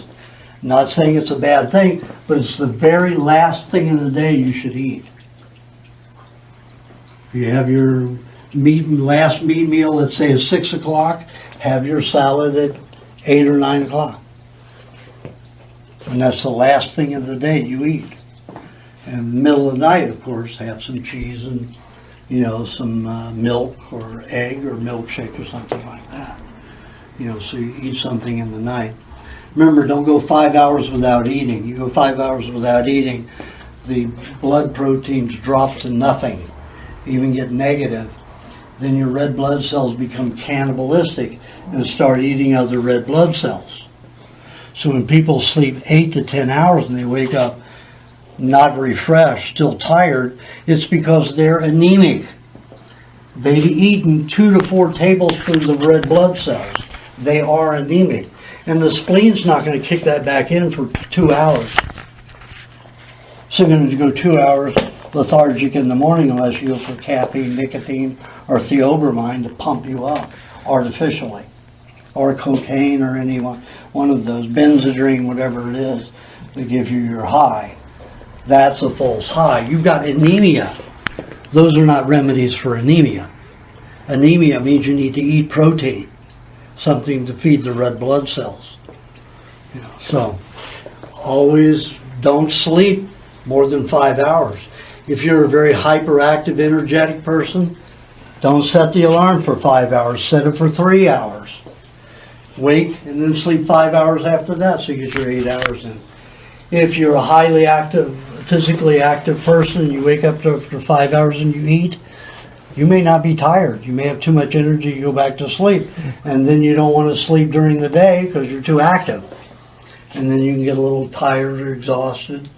So set an alarm for 3 hours. Wake, eat, go back to sleep for 5 hours. Then you get your 8 hours. And when you awake, you'll be full of energy. You won't have that lethargy why you feel like you haven't slept although you've been in bed 8 to 10 hours. Okay? So back to the chelation stuff. So what I like to do, what I've been experimenting with for the last 3 years, is having cilantro anywhere from 10 to 15% in your vegetable juice. If you have a lot of metal in the body, you know, if you look at your irises and you see a lot of black spots and a lot of charcoal gray in there, you've got a lot of mercury in your body. You could have up to 15% cilantro and always have an egg in your vegetable juice because you need something to chelate with those metals, especially mercury, when the cilantro is pulling it out. So you put an egg in there in your vegetable juice. And you put a teaspoon to a tablespoon of dairy cream to protect the nerves.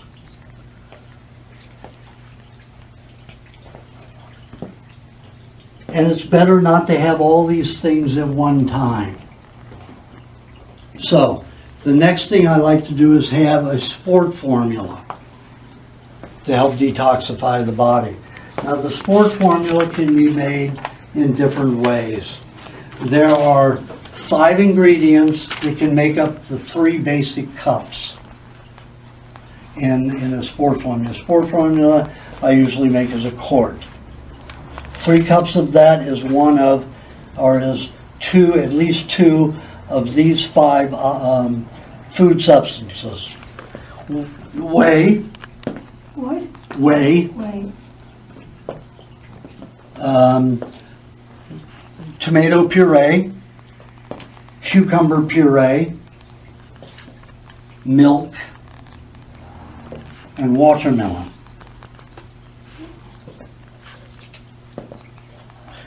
So you can take 2 or all 5. You can take a half a cup of each.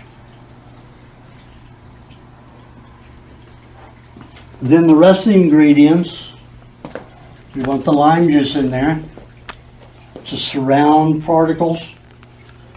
Keep a lot of destruction from happening. So you have 2 to 3 tablespoons of lime juice in that. Now that is so antibacterial it's going to prevent proper fermentation of foods. So you counter that by adding a tablespoon of lemon juice.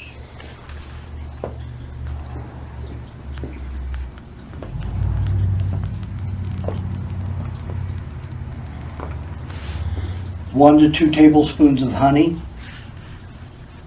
So all those nutrients can be absorbed everywhere in the body. Provides the enzymes that may be missing from anywhere in the system. Digestive, blood, neurological fluid, lymph, connective tissue. 2 to 3 tablespoons of coconut cream. 2 tablespoons of dairy cream.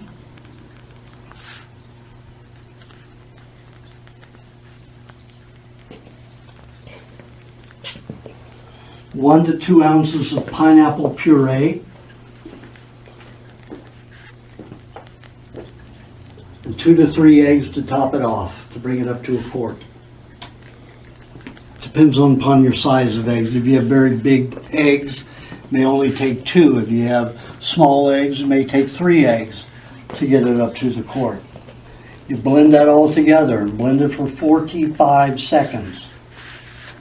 You can start off and low. Now, the watermelon, the tomato, and the cucumber are purees. So you'll slice those objects and put those in there. So it's going to be very thick if you have those in it. So you chew your sport formula. Now, those 2 champions up there, they went on 1 quart of that for 5 hours of competition. Their competitors were drinking up to 1.5 gallons of water, diluting their systems, getting weaker and weaker. And my 2 tennis players were not losing a beat, wiping them out.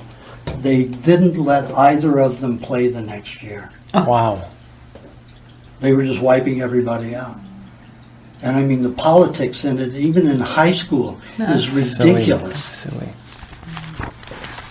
Neither of them were allowed to play, and they played, but they were on the bench in competition. Why would you put your best players on the bench if it weren't for politics?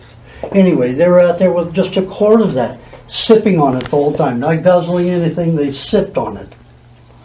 Remember, if you guzzle anything, almost 90% of the H2O, whatever you're eating, is going to go to the kidney and out of the body. That means all those nutrients are not going to deliver H2O to the cells. And you've got a good bind between ions and the H2O. So you're supposed to be delivering H2O with your nutrients. When you have pure H2O, just water, it dilutes, dries out the whole body. The cell cannot absorb water that is not ionically bound to other nutrients, to fats, to proteins, to carbohydrates.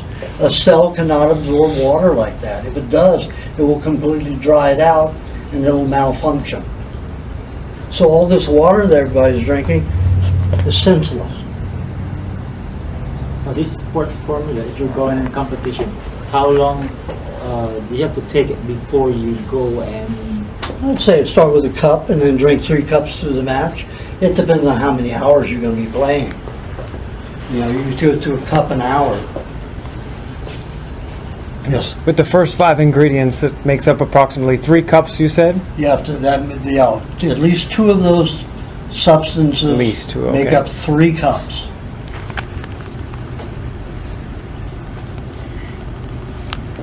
So that's going to hydrate your body, hydrate your cells. It's going to give you lots of energy and nutrients, a lot of electrolytes. Now that the sport drinks like Gatorade, that's all chemical electricity. That's not healthful electricity. So it's short-lived. So you'd be sucking on that Gatorade all day long, and you'll never get anything sustainable out of it. But when you have the My Sport formula, you don't have all that issue as long as you're not gulping it. And if you've got lots of pulp, you chew it too. Take a mouthful, chew it, or half a mouthful, chew it, down it. Remember, the more bacteria you get into your food, especially with egg and cream in there, you're going to digest more of it. Okay? Also, let's say if you're an athlete, I suggest 1 cup be whey, because whey has a lot of lactic acid in it, natural lactic acid, and it helps remove lactic acid as a byproduct of muscle metabolism. So it helps remove the waste lactic acid in your muscles, the lactic acid in the whey. Use a cup of that. Use a cup of tomato puree to lower your temperature level if you're doing something in the sun or a high sport thing where you're feeling feverish. That'll bring the body heat down a little bit. To make your puree. Pardon? To make your puree with the vitamins. Yes. No, not with the Vitamix. I don't suggest anybody use a Vitamix. Oh, how do you make the puree? You put it in a blender. Vitamix too fast. It'll heat and damage the nutrients. It'll heat it'll heat up so fast you won't believe it. But When you had that on for 10 seconds, you're going to heat that food up and destroy a lot of your nutrients. You're going to oxidize that food too. Because of too much of the space in between the... All the air is going down right through everything you're putting through there. So it oxidizes about 1/3 of your nutrients that are in it. When I blend, I put my whole ingredients, like my sport formula, in a quart jar. Oh, yeah. I put it in one of these. And I use an osterizer blender where the There's no space in cap between. fits screws right onto one of these normal, regular size jar lids. So I put I get a different washer than that comes with the osterizer. I go to a hardware store. I'll ask for a Cuisinart blender washer, which is larger and thicker. They sell it on Amazon too. Pardon? They sell it on Amazon? Yeah. Yeah. They might, yeah. No, I'm saying Yeah. that's They what I do? got. Okay. And it's larger and thicker, so it won't get caught in the blades. The one that comes with it gets caught in the blades too often, and you have a mess going all over the place. And one time it broke a jar. Only one time have I ever heard of anybody breaking a jar by blending in the glass. And that's because he put it on high quickly, and the blade got, the rubber got wrapped in the blade, and somehow I think that the jar must have been chipped at the lid or something for that to happen. And he cut his hand pretty badly. That was Malcolm Gold, the guitar player, so I think that. So he had a little trouble for a couple of weeks playing his guitar. But what you do is blend that, and you have all the oxygen because you filled it up this high to the top. And when it's blending, it's going to swell a little bit. So no oxygen. Any of the blender bases that you're using, including the Vitamix, all that oxygen is going through your food and damaging your nutrient, oxidizing your nutrients. Not a good thing. So Vitamix oxidizes your food and heats them quickly, cooks them too fast. Good, powerful things, but nothing that we eat that would be pulverized in there is suitable for us. And most people will blend vegetables into a liquid in those, completely destroyed, and you don't want all that cellulose in it. Even though it's at a fragment size, you still have to break it down further, and we do not digest cellulose properly. We only digest 2 to 3% of it, even if it's in liquid form like that. That liquid you can, but all those alkaline food particles going through neutralize the acidity of the intestines and stomach. Prevents you from digesting properly. Okay, so then when you have your fruit meal, you can compound that by having your blueberries, your blackberries, boysenberries, raspberries, strawberries, combination of them. If you have very little rust color in your eyes, and mostly they're dark with black and gray, you want the dark berries. If you've got a predominance of rusty color and orange color in the eye, then you want more of the light berries, the raspberries and strawberries, to help remove those particular metals. And when you have those, for your size, you'd have a cup of berries, a cup and a quarter. Same with you. With you, put on a little bit more weight, you could have a cup and a half. Your size, a cup. Your size, a cup. Beverly, a cup for you. Maybe 3/4 of a cup for you only. And you need about a cup and a half, okay, to build up. With those berries, you need 3 to 4 tablespoons of coconut cream. Coconut cream is the best detoxifier of all the fats.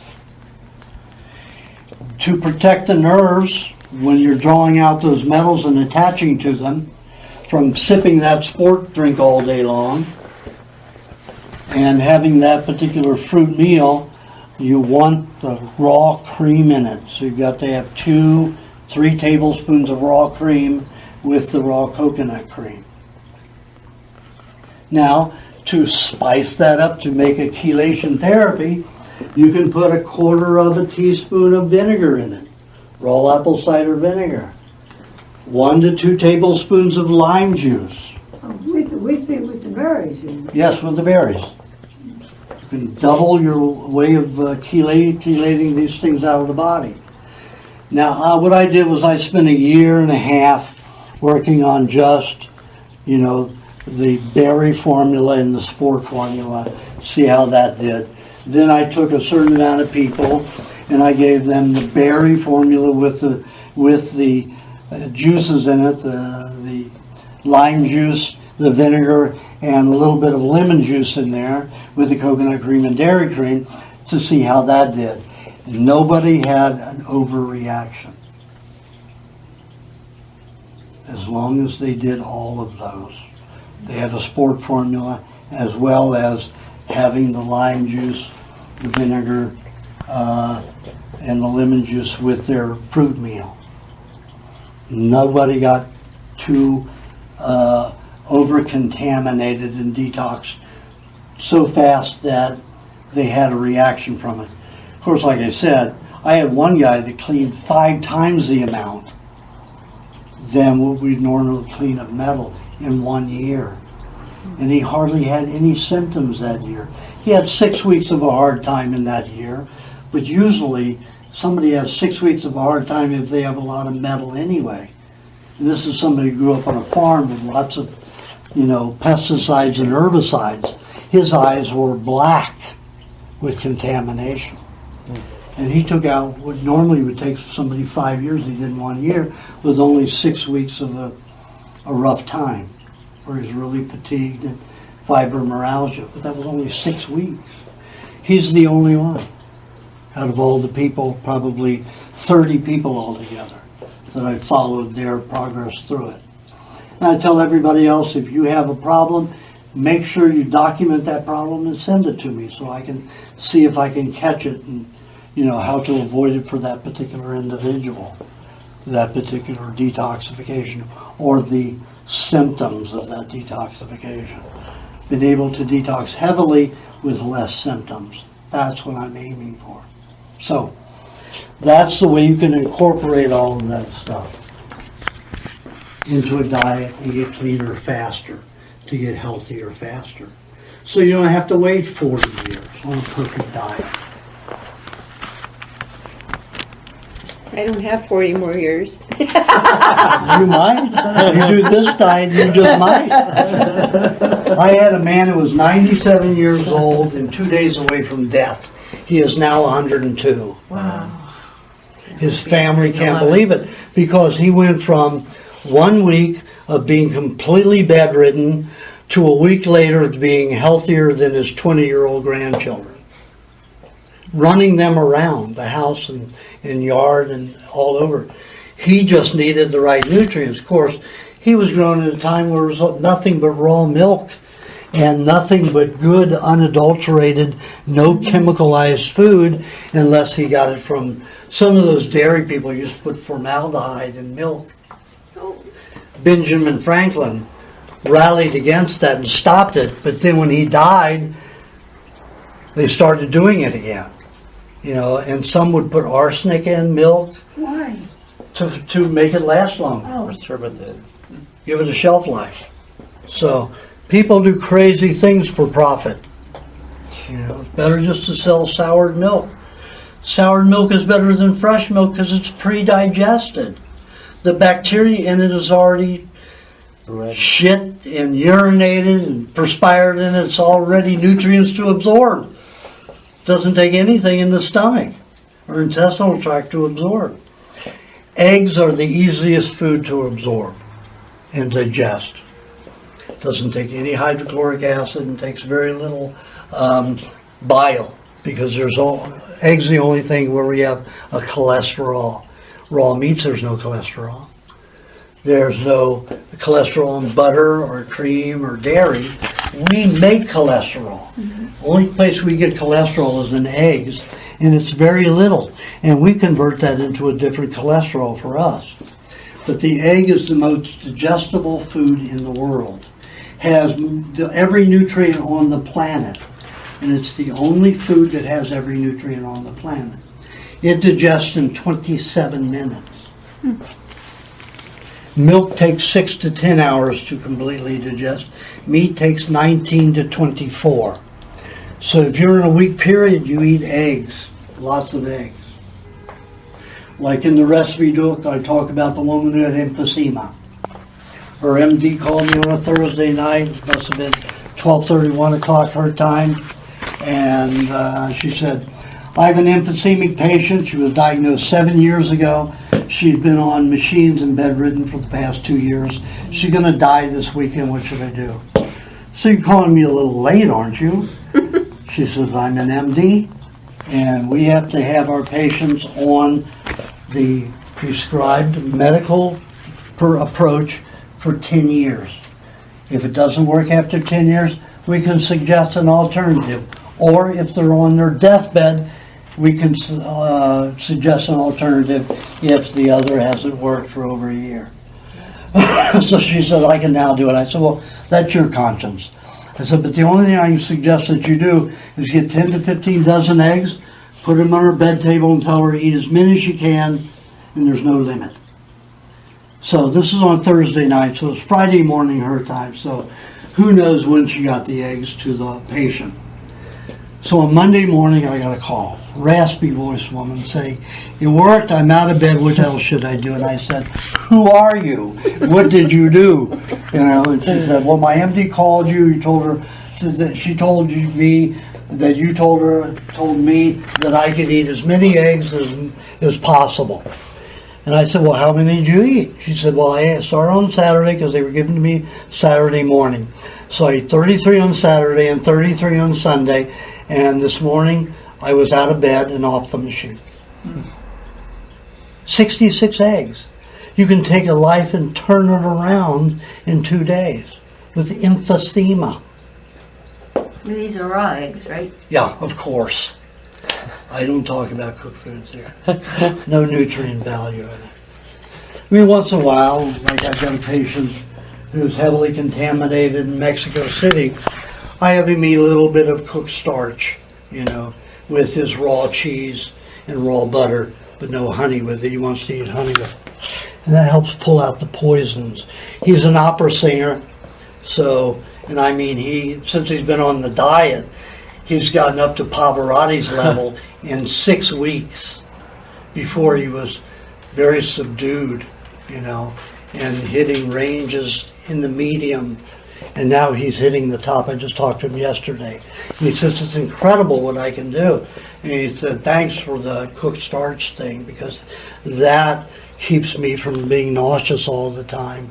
Because the cheese wasn't doing it enough for him. So I have him just eat a little bit of cooked starch with the cheese and butter to handle that.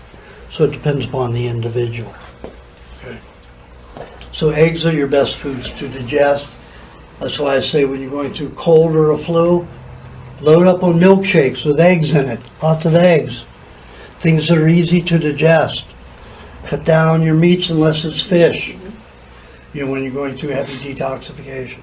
Lots of eggs. These guys know how to do it.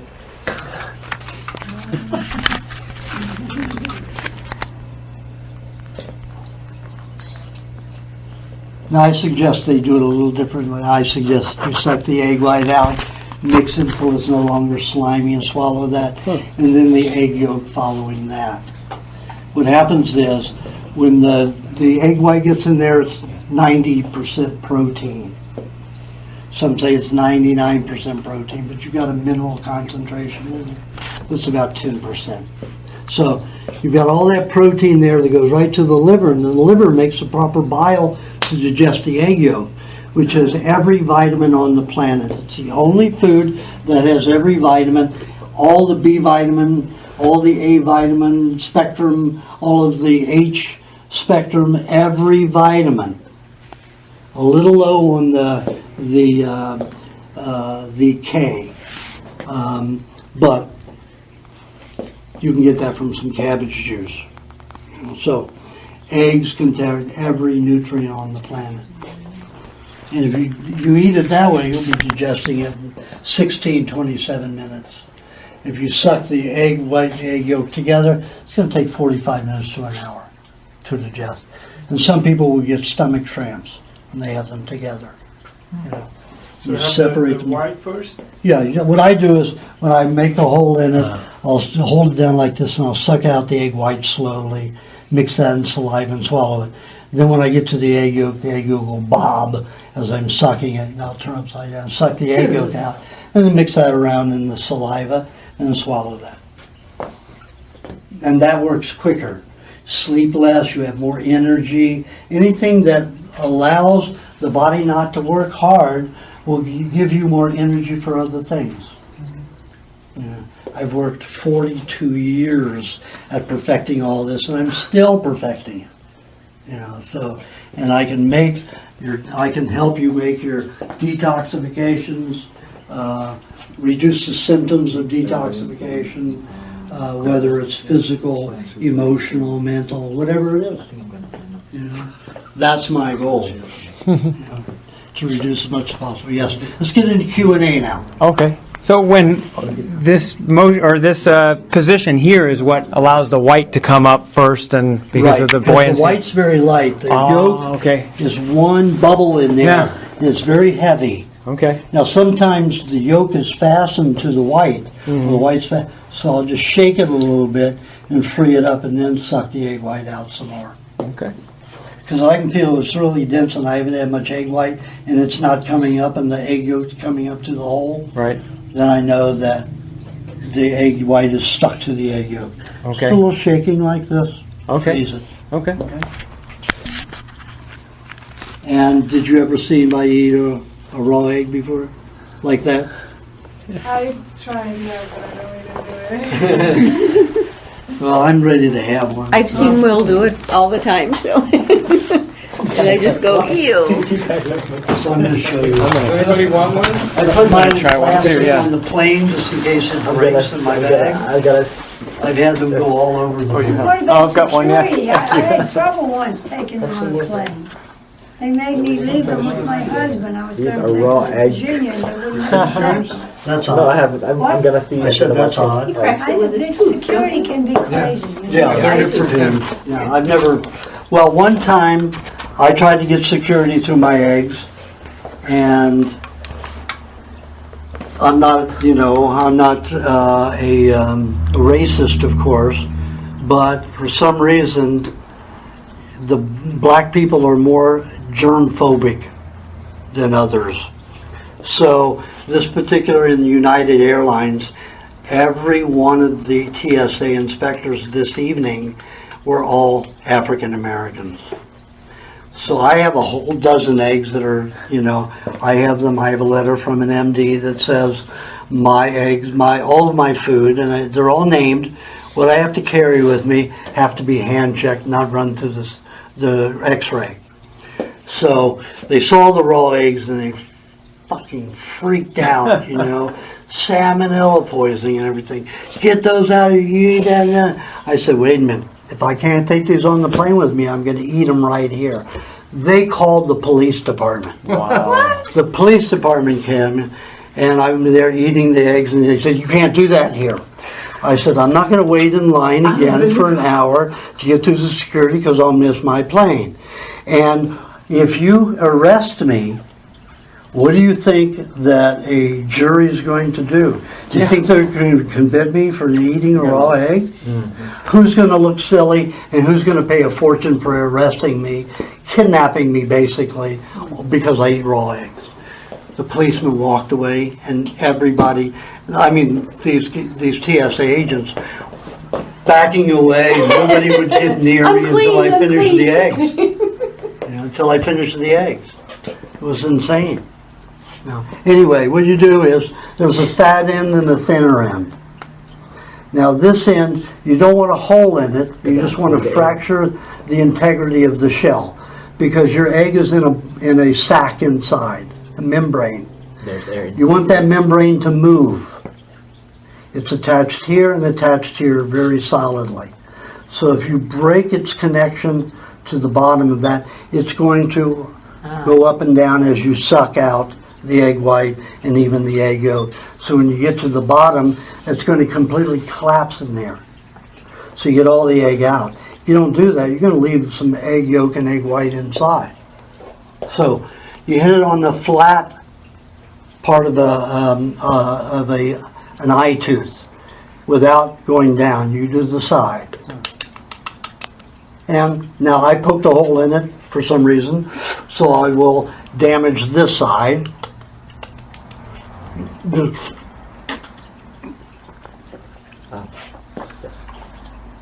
it.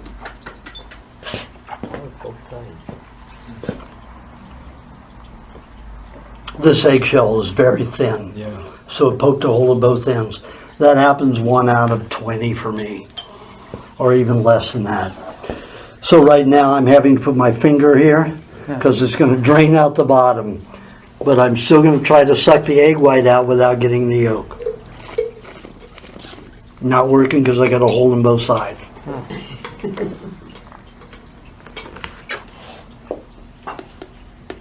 So you notice I'm putting it to the side.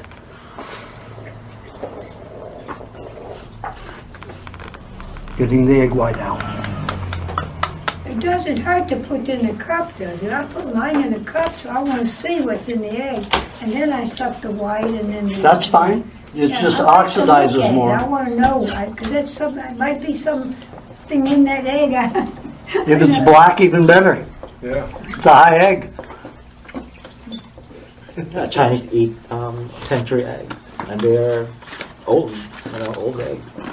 Someone told me that you have to insist they're unwashed when you buy them. Is that true?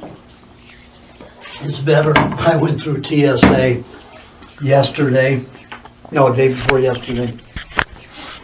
And I had manure, because I had just gotten them from an Amish farmer in Pennsylvania. So I had manure on them. And she was rubbing them to put them in. I was wondering if the nitrogen was going to set it off as nitroglycerin. But it didn't, luckily. I've had that happen. Most often happens with honey. So if you're taking a honey on a plane with you, and they'll check it, a lot of nitrogen is in honey. So it'll come off as nitroglycerin. So you make sure your honey jar is clean on the outside, along the rim and the cap. Because I've had honey set off, the TSA nitrogen at least 20 times in 10 years. Is it through the handbag or the check bag? I handbag it. If you put it in a check bag, you've got 100 times the amount of radiation that's in an X-ray go through your luggage. If it's your hand carry-on and you put it through that radiation, it's worth about an X-ray and a half. But I have a letter that says my food cannot be passed through radiation. You need to hand inspect it. So I write that kind of letter for my patients and they use it. Yes. Okay, so don't get angry at this question, but what about the supplements like fermented cod liver oil? That's not a supplement. That's a food. Oh, okay. Okay. It's like butter from milk. Right. You're just fermenting the meat of the fish to separate the oil. I mean the fat. Okay. Remember, cod liver oil is not oil. It's fat. Gotcha. You can only get oil from seeds and vegetables. Okay. And even in coconuts, in a coconut you have 80% fat, 15% protein, 5% carbohydrates. Of that 80% fat, 93% of that fat is water-soluble fat. Only 7% is oil, like an oil, but it's really fat. But that oil will block respiration of your skin. If you put oil on your skin, even if it's coconut oil, your skin is not going to breathe for many hours. Okay? So the fat in cod liver should be cod liver fat, not cod liver oil, because that's what it is, cod liver fat, not cod liver oil. Your cream is 80% to 85% water-soluble fat. That's why when you take your cream and you break it down into butter, all of a sudden you've got a butter that's maybe a thick butter that chills and hardens at a particular temperature. It's now about 50% water-soluble fat and 50% in oil-type fat. Cream, it's 80 to 85% water-soluble fat with only 15 to 20% an oil-like soluble fat. Can you eat the butter when it gets all moldy? It's got a lot of moldy. Pre-digested. That's what Roquefort cheese is. Yeah, so you Roquefort can dressing see- is 'cause made that's with old moldy. butter. I may as well eat it then. Yeah, it's wonderful. I purposely mold mine because I love Roquefort dressing for my meats. I love stroganoff. It's part of what I make stroganoff with is my moldy butter. So I'll take butter and I'll put it in a glass jar and leave I'll take a knife and spread around, so I've got a spiral of air going through it. And then within 3 months, I have blue cheese butter. Leave it outside? Or Pardon? you leave it outside If you leave it outside, it doesn't mold. in the refrigerator? You have to, yeah. Molds like cold. That's why they put cheeses in caves and butter in caves to get a mold. It's cold and damp in there. That's great for mold. You leave it out, room temperature, and you're not going to get maybe a white fungus on it, white mold. Not the same as a Roquefort. That won't be strong. They're looking for a It'll still be green, helpful. looking for a green or blue color mold. Yeah, green and blue or black. I leave mine in a wine cooler. It's not so cold. I don't like it so I had cold. that. Is it Pardon? okay in a wine cooler? Is it Why? not the butter? Because It's up to regular you. refrigerator, keeps it Hard. so cold and hard. Yeah. I leave mine in a wine cooler. That's great, yeah. I travel with my butter sometimes, goes without refrigeration. I'm driving from plane to plane and hotel to hotel. Sometimes I'll go 5 days and my butter stays in temperatures from 80 to 90 degrees. Of course, on a plane it gets down to about 65. They make planes cold. So for a few hours or an hour, it may get cold, but I keep lots of stuff around it in the bag. I've got a towel that wraps it around it, so I try to keep it warm. But I've gone up to 2 weeks without refrigerating butter. I don't like to keep it in plastic when I do that. I like it in glass. So when you travel, you use what, 2-ounce little jars? 'Cause No, I you use have 2 big cup containers. jars for my butter. They let you travel with big containers of Yeah. honey and butter and stuff And like meat, travel with a 2 cup jar, glass 2 cup jar of meat. I only travel with maybe an 8 ounces of honey, because I can always get honey wherever I go. And at my different houses, I have huge supplies of honey. In LA, I have 6 gallons of honey, That's for a lot of backup. bee poop. Pardon? It's a lot of bee poop. Yeah? Bee vomit. Vomit. Oh, bee vomit. Yeah. Oh, better When the still. when the bee gets back to the hive, it vomits. It That's honey. regurgitates It it, goes okay. from nectar to digestion to vomit, and the vomit's honey. Oh, okay. Boy, bee vomit. I'm not sure Tastes which that is- good. I'm not sure which is more It's delicious. palatable sounding. Poop or vomit? Which Yeah, do you do? exactly. Okay, any more questions? Oh, a few, yeah. So, what about Dr. Ron's freeze-dried supplements, his organ supplements and stuff like that? As I said in my book, it will stimulate some hormonal activity if you're eating those freeze-dried glands. However, when I did my tests with animals and I gave them frozen meat and frozen butter as opposed to raw, fresh products, Right. when I took equal amounts of cats and dogs, put them in 2 groups. I had one side of beef, and I gave them same cuts each day. They got the same cuts, but a quarter of it was frozen. Right. The other quarter was unfrozen. And I cut the same parts out of each side, or of each quarter, gave that to those 2 groups. The animals that ate it frozen all developed skin disorders in 6 weeks. One developed scabies. So it's pretty bad. Itching, drinking a lot of water. The group that got it raw, unfrozen, barely licked water, very calm, no skin disorders, nothing. They were fine. So then I knew that butter could correct any skin disorder, eat and consume. Because dogs and cats don't perspire except out their mucous membranes. Perspire out their eyes, their noses, their mouth, their tongues, their ears, and their anuses and urethra. Only place they perspire.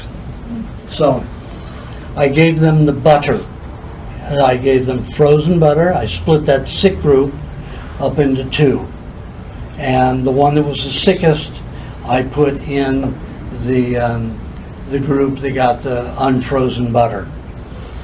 And all of the ones that got the unfrozen butter healed 5 times faster than those that got the frozen butter.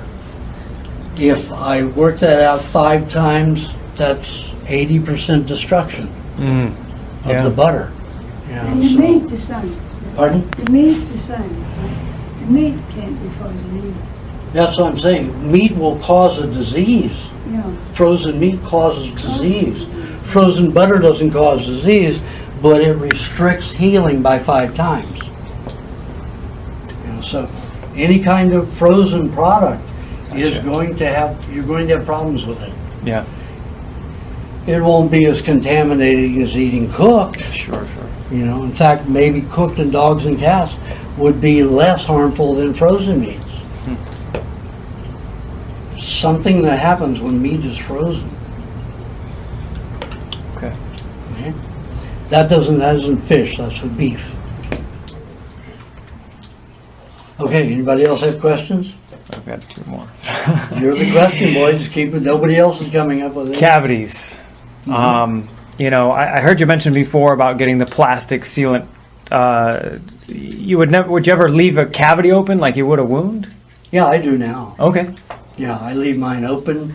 I've had about 6 facials gone from these teeth, and you see none of them are black. Yeah. Most people's will turn black. I got to the point where my facials were growing outward. My body was pushing it outwards as new tooth was growing under. Yeah. So then that facial would pop out.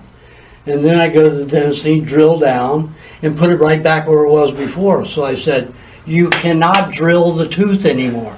You just scrape some of the epoxy off from the last time and you glue over the same place so I can keep adding tooth. So that's what I've been doing for 5 years.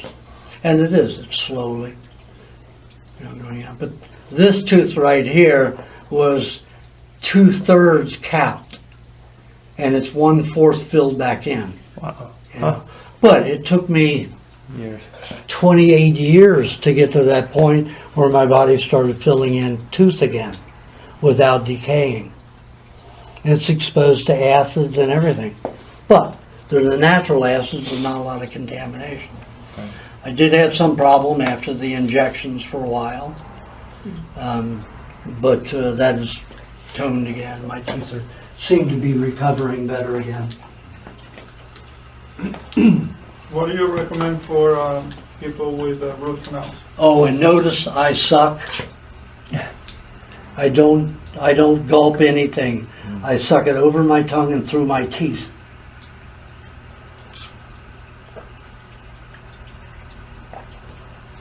I get as much saliva in as I can. So I just sip probably tablespoon and a half, 2 tablespoons maximum, just them. If I gulp, I used to drink up to 1.5 gallons of milk a day when I gulped. Huh. Then when I started sucking, I go through 2.5 quarts only a day. Again, what happens is I found that I was peeing all the time. Stuff would rush to the kidneys. So I started exploring other people, counting how much they urinated with gulping or sipping. Huge difference, like night and day. Like when I sip, like I'll sip this and take my time, suck it through. So I also have a glass straw that has a very small hole in it, so I have to really suck stuff through it. You said a glass straw? Glass straw, yeah, like they use in laboratory, chemistry laboratories. Pyrex or something Yeah, like that. yeah. So, they have different hole sizes. Right. The really small ones, it's almost impossible to get anything out of it. So you have to get one with a little bit of larger hole inside. So I'll use those to suck through. But when I urinate, I'm only passing, like, if I drink a gallon of milk, I'll only pass 1.25 quarts. When I gulp, I'm passing on, let's say if I drink a gallon, I'll pass 3 quarts of urine. That means I'm not absorbing all that water, passing out into the kidney and going out. So I want to utilize my nutrients. Yes, It's freaking absolutely. expensive. Yeah, right. This diet's expensive. I have a question. Yes. From what I understand is our body absorbs the B vitamins, especially I guess B12, through our intestines. Is that correct? Mm-hmm. Okay, so It also manufactures B12 if you're eating raw meats. And you're recycling B12. That's why the Hindus in India will drink their urine because they recycle their B vitamins in their urine and a lot of their proteins because they don't get enough proteins. If I go on an all milk diet, let's say I went 6 days, just milk, no meat, I started to get very lethargic, listless, not interested in doing anything. As soon as I had a meat meal, right back. So they have that same problem, so they will drink their urine frequently to recycle their proteins and B12. So you're pissing out a lot, you're not utilizing those nutrients. So I found sipping reduces urination. And the urine should never be clear. It should be dark yellow to orange to brown. If it's clear, If it's clear, you're in trouble. Yeah. You're diluting everything in your body. That's a fallacy. Your urine should never be clear. No animal in nature has clear urine. It's anywhere from dark yellow to dark brown. And you'll hear the opposite from Main Street. They'll Yes. tell you your urine should be clear. If it's yellow, you're peeing out your vitamins that Yep. you're taking. I had a urinalysis recently. They made me retake it because they said, it looks kind of dark. Mine used to be really clear before That's the what I diet. say. All the water. 99% of Used to what be the clear, now medical it's yellow. profession says is really the opposite. Yeah, I believe If you're that. out there diluting everything, pissing out everything, diluting and thinning it out, that shows you don't have anything in your body. Right. And all they'll do is check that little bit of clear urine. Yeah. But if you collect all of that urine that's clear, how much are you going to be pissing out? Yeah. The nutrients that are in your blood are the same nutrients in the urine, except for the red and white blood cells. And the way that happens is the blood enters the kidney, but the ammonia that the kidney manufactures detracts, repels red and white blood cells from entering the kidney, because we're trying to reduce the amount of fluid in the blood to regulate body temperature. That's what the kidneys do. If you're pissing out your red and white blood cells all the time, you're going to be anemic. So the kidney is a filter. The bladder is where you store enough urine till it's time to pee, or else you'll be peeing all over yourself all day long. So, blackberry seed. Those are refreshing. Got stuck in the gum there from yesterday. if you are not treating any sickness or you're just doing the maintenance of this raw food diet, how much of the milk, of the honey and cheese going to? It all depends upon your body. It's an individual thing. I have people that are doing 50% of the diet, and I look at their eyes every year, and they make progress. Very slow, minimal of what somebody who does it 100%.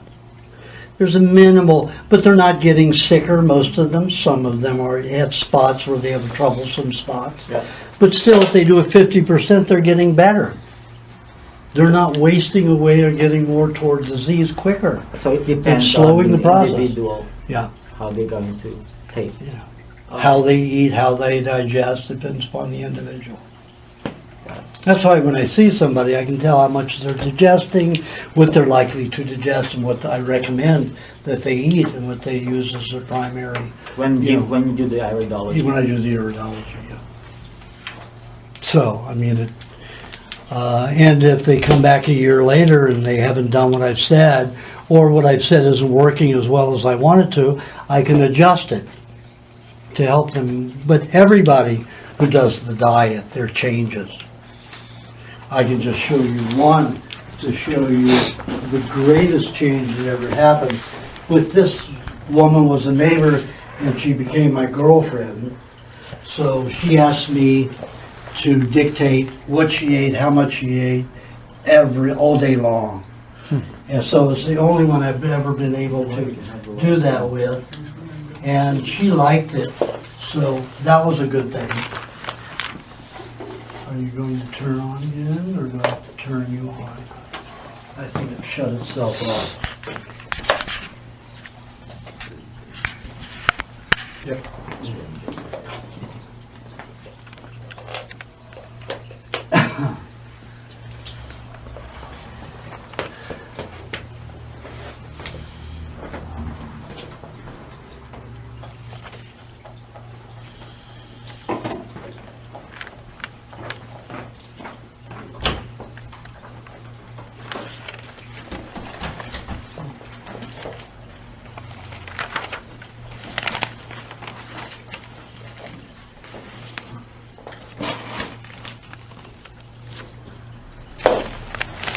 Okay, see this eye?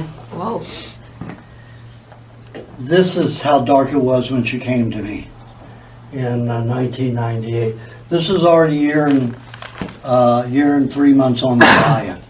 Thank you. Now, her mother has blue eyes, father has green, 2 sisters, 1 blue, 1 green. She was born with black eyes. Now, she had, when she came to me, when she moved next door to me, she had cancer of the hip bone, cancer of the right breast, and cancer of the kidney and adrenal gland, all on the right side. So you can see the kidney cancer here, and you can't see the rest of it. This is the hip bone, and the kidneys over here on the other eye. But you can see the moving toward cancer here. And you can barely see a little blue coming through here. But it's very little. But I could tell her eyes were supposed to be blue. So that was when she first came to me. And this was 8 years on the diet. Wow. Holy cow. She will have blue eyes eventually. Now my eyes were this color 42 years ago. Now they're very clear blue. So. But where she had these mercury spots is where she had cancer. These are mercury spots from vaccines. She stored them. I've had people have them in their brains, any spot. Anytime you see a spot like this, it's from a vaccine. So I can tell by looking at that, she has these, she's supposed to have all light blue fibers with dark blue in between all the way around, but you can only see spots of the blue coming through the light blue. But that's eventually what her eyes will be like if she continues on the diet 100%. Now, when she came to me with those black eyes, she was only able to work 6 hours a week. She had chronic fatigue, which happened at 14 years old. Now, the reason she had black eyes was in 1969 when she was born, and her mother was in college. Didn't know she was pregnant, kept having periods for the first 5 months. Drinking, smoking, doing lots of wild things, you know, and partying to the hills. Damaged the placenta. She didn't start having periods until the 5th month. So it completely distorted the placenta, which is the baby's liver, until it's born. Then the liver takes over. So the liver, the placenta was so contaminated that it wasn't able to filter out all the mother's toxicity. So all that went into that poor baby. So she went chronically fatigued with fibromyalgia at 14 years old. I didn't meet her till she was 28. Only able to work 6 hours a week. She now sails boats for a living. You know, from Lake City, Minnesota, all the way down to Mississippi, all the way down to the Bahamas, and you know all the islands, even to South America. You know, that's the kind of energy she has. We broke up because she has too much energy. Literally, she wanted me to go skiing, surfing. I have no activity rings. Sex is the only exercise I'm interested in because it's the only one I enjoy. You know, and she wanted to do all this physical stuff. So she wasn't happy being with me because I'm just happy having sex and on my computer, and that's it.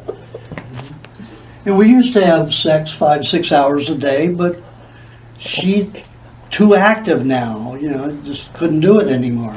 She was too unhappy, you know. So we broke up because she was too unhappy. It just wasn't right for being with me when I'm not. See all of her activity lines here. She only has 6, and athletes have 7 to 14. But when you're on this diet, a few activity rings can give you a powerful lot of energy, more than on people who don't have a lot of activity. More than people who have activity lines and are not on this diet. Is there an inverse relationship between mental activity rings or physical activity? No, rings? you can see she has 2 up here, 2 activity rings. Hillary Clinton has 3, Bill Clinton has 4. He's also got 181 IQ. And when I first met him, it was at a Republican dinner for him, and I happened to be invited by at the time, I was an artist doing very rich people's homes, doing murals, motif, trompe l'oeil and stuff like that. And I used to make $100, $200 an hour doing that. More than I make as a nutritionist, a lot more. And as an actor, I was making 13 grand for 2 hours work. So this is a great deprivation for me for being a nutritionist, but there's more gratification out of this. So anyway, I went to that dinner for Bill Clinton, and he went around meeting all these people there. And Kathy, that I was with, he looked at her, he knew her name. Now, he had no buzz in his ear, okay? He knew her name, he knew her sisters, he knew basically her background. He's got that kind of memory. He meets you one time, he remembers everything. 181 IQ, tremendous. Now, I've met a lot of people with very high IQs, and a lot of people in Mensa. I've had a few people on the diet who've been in Mensa, and 134, 150 IQ. But Bill Clinton was the top. He went around everybody in that room that he'd only met once before, knew everybody's name and their families. Wow. And remembered every one of them. Could talk about them. The people he was meeting were lucky to remember his name. So very, very bright. Anyway, he has 4 activity rings in his brain. She has 2. She's one of these people who likes to know everything anyway. Likes to know everything. Most people have 1 activity ring in their brains. So they're inquisitive a little bit. Anybody that's got over 2 is anal retentive. And I'm anal retentive. So, I've got 3. So, I want to know as much as possible. Okay, any more questions? You keep coming if you have them. You said, you looked at me and you knew right away I'm very thin, and I've got to consult with you anyway, so this might be for them, but for somebody who needs to gain weight, do you concentrate at all on the extra detoxing things with the cilantro and all that, or do you? It depends on how toxic you are. If you are so toxic that we want to remove that stuff before you start putting on cells. Right. Because you don't want to divide a lot of contaminated cells. So, but I can put a lot of fat on you. Normally, if I'm going to bodybuild somebody, like I had one fellow who was 61 years old, went on a diet when he was 58 years old. And he went on it, 58 years old. And he was on it for about 2 years. And he said, "Hey, can I bodybuild in this diet?" I said, "Sure. Just eat." He's 6'1", about 6'1", and he's always been very skinny from top to bottom. Always wanted to bodybuild, and every time he started bodybuilding, he gets sick. So I said, but he'd been on the diet for 2 years, and I said, "Certainly. What you need? A year and a half." So I said, "What you need to do is you need to eat a pound of meat twice daily, and a whole moisturizing lubrication formula with each meat meal. And then you exercise and you build up." In 6 months, he put 4 inches on his arms and 6.5 inches on his chest. He exercised for a little over 1 year. He hasn't exercised now in 6 years. And he retains all of it. Wow. All of the muscle. And it's solid on him. It's something for somebody who was thin before. Yeah. Wow. His whole life. And he wanted to be big. Now he's this big, strong ox. He doesn't have That'd be to my work at dream. it. He doesn't have to work at it, but I've had many people do that. Yeah. Only one man, he gained 28 pounds, and that was the least anybody's ever gained. But that for him, I mean, he was half your weight, very thin. Wow. But he would, surf 8-9 hours a day without eating. So even on the diet, I could only put 28 pounds on him, with the diet, because he just gets out there and surfs till he's burned up everything. Can't get ahead doing that except at 28 pounds. Yeah. You've got to be willing to stop what you're doing and eat if you want to gain more weight. Sure. Sure. But I eat enormous amounts, but I don't gain. That means you're just not absorbing your food. They're as just well. going through. Huh? Yeah. Yeah. That's what I'm doing, Yeah. But I told you why. You're having salad with your meat meal. Well, yeah, I do. But even when I eat, no matter how I eat, I don't seem to gain. You will gain weight if you stop eating your salad with your meat meal. Okay. Makes sense. Yes. Have you had any progress? I remember only read the book twice, and I remember you talk about epilepsy a little bit. But have you had success with epileptics? I gave your book to a friend of my family, and trying to turn her on to. I've had probably 13 epileptics. Only one of them has seizure once every 2 years, and it's a petite, seizure. So it's nothing. And that child is basically that infant I told you about, Yes. who's having 5 to 8 epileptic seizures daily, is now once every 6 months. Wow, that's great. Big difference. I have one more. Okay. When making my whey, I get pink mold in it. No way. I'm sure it could be many factors. I don't know, but have you ever had pink mold? Yeah, absolutely. Okay. You have pink mold in coconut cream. Yeah. Helps ferment it, break that certain water-soluble fats. Pink mold breaks down water-soluble fats. Okay. And remember, a lot of your water-soluble fats are in the way. Okay. And so it doesn't matter. I mean, if you... It's better. Okay. All right. That means you pre-digested them. Perfect. You're going to do better. Well, I was throwing it away. At least give it to your plants if you're not. Oh, I was doing that. I was diluting it, like you said. And... Well, you don't dilute it when you give it to plants. Oh, okay. You dilute urine when you're going to give it to plants. Interesting. Okay. And you don't give indoor plants urine. It's too strong. Huh. I have to sign up for your newsletter. Too much information. I collect my urine. I just planted in my farm in Thailand. I had about 20 acres of rice paddy. So I'm gradually shifting them over. I took one area, I turned it into a pasture. That's about 3 acres for my cows. And I just had a baby cow. January 11th, he was born. She was born. I had a female, isn't that great? So let me see, I have to close that. I have to find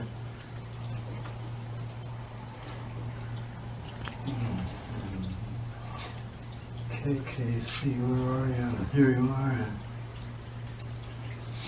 House, Rose Lake. Where is it? That's the construction of my house.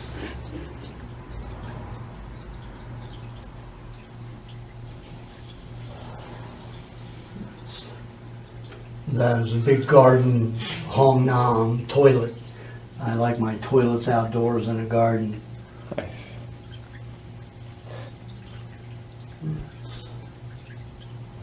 I was digging at my lake. Where did you go?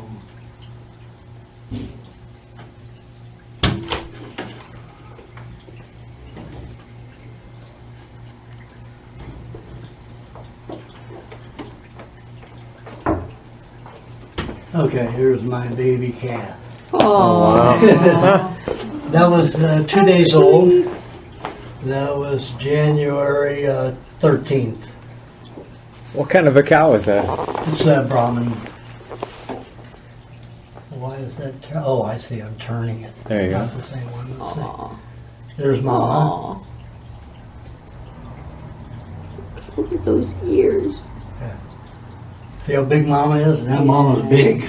Yeah. I mean, her head is I higher bet than my Papa's head. bigger. Yeah, she's a big woman. Wow.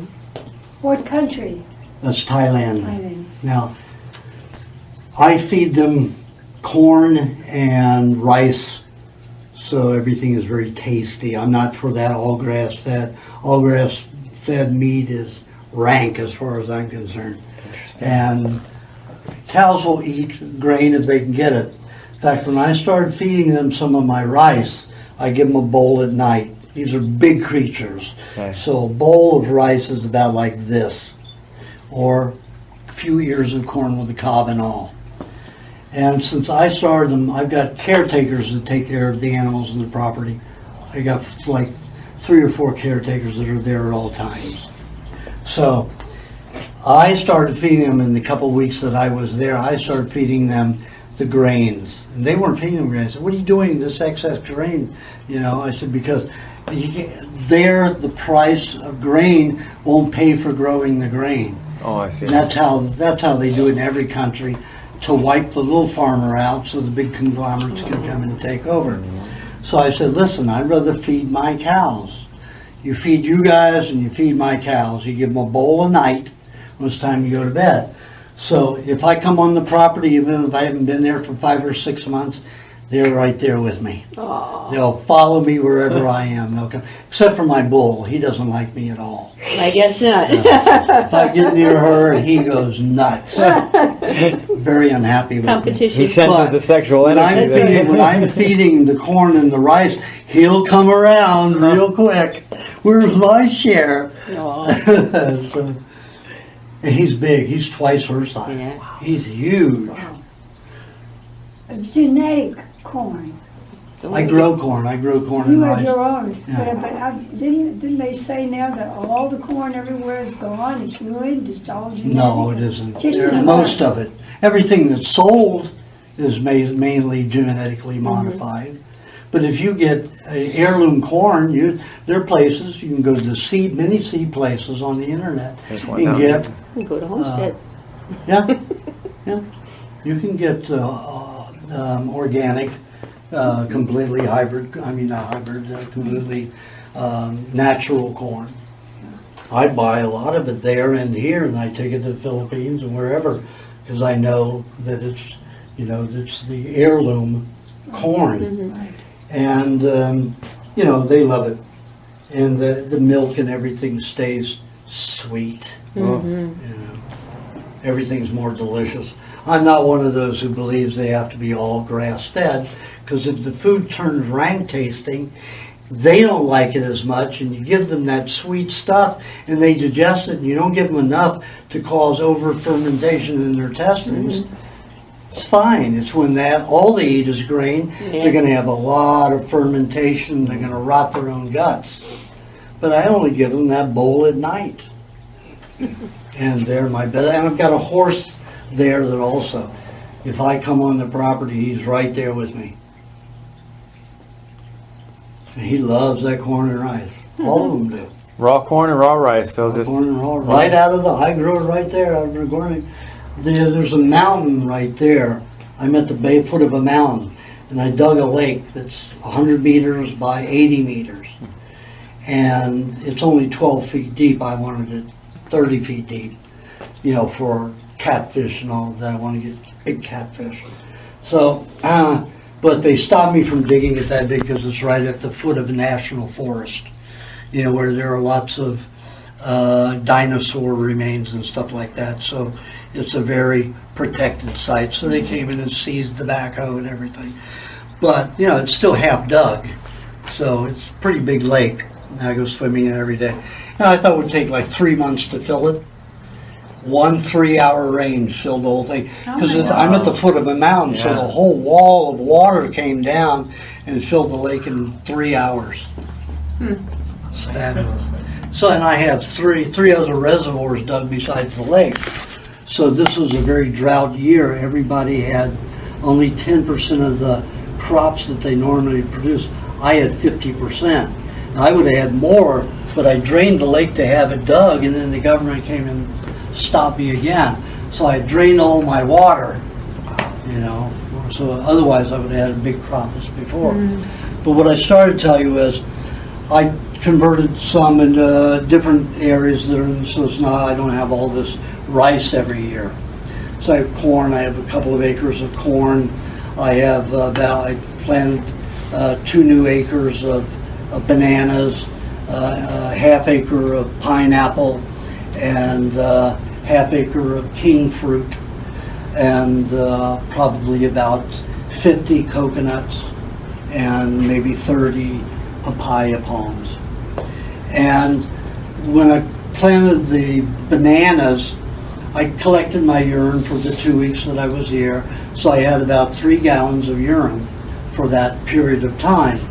So I put it in, one of those sprayers, usually used for chemicals, and I diluted it with a little bit of the rainwater from my lake and put a tiny bit of honey, like a half a cup of honey for the almost 3 gallons of fluid.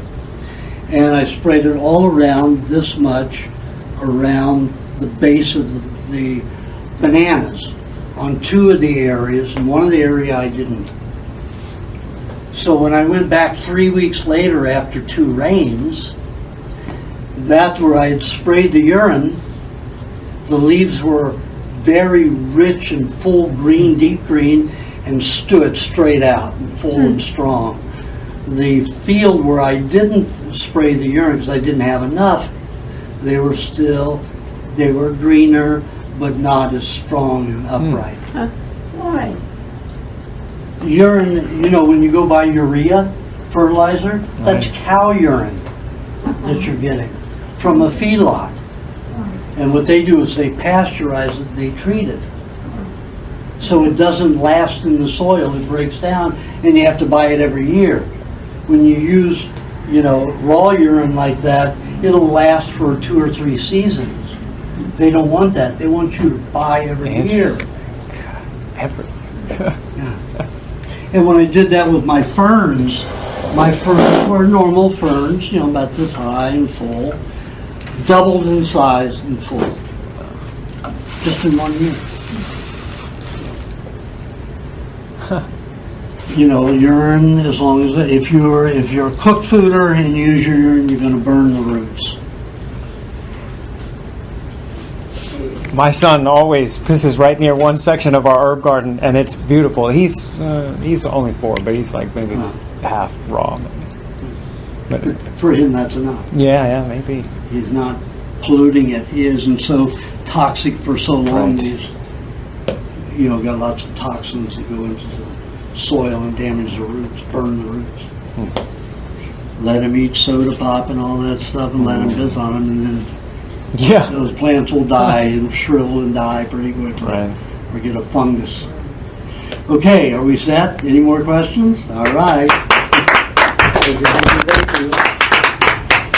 We have a little intimate group here, and LEDs, they don't have But they never spiral, right? No. LED is Right, LED, right. It's a normal shape, but they can be fluorescent. Well, they have different shapes, but They can be fluorescent.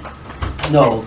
I've never seen a LED fluorescent. Okay, we have. Well, yes, I have. What they do is they have these little bitty pin lights on them, and they give out, a lot of So an LED, like. just LED bulbs. Well, some of the full spectrum, they look exactly, they're supposed to Look look exactly like- like fluorescent. Yes. But No, they look like regular incandescent. They do have some that look like these, fluorescent. Yeah, fluorescent. I have a Most of them are bunch regular bulbs looking, Most those of them are have these incandescent. long light bulbs Yeah. like this, that are supposed to be full spectrum. Right, they do have some of those, yes. And they're okay. I said when I did experiments with them, they caused radioactive light coming off of like coconut pulp. But so they're not good? I don't think they're so good. Kind of like that, I'll bet on those too. But then, but LED bulbs are the way to go. yeah, but they're not the kind, those fluorescent ones. I mean, they're not the kind with their full spectrum. I can still keep them and use them, but they're not mercury. I have to worry about. They're not mercury, but they still may be causing your body and your and any substance, any food that they're near to be slightly radioactive. Maybe 8 hours to clean up the house. No, to clean out that room. How do they get away with selling these? How come they're getting rid of the old ones? I think they're intending to kill people. Are you going to pay with the check or with cash? Cash. Okay, so cash At is least king. keep them in ill health. That's so right. they Cash can't is king. rise again. 105 it There is. won't be any 1776 again. You mentioned that dental anesthesia is causing